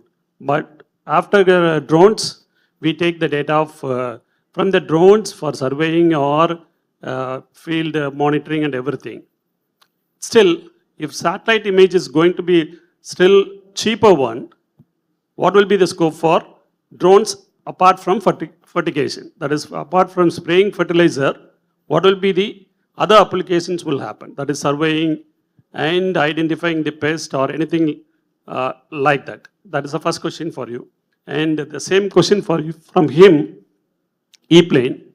If you are looking for pilots, what is your focus? How we are going to come out with this strategy for skilling the people, because still it will be harder than drone pilot training. E-plane training will be still a harder one. What is your focus? So first of all, what is the difference between using a drone and a satellite? So we'll go towards technicality. So the image, the final end image output is difference is somewhere between 0.3 mm, which will not be able to get through a satellite. That's number one. It's not about which is economical. So when they have decided to go use drone, it means they are very, very closer to the object, which is what the client wants it. Number two. Number three, with the lot of crop data which we get, we will eventually set up agri clinics which will then be give inputs to the farmers of how they'll be able to use the same pesticide with the same equation. So eventually it's a big fish, it's a big ocean. That's where we decided to be in the agriculture, because there is no end to it. So once you have one kind of pest, then you'll have another pest coming on board, and then the equation keeps on going over there. Now coming back to the skilling, maybe what we have a robust plan of training 1 lakh people. So we have already built the model, and then we have started the operations on it. So maybe later I'll be able to describe that. So yeah, so just want to add one more thing to that very question, right? Satellites today also have this problem of weather, right? If you have clouds over where you're trying to image, you will not be able to get that. And you have companies like Galaxy, who again, out of Chennai, who are trying to solve for that. But there are also a lot of physical entities that come out of flying a drone over a large piece of land. You get a lot of moisture data, right? All of that can't be done by satellite. So there is potential to do that, right? This is a question that he would have been asked about upskilling pilots 2 years back, and I'm going to now attempt answering this for the urban air mobility. So the way forward for us here is that we have to build a simulator, right? Because all pilots that fly us commercially are put through a simulator. So we've already established or fostered those partnerships where we have people building simulators, and there are standards to flying passengers, right? Which means for some of my critical systems that we are building at this point in time, I have to prove to the regulators that failure happens only once in 1 billion cycles. That's 10 to the power of 9, right? So that's the level of regulatory compliance that we'll have to comply with. So we are looking at building these simulators to begin with. And over time, we will start seeing flying schools interested to sort of buy these simulators. We've already, sort of started talking to some of these flying schools, because if you think about training pilots, commercial pilots, right, the biggest cost to training is the fuel cost, because they're paying per hour of the aircraft that they're using. The moment you have an electric aircraft, the cost of training comes down so significantly that there is a potential to disrupt the kind of salaries that these pilots make as well. Pilots are expensive, right? If you're simply looking at, the reason they're expensive is that training is so much more expensive. So we're also trying to bring that threshold barrier, down with electric aircraft, right? That's just to quickly summarize. Thank you, both of you. Thank you so much for all of your time. Thank you so much. Yeah. Thank you for the thoughtful and thanks a lot. insightful session. I'm pretty sure we had some interesting questions as well. We would like to felicitate Madhu and Vishnu Ramakrishnan. For that, can I request you all to please put your hands together?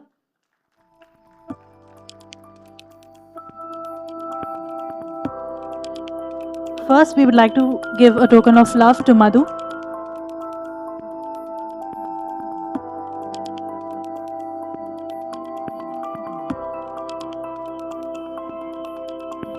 Can we give him a huge round of applause, please? Next, we would like to felicitate Vishnu Ramakrishnan.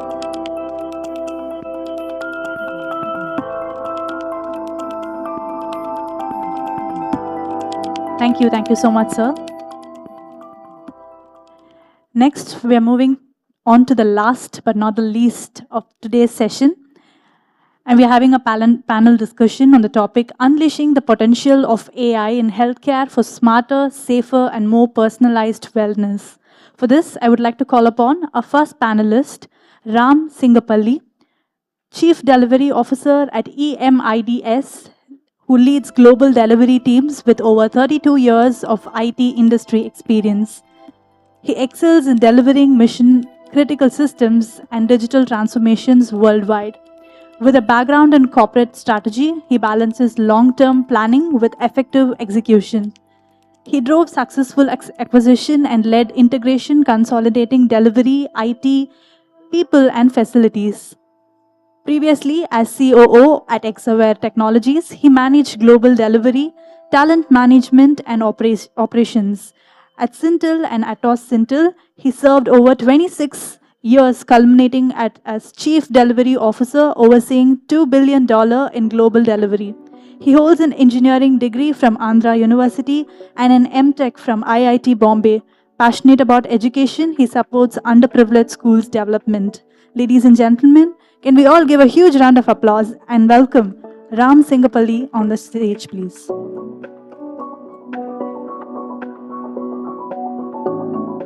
Next, I would like to call upon our second panelist, Dr. Geeta Manjunath, who is the founder, CEO, and CTO of Niramai Health Analytics, pioneering a breakthrough AI solution for early-stage breast cancer detection without radiation, with a PhD from IISc and management education from Kellogg's, Chicago. She boasts over 25 years of IT innovation experience. She drove AI projects at Xerox Research and Hewlett-Packard, India, and directed data analytics research at Xerox India. She's garnered numerous international and national accolades, including the CSI Gold Medal and Barack Weiner Award 2018.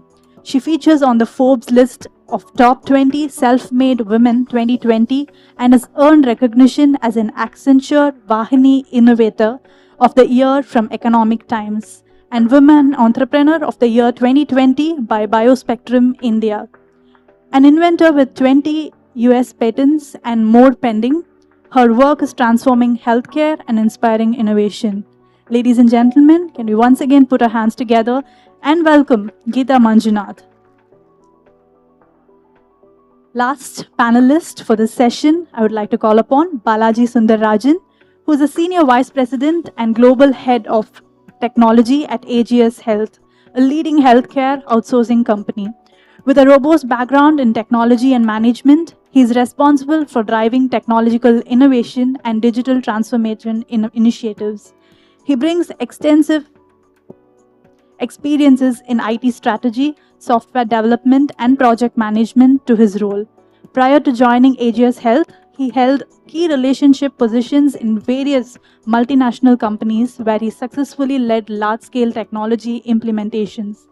He is known for his strategic thinking, strong leadership skills, and ability to drive operational excellence. He is committed to leveraging technology to enhance healthcare delivery and improve patient outcomes. Can we all put our hands together and welcome Balaji Sundararajan on the stage? Now, I would like to call upon our moderator for this session, Reena Rajan, who is the Regional Director of Marketing at Annalise.ai, where she oversees marketing and operations and is a marketing professional with over 12 years of work experience in the multiple industry. They have worked across a gamut of communication-related activities comprising external communications, media relations, corporate branding, events, and social media initiatives. With a diverse background in the brand management, marketing, and communication, she has a proven track record for delivering driven successful marketing campaigns and strategies. She started her career in 2010 and since held various roles in companies such as the Residency Hotel, Dillard's, The Practice, The Choir.ai, where she excelled in roles ranging from brand management to public relations. She is known for her innovative thinking and strategic approach to marketing, and she is committed to driving growth and success for Annalise.ai through her expertise and leadership. Can we give a huge round of applause and welcome Reena Rajan on the stage.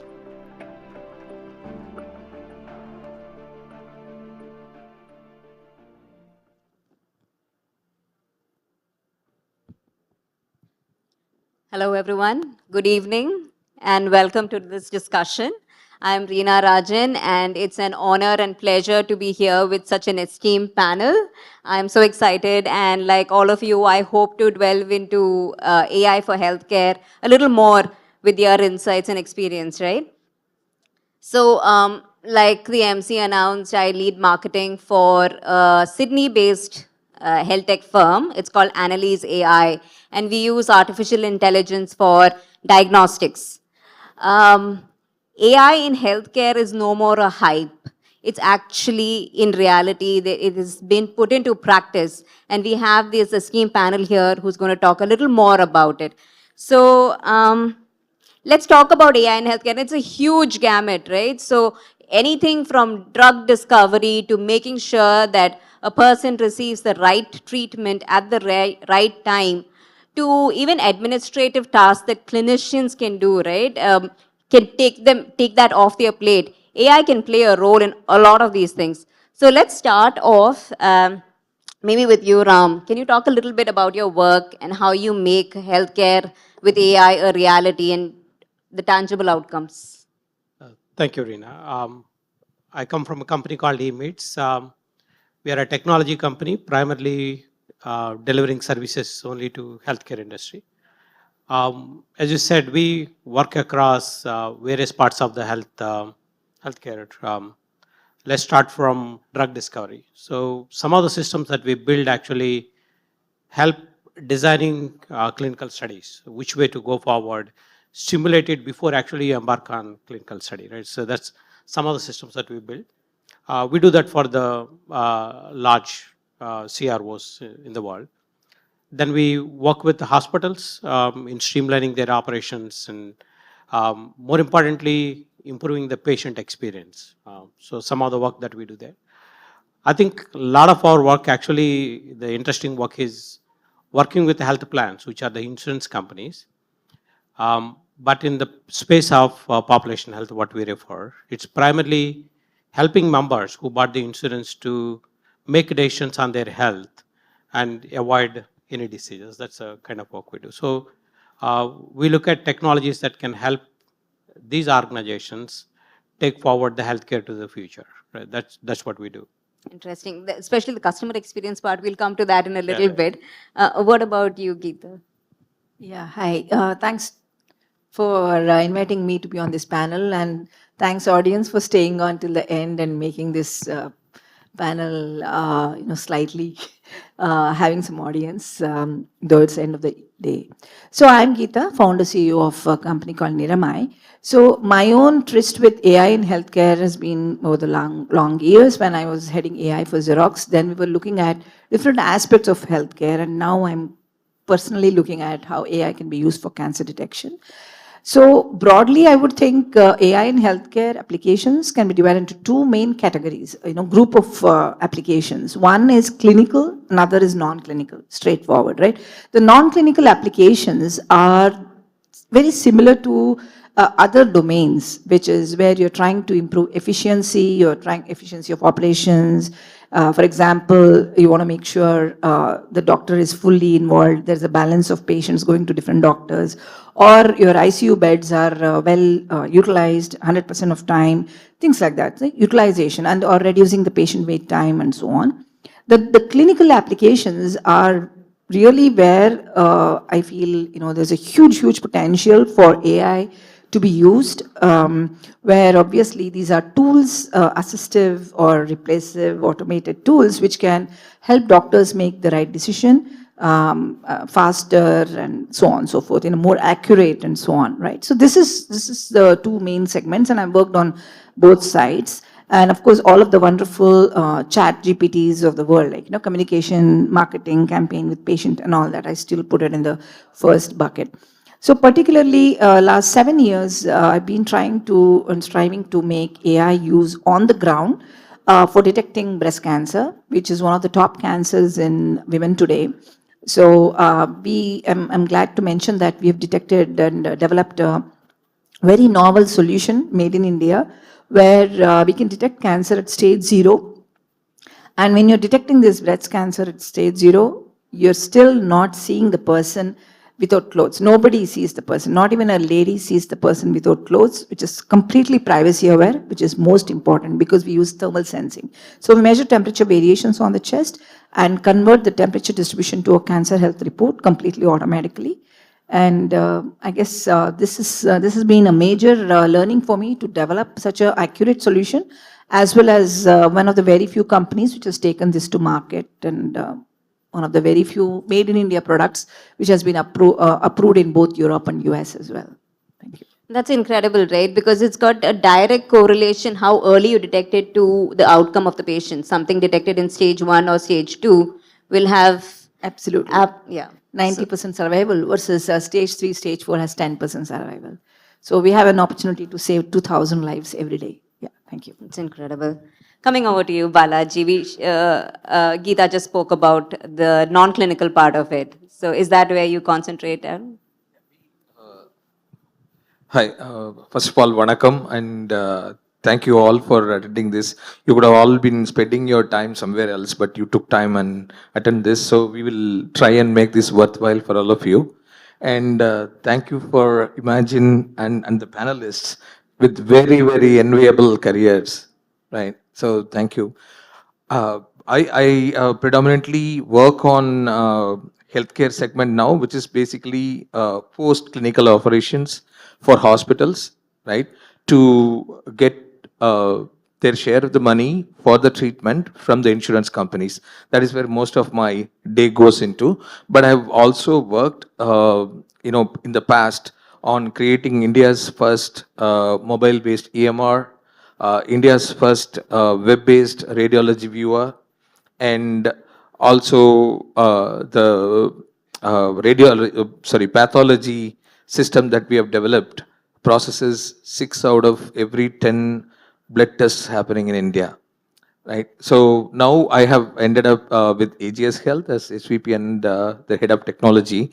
So we primarily, as I said, apply technology wherever possible, seamlessly weave AI into the processes. So hospitals get their right share of money without spending too much on the operational aspect, so they can dedicate that money on the patient care. That's the primary work that I do. That's a lot of firsts, right? And very impressed with what you said about the first digital product in pathology, because pathology is still a branch that has not digitized as much as, say, something like radiology. So very interesting. So I'm going to come over to you, Geeta, and just have a follow-up question on what you mentioned. That's a lot of lives you were saving, right? But more than just treatment, in prevention, screening, and also diagnosis, there is a role that you play, right? Your product. Can you talk a little more about that? Absolutely. So, so in general, use of AI in clinical segment. I talked about clinical, non-clinical. Use of AI in clinical segment, the most low-hanging fruits or the most forward implementation, right? The one which is most forward in the implementation is AI in radiology. She talked about radiology, pathological imaging. So AI in medical imaging is the most suitable one for two reasons. One, because AI is very good in imaging, videos and so on. That's why when you have a lot of data, you can actually detect those patterns very easily. Likewise, radiologists are human beings, experts, who actually look at images and try to sort of look for patterns, right?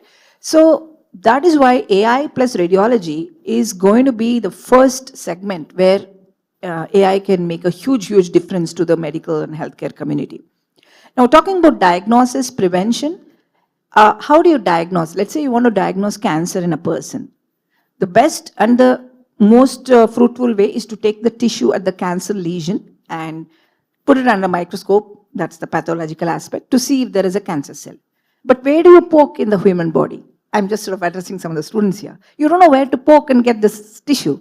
The only way you do it is with medical imaging. So you look at the human body, there could be a symptom, that's one way we do imaging at that particular organ.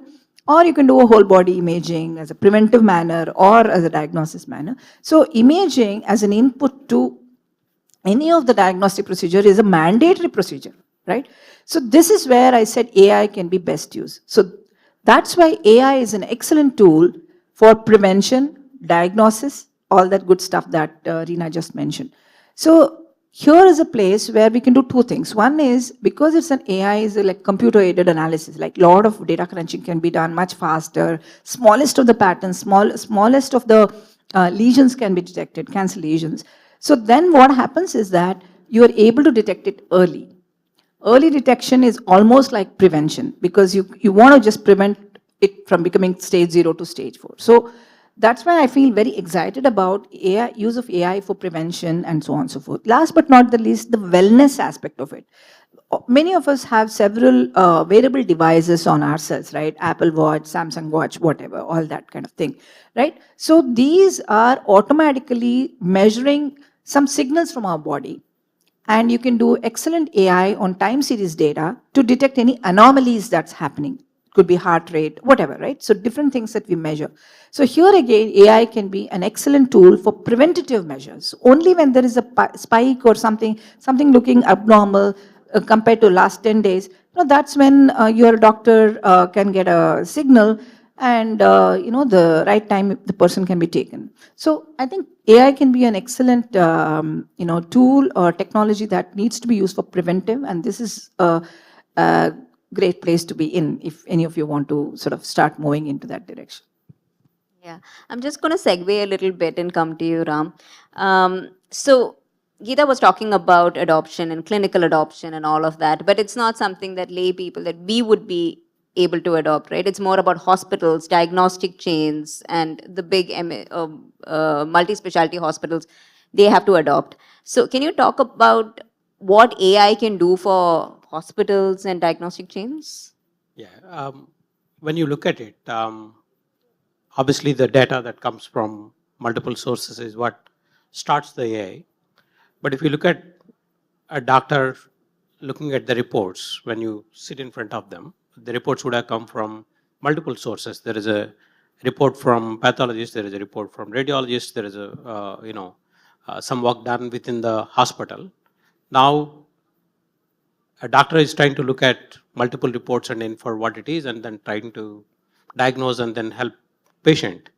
Sometimes it could be laborious. Imagine somebody lands in ER, right? And first thing that doctor would like to know is what are the other conditions exist for this patient, because you can't give certain medications if they have some pre-existing conditions, right? So all of that churn happens, you lose critical time to treat the patient, right? Where AI helps is, for example, one of the projects that we are working on, if you take all of the records that patient has, how can I summarize into one page that doctor can read it very quickly? Again, that summary very specific to the specialization that doctor has, in the context of the treatment that needs to be provided, the condition that they're looking into it.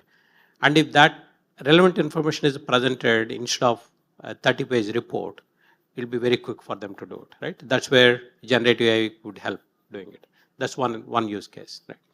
The other places where today, if you look at any patient experience going to hospital, we used to say jokingly, by the time you take care of a family member who admitted into the hospital, by the time you get a family member home, whoever is taking care of the patient would fall sick, because the hospital will make you run around 20 times.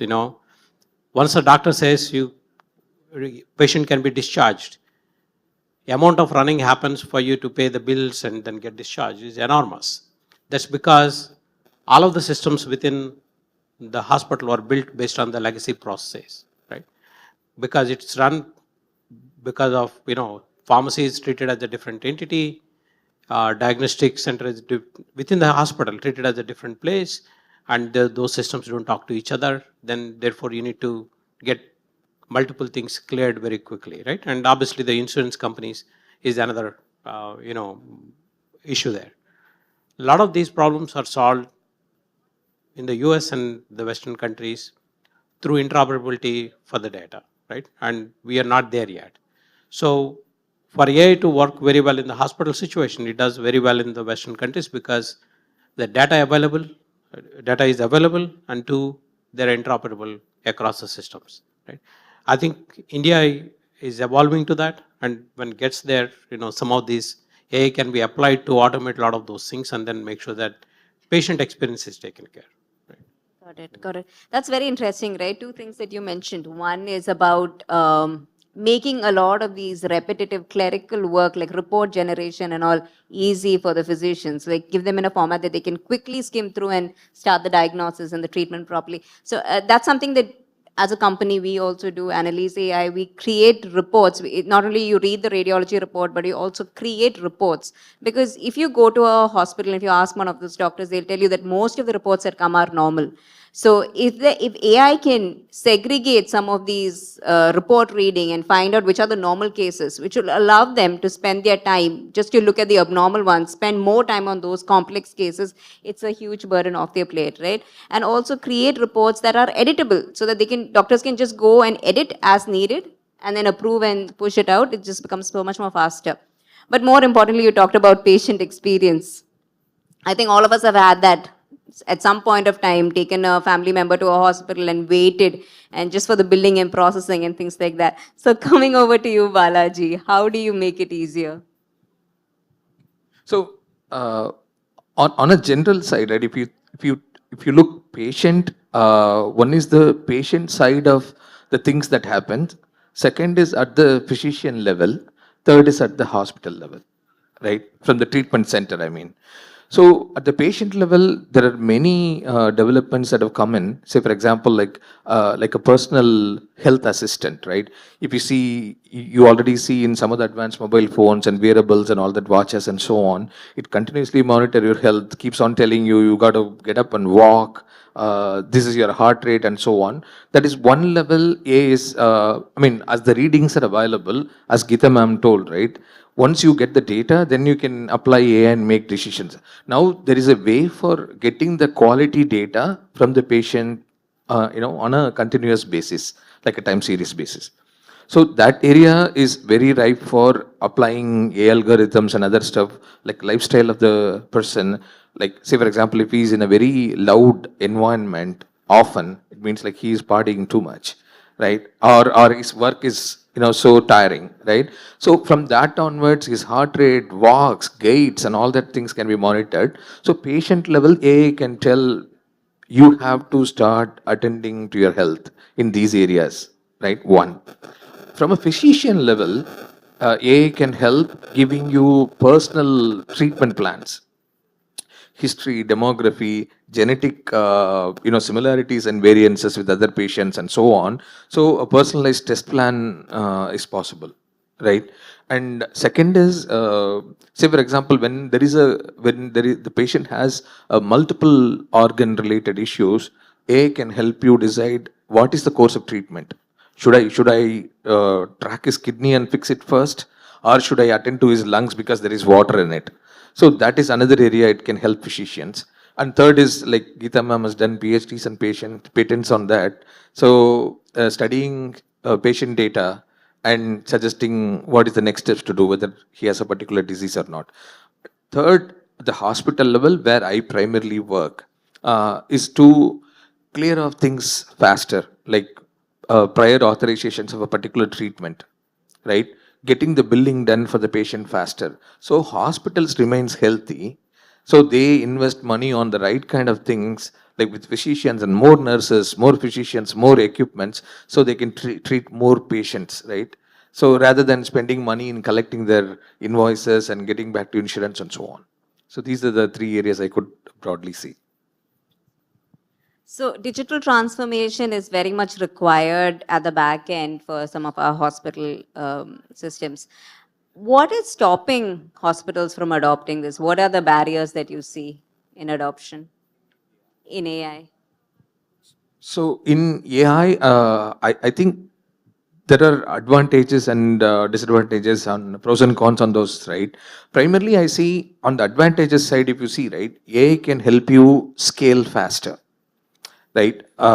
If you can figure out a problem and solve it with one AI algorithm, applying it for thousands of people will be, nothing compared to thousands of hiring humans and training them. So scale is possible very much. Second is complexity of tasks, right? Say for example, in our case, a human has to, as an agent, has to go through web pages, figure out what needs to be done, then call an insurance company, talk to a patient, all these things, right? With AI, I can shorten this entire cycle, right? And there is very less chance of errors happening, right?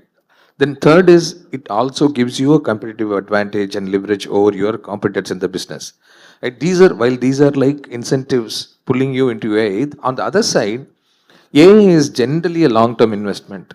So you need to have the muscle and the energy to invest in that.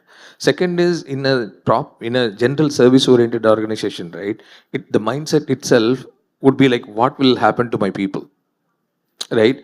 So that's where the organizations have to say that AI is not going to replace people, but people who know AI will replace people who don't know AI, right? So those kind of things has to come. So it's a long-term investment is one thing. It's expensive in the start. And the third is it's a nascent technology like Sunrise they were talking about, right? So there are regulatory issues, safety issues that one need to be aware of. If I do something without the right kind of guardrails, especially in healthcare, the results can be disastrous. So I think these are the primary concerns people have to take care of. And I think in the current in the past 2-3 years, right from governance, guardrails to regulations and all that, things are getting more clearer. We should see very deep AI embedding into our healthcare systems very soon. That's what I'm thinking. So I'm coming over to you, Geeta. One question I want to ask is, Balaji mentioned about regulatory compliances and things like that. In the US and European countries, we know that there is the FDA, CE and all of that. What is India doing? How do you have, what kind of guardrails do we have to make sure that the right kind of AI is being adopted and it's not like, yeah. Yeah. So absolutely. I think the whole world is learning, to be honest, right? How to use and how to regulate AI in healthcare. Yes, US FDA has come one step forward, CE mark as well. So given that we have gone through grant of sort of getting both FDA clearance and CE clearance, I can say that even in FDA, there are maximum all over the world, there are probably 200, 250 algorithms, right, which have been cleared by US FDA. Having said that, we all know that the power of AI is to become better as they do more and more and more screenings, right, or more and more information is available. So there's like live online training is possible. But today, there is no device in this world and no regulatory body in this world who is able to clear such an AI model. Today, the only thing that is cleared and that is regulated is what we call as locked AI models. Means basically almost like a software program, right? You have a software, you make some changes, you release it, and then you make some more changes, you test it, regression testing, blah, blah, blah, and then you release it. AI can only be used in development like that. It cannot be used in production. So this is how the two names. So there's absolutely no regulatory bodies on this world, right, which is able to do that yet. So we're still learning in the regulatory landscape. Having said that, now talking about FDA, CE, and now India, Indian regulatory body is DCGI, Drug Controller, whatever of India, Governance of India or something. Under that, we have the CDSCO, which many of us know about these COVID vaccines and all, they were giving stamp. So CDSCO is the government body.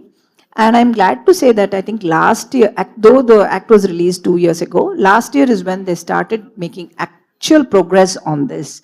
They now have class A, B, C, D, classification, just like you have FDA class 1 to 3. And they classified certain type of medical devices into these categories. Oh, incidentally, I have to just take a detour, right? Medical device, as soon as I say medical device, you'll remember your BP machine or glucometer or ECG machine, right? When we talk about AI in healthcare, maybe third and fourth line there, maybe you want to listen in. Hello, students? Please, sorry. Thank you. Otherwise, you can go out. Thank you.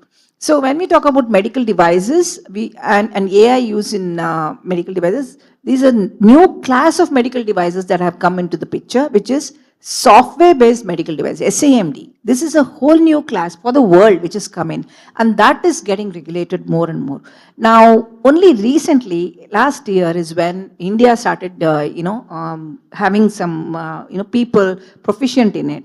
And I'm glad you asked this because just 2 days ago, I finished the first audit from our CDSCO, and then these auditors, 2 auditors were saying, I have never done a software medical device audit in my life. Wow. And you are the first one we are doing, right? So it's learning, but I'm so glad they asked the right kind of questions. What is relevant for hardware? They were asking for the software and so on. So I think this is going on. But one last bit here. When we talk about software-based medical devices, the people who are auditing or the regulatory bodies have to understand what are the parameters to check. We check sensitivity, specificity. These are the terms you have to look for as students, right? And we have to make sure that there is a clinical evaluation as well as safety evaluation. So these two things have to be coming. And I think we still have some scope to improve there, yeah. Yeah, it's such an interesting and nascent field. Like we are the people who are developing the products are learning alongside with the regulators. It's like a group effort just to make life so much more better for all of us. That brings me to the question to you, Ram. At the end of it, it has to make business sense, right? How do I make a business case internally if a hospital administrator has to make a case for AI internally? What are some of the metrics that they have to talk to their senior executive team and say, this is what we should be looking out for. This is how AI can bring ROI in the next so many years. I think most of the times we go around and talk about the ROI, purely the financial terms. That's what the management understands. Here is investment, here is the return on investment. I think in healthcare, it is always has to be a completely different approach, right? What is the purpose of a caregiver or a physician or a hospital? And even for a technology point of view, what is it we are trying to do? It's basically better outcomes for the patient, right? Anything that we do in terms of applying technology, we have to see whether that particular initiative would get a better results or better outcomes for the patient. Right? If we keep patient at the center and being able to create a better outcomes, then the ROI naturally will follow. So there is a theoretical argument, because if you are working with insurance companies, what is the value of the life, right? And for life insurance, it's whatever you insured for, right? But health insurance company, basically it would say somebody insured for unlimited liability. Imagine they don't want the patient to live for long, right? Whereas the life insurance company wants them to live. So that's how the risk would work. And it's very difficult for anyone to look at the value of the life, right? So the ROI has to move away from pure financial for the hospital to start with it.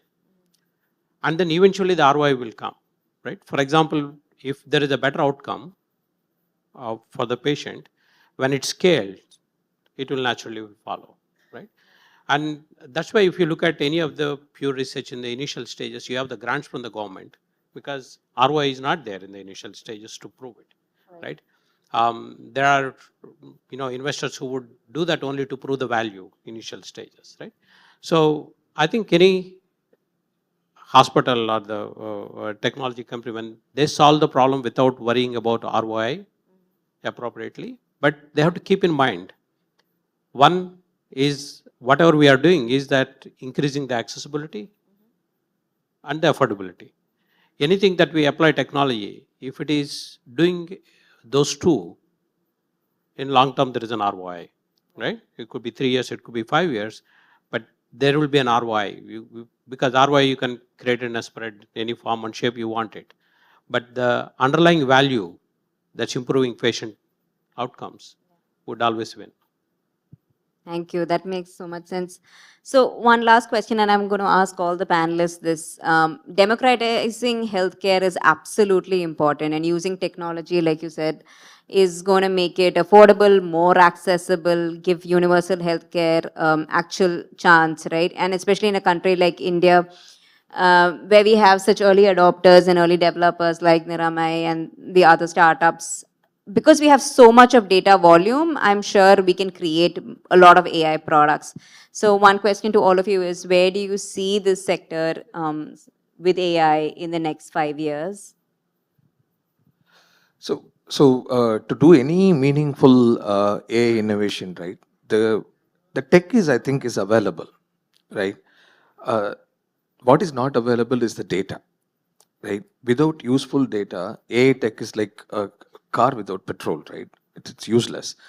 So I think to democratize that in a country like India, I could only think of healthcare now. So governments can start offering healthcare data sets, which are cleaned of PHI information and all that, right? So, companies like us, even as an individual, I would love to be part of that effort to clean the data and make it available for research. So tech is open sourced. Even cloud companies, profit-oriented cloud companies are providing AI GPUs for free, right? But there is no data to work on.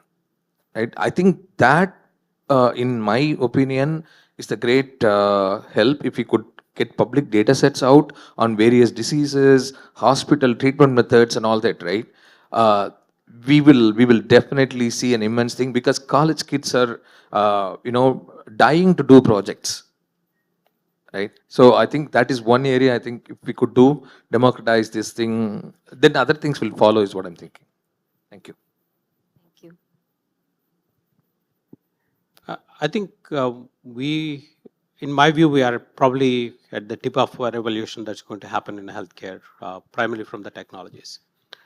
He pointed out, Bala pointed out the data not there. I think we traditionally look at data coming from existing sources, existing ways to collect the data, right? I think Dr. Geeta can mention how they switched from radiology, from X-rays, equivalent to thermal scan, right? So I think the revolution is going to come not just from the algorithms, which are set and available to everybody, not the computing, but it's mostly how do we find these new sources of sensors and how do you use that data to one screening, diagnosing, treating in all aspects of healthcare. I think that's where India can leapfrog from traditional. I think if you take a look at why India needs to do that, because we are the highest population in the world, right? We have the most need, and innovation has to come from where the need is, right? That's the first basis to do it. And two, for anything to be meaningful in India, as I said, it needs to be accessible and it needs to be available. How do you define accessibility? That means you should be able to operate not just the cost of it, but with low power, low training, right? Any individual, not necessarily just the English, but vernacular person should be able to operate. There are a lot of other things that would make a particular screening or a diagnosis to be accessible across the rural India, right? So I think what we need for India is different, not just what we can adopt from the Western. I think we have the technology, base technology that's available through cloud computing and other means. Now it is not all that expensive to get started. And you heard from the earlier panelists, education in Tamil Nadu, and that is true for overall India. I think a combination of education, availability, and need would transform overall healthcare, and then that's what would create what India would offer to the rest of the world, which typically in COVID time, India was called as the pharmacy of India, or pharmacy of the world, right? I think it would evolve from pharmacy of the world to, right, the screening for the world, the diagnosis for the world, treatment for the world. I think that's what we should look forward to next 5 years. Yeah, from my side, I'll keep it short. See, we've talked about digital divide, right? There is analogous to that, there is a healthcare divide that exists in India. The rural ecosystem and the urban ecosystem. We all saw how the wave 2, right? We had so many patients waiting to get an ICU. So many patients waiting to get a concentrator. I really feel very passionately about how AI in healthcare can bridge the gap that exists in the healthcare divide, right? That exists between haves and the have-nots, the rural and the urban ecosystem in two ways. One, in the urban ecosystem, it can actually help doctors solve problems very quickly. That is, look at, as Reena was mentioning, it can, the AI can look at people who require doctor's attention immediately, and simple, normal, preventative things can be done automatically by AI, right? Likewise, in a rural ecosystem, what we see, treatment at the right time, at the right place, is possible because of AI. AI doctors essentially are going to be these healthcare workers who are powered with AI tools, who can identify the right kind of people to be brought to the hospital immediately. And that was the reason why I asked the drone question, because I really feel like, when we do a lot of camps in rural areas, we have done more than close to 2 lakh women have benefited from our breast screening. We actually see these people sometimes late stage, and we want to bring them to a hospital to do an MRI or an ultrasound, right? It does take time and effort to make this happen. So it is possible to identify those small number of people who need to be brought. to the hospital for this. So this divide between urban and rural ecosystem. Also, AI can drive down the cost, the affordability angle that Ram was mentioning about. With this, a mammogram which was 3,500 rupees, we are able to provide it at 100 rupees, with the tri-edging. So you can imagine it is 1 by 35 times, 300, whatever, 3,500%, whatever, reduction, right? So this is possible because of the AI. So when you make it more affordable, I think this is the vision of universal healthcare. How can we have high quality healthcare, affordable and accessible for everyone on this? That's the sort of basic right, for every person. I think AI in healthcare can do it. I hope all the points that were raised will make some of the students here take up some AI in healthcare projects, and because there are millions of diseases we want to solve, right? And each one of you can pick up one disease, build the models, you can help thousands of women and men. Thank you. Thank you. So just to round it up, I'm just going to say you raised a very important point. It's when a person is affected, it's not just that one person, the immediate family, the amount of money that they would spend for the treatment, and taking it one step ahead, how much the government would have to spend on treatment in public health hospitals and all, and the labor costs and the opportunity costs that will incur when that person is not a part of the workforce, right? So it's not like a single person problem or a single family problem. It's something that healthcare is something that's obviously extends to the whole country, and technology can play an incredible role here. And I'm very excited to see what's going to happen in this space in the next few years. I think we're going to leapfrog multiple bounds. So thank you, panelists, for giving us some insights and your experience about what AI can do for healthcare. Thank you. Any questions, anyone? We have one person there, if you could give him the mic. Thank you. Hi, I'm Mariswaran. I'm working as an IT consultant in TCS. So, Geeta ma'am mentioned regarding the wearables and fitness trackers that you can do time series analysis of an individual patient. So, my question is, we can extend that, and assuming the data privacy concerns can be overcome, do pattern matching across multiple patients, detect anomalies, preventive diagnosis, tracking the regression, progression of disease, etc. So how much is it feasible? Is it too far off, or is it nearby? Is it like a carrier we can look at that, or how is it? No, it's definitely a good point. You can do at least either intra-patient, the same patient, over time, or inter-patients also, or we could have patient cohorts also. Definitely it's feasible. You again, you had, in your question, you had the answer, right? The patient anonymization and so on and so forth. So with, if the patient is able to give the consent, you can do it. For example, Google Maps, right? How does Google Map tell you how to go from point A to point B? All of us are, it's like crowdsourced, right? All of us are donating our data of the pathway without saying whether Geeta is moving or Ram is moving, right? So similarly, if patients can donate their data to this sort of overall crowd, definitely this is feasible, right? It is possible to do patient anonymization, private data anonymization. Just capture the patterns per person and do it. In fact, I don't remember the name of the project. There was this one in US, which was running this, I don't remember the name of the project, maybe I can Google and find it, where the company gave away these devices free of cost, and they said, wear this and move around. I want to capture this data and create exactly what you said. It's a definitely valid point, yeah. Any other questions? I see one lady at the back, and then we'll come over to you, sir. I see someone else in the front as well.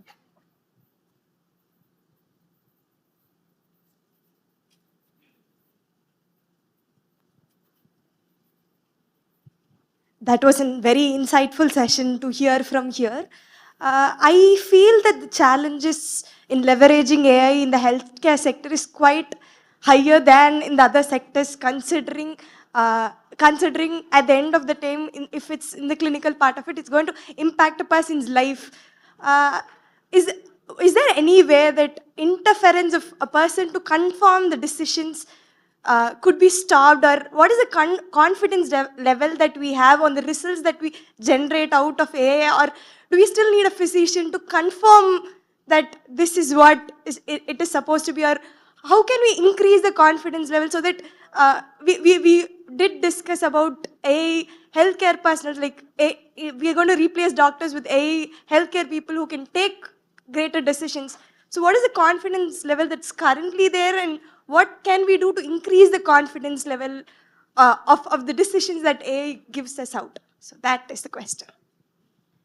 Yeah, excellent question actually you asked, and this is something that every doctor or hospital adopting AI should ask, right? There are a couple of things one needs to do.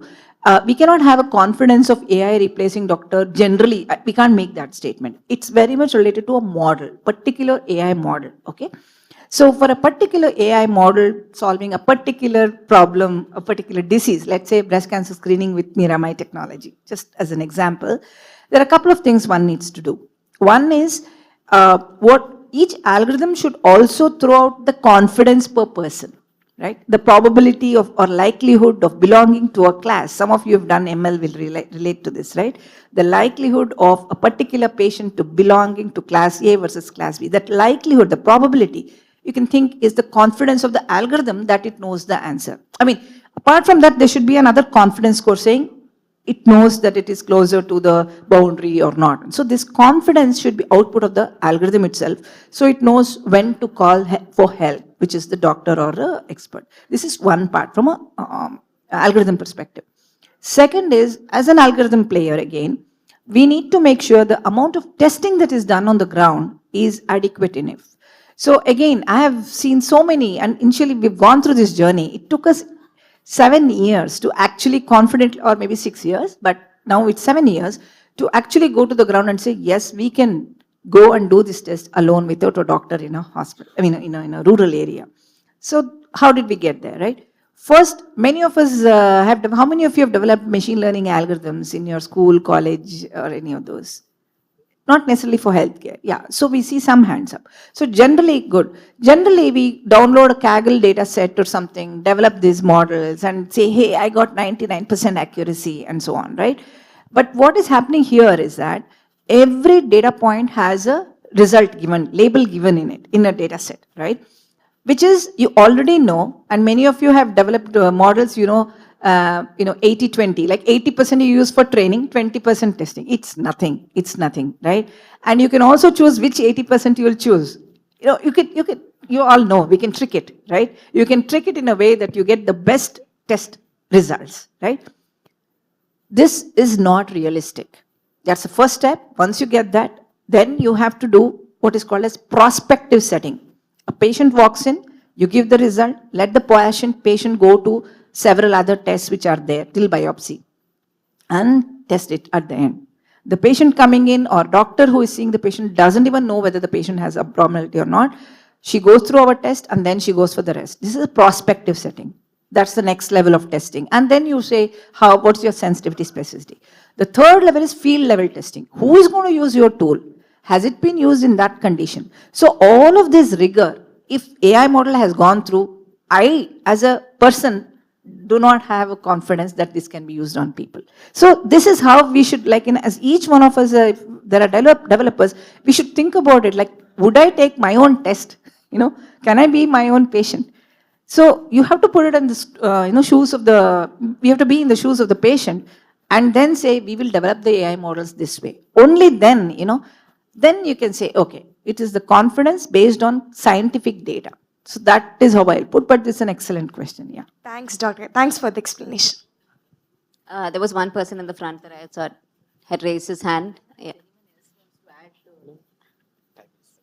I can probably just add like a line to what Dr. Geeta mentioned. So that, of course, is a very, very good question that you asked. And some of these AI models definitely need to come with like sort of like a confidence bar or a probability score bar. And then if it's 50%, the algorithm says, I'm 50% confident that there is this abnormality. Then the doctor should take a decision about, yes, he has to use his discretion, right? So obviously we are not talking about replacing doctors here. We're talking about a doctor with AI will probably replace one without AI. I think in a few years we might be having another discussion, but for now it is that we are in that stage. Yeah, go ahead. Hi, I'm Charan. Basically, my question is, for doing AI in healthcare application, there is a lot of challenges to do. Some challenges is like the availability of real healthcare data, and how the scalability of the project, and how the privacy of the data, how the industry will manage these challenges. Our main part is how accurate is our application, in which time it's go for the production or use, give the product to the customer, how the industry will manage these challenges. Question that's about developing the algorithm. Yeah. So, what's your name? Charan. I Charan. am Charan. So, currently, it's not like there is no data set. If you look closely, right, you will see the data set called Mimic, MIMIC, Mimic 3, Mimic 4. These are data sets from the US government. They are cleansed and they are from hospitals. You will, if you are especially doing on cancer research or anything, you will find plenty of records in that data set. You can start working on them. You have smaller data sets than Mimic also is available. But as I said, I mean, like you can go talk to organizations, especially hospitals with medical colleges, right? So you can talk to them. So they might already have some data available. You can try and work with them as an intern or something like that.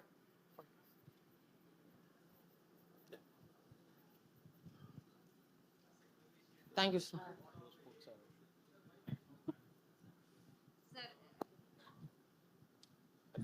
As a clinicians, you are talking about the hospitals. I'm talking about the individuals. As a clinicians, what are all the tools as a clinicians, AI tools you need to use in this practice at this point of time and in the near future, I'm asking.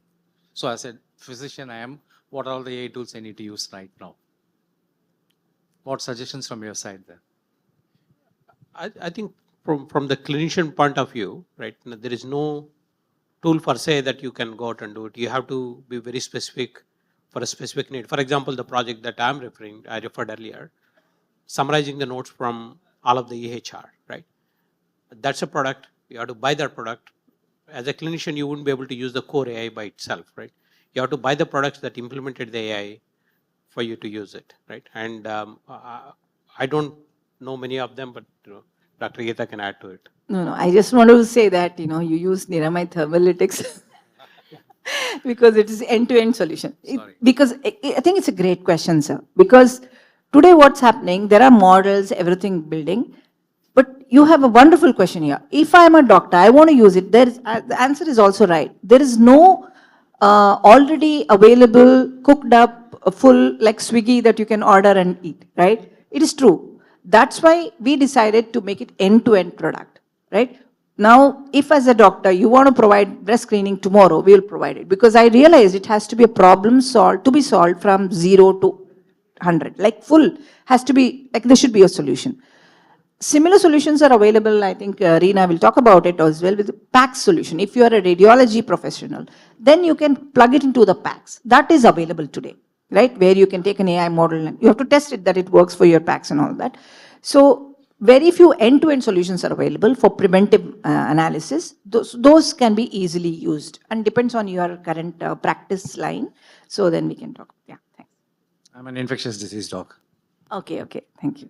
Maybe then, like you're saying, EMR, EHR systems we can look at. So good evening, ma'am. So the medical records are all too crucial. So do we have any standard guidelines for those records to protect it from the hackers in India? Yeah. So you go ahead. Yeah. No, medical record formats. I mean, generally you won't store medical records usually not in text files or something like that. You will use some kind of an EMR or EHR solution, billing solution. In some places we might use paper files and stuff like that. There I don't know how to protect it. But as far as if you're using some kind of software, we have to make sure it goes through basic security things like HIPAA compliance, SOC 2 compliance and all that. They will have proper encryptions that people cannot usually hack, right? One, as if you are given medical data to be processed in your computers or in your machines or phones, right? it is our responsibility that we deploy the right kind of firewalls and other things in place so that this data doesn't get leaked out. But generally, medical healthcare software providers take care of these things. You have to look for their compliances. We should not buy something because it's cheap. We should look for these compliances, especially HIPAA, SOC 2 and high trust. These are very high level certifications that check for leakages in software. You have to prove them that, periodically that my software is secure, it cannot be hacked and all that. So you have to look for those standards. And Thank you, sir. HL7 is a good standard for you to read through. For the health, ICD codes are the diagnosis codes that you can through, right? That's one part of it. But the electronic health records, they're typically represented in HL7 formats, right? There's whole body of knowledge about HL7s that you can read through it. It's public information, not a proprietary. Thank you, sir. Yeah, I think that's all we have. Thank you, everyone. I think there are more questions, but feel free to reach out to the panelists outside. Thank you. Thank you. Thank you so much for this valuable and informative session. We really enjoyed it and grew from it. I guess we got a lot of information from it. Thank you so much once again for that. And now I would like to call upon a volunteer to felicitate the panelist and the moderator. Thank you.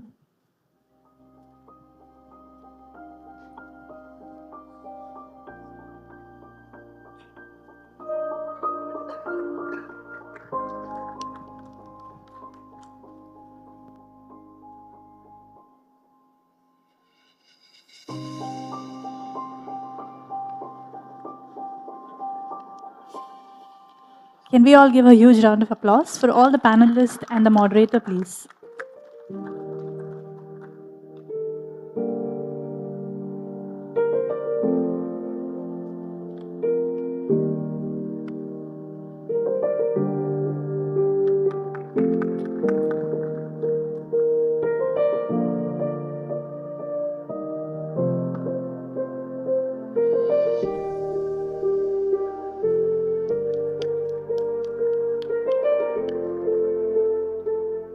Thank you so much. With that, we have come to the end of day 1 of Umagine Tamil Nadu, where we inform, inspire, and innovate.